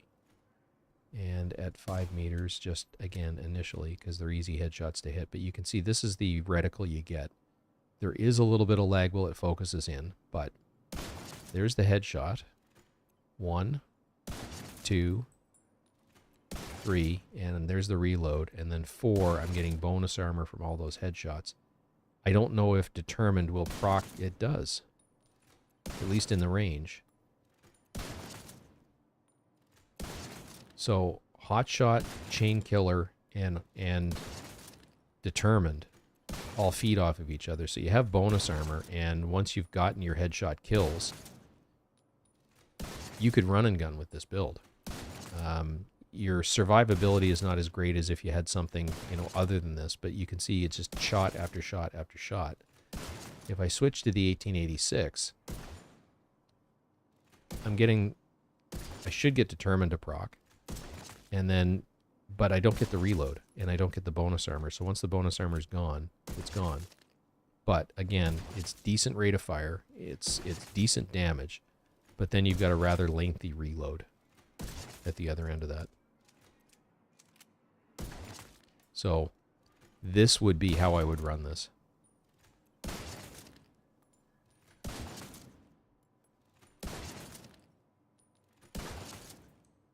Because it's just shot after shot after shot, and as long as you're not throwing shots away, as soon as I start throwing shots away, I think you get a freebie with Hotshot. What's the talent say? Yes. By running this, you get blessed. Agents can miss a headshot before resetting the cycle, so you get 1 mulligan. So for somebody like me who tends to miss shots, that would be very cool. So that would be a slightly different way to do the same thing, where you're playing it at medium to short range and relying on your bonus armor and quick kills, basically, because you're not in scope, so you have a wider field of view and it's easier to acquire targets. And you can miss before you're screwed. A build like this, though, with min armor, once you start missing shots, you can get yourself into trouble, which is why I run the shield and the revive hive, because, and as you saw tonight, I did go down a couple of times. And then the last piece of this is the D50. So it's 2 shots to the first headshot kill. Second headshot is just a kill. And then you're chain killing again after that. It's not a bad reload. It doesn't take that long.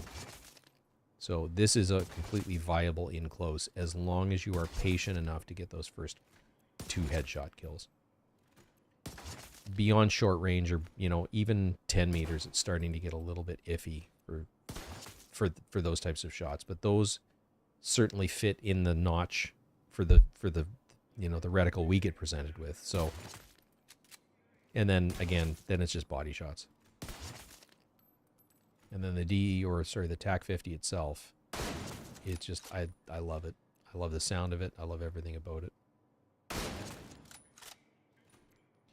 But again, this was a question that Cypher had earlier. Is it LMG damage or is it signature weapon damage? And in this case, you would think it is a marksman rifle, but it's not. It's a signature weapon. Therefore, it doesn't reload automatically, like the White Death.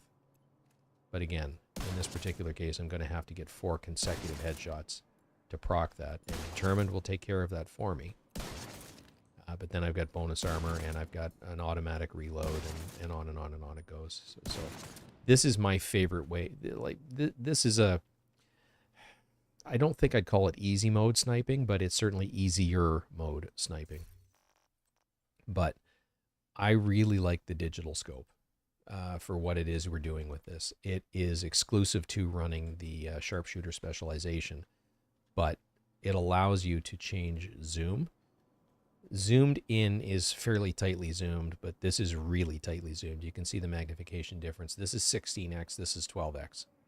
If you can see at the top of the reticle, digitally, right in the dead center, it tells you where your zoom is. So 12, 16.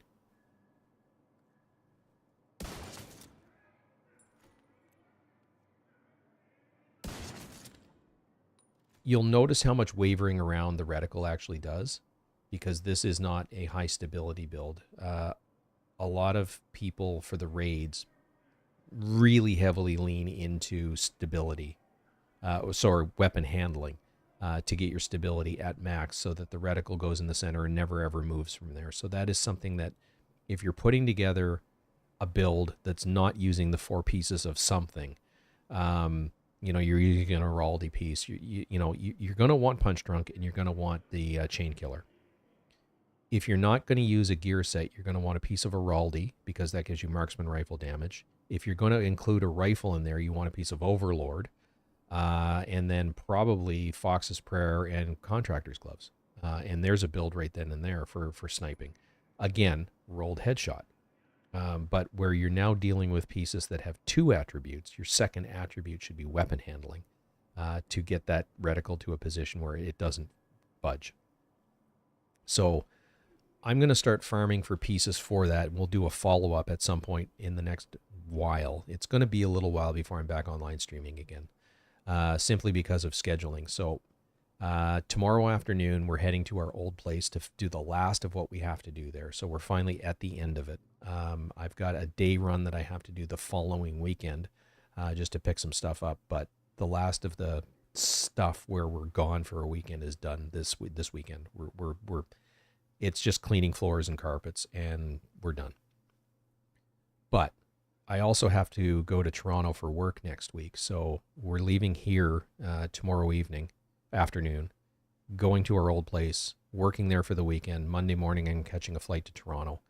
And I'm not back here until Thursday night late, like 1:30 in the morning. Friday is a day of work. Saturday, I'm doing the day run to the old place. And then that Sunday, and I don't remember the date right off the top of my head, but that's my first opportunity to get back in front of a computer and stream. So that's kind of what we're up against. Work, I'm on call this week, so work conspired against me the last 2 mornings for getting some content recorded. I'm going to try again tomorrow. So hopefully, fingers crossed, I get it recorded and rendered, or recorded, edited, and rendered before I bail from here. If that's the case, I'm going to upload it to YouTube, but I'm going to set it to release probably Tuesday next week. And that video is going to be the stuff we were doing on Tuesday, which even the build, I'm just having one of those moments where I don't remember what we were working on, but I'll go back and have a quick look at the live footage, and then I've got the build saved, but I don't remember off the top of my head what it was. But that, like I said, hopefully will come out Tuesday. And then once I'm back, that Sunday that I'm back, I want to carry on with one more build for sniping. I just didn't have the pieces to put it all together at this point. Some farming will be required, but it's a non-gear set sniper build. So that's it for me. I hope you enjoyed the stream, and Jeff, thank you. I appreciate the sentiment. The older I get, the less I like having to travel, especially for work, because I'm not traveling somewhere for fun. I mean, traveling for fun is exactly that. It's for fun, but traveling for work is not enjoyable like it once was. I would rather be home with my stuff in my setup here, doing what I like to do rather than work, because, but, so yeah, that's kind of, it's a 1 week interruption in my normal routine in terms of being on 3 times a week. So, please be patient. I'm not going anywhere other than I'm being pulled away for work. So that's kind of what's going on. So with that in mind, I'm going to sign off at this point. It's Agent Meat signing off. Hope you've enjoyed the stream. And I'm going to get back to this as quickly as humanly possible. But like I said, it's going to be slightly over a week before we're back. So I'm going to sign off, and we will see you guys on the next stream. Take care.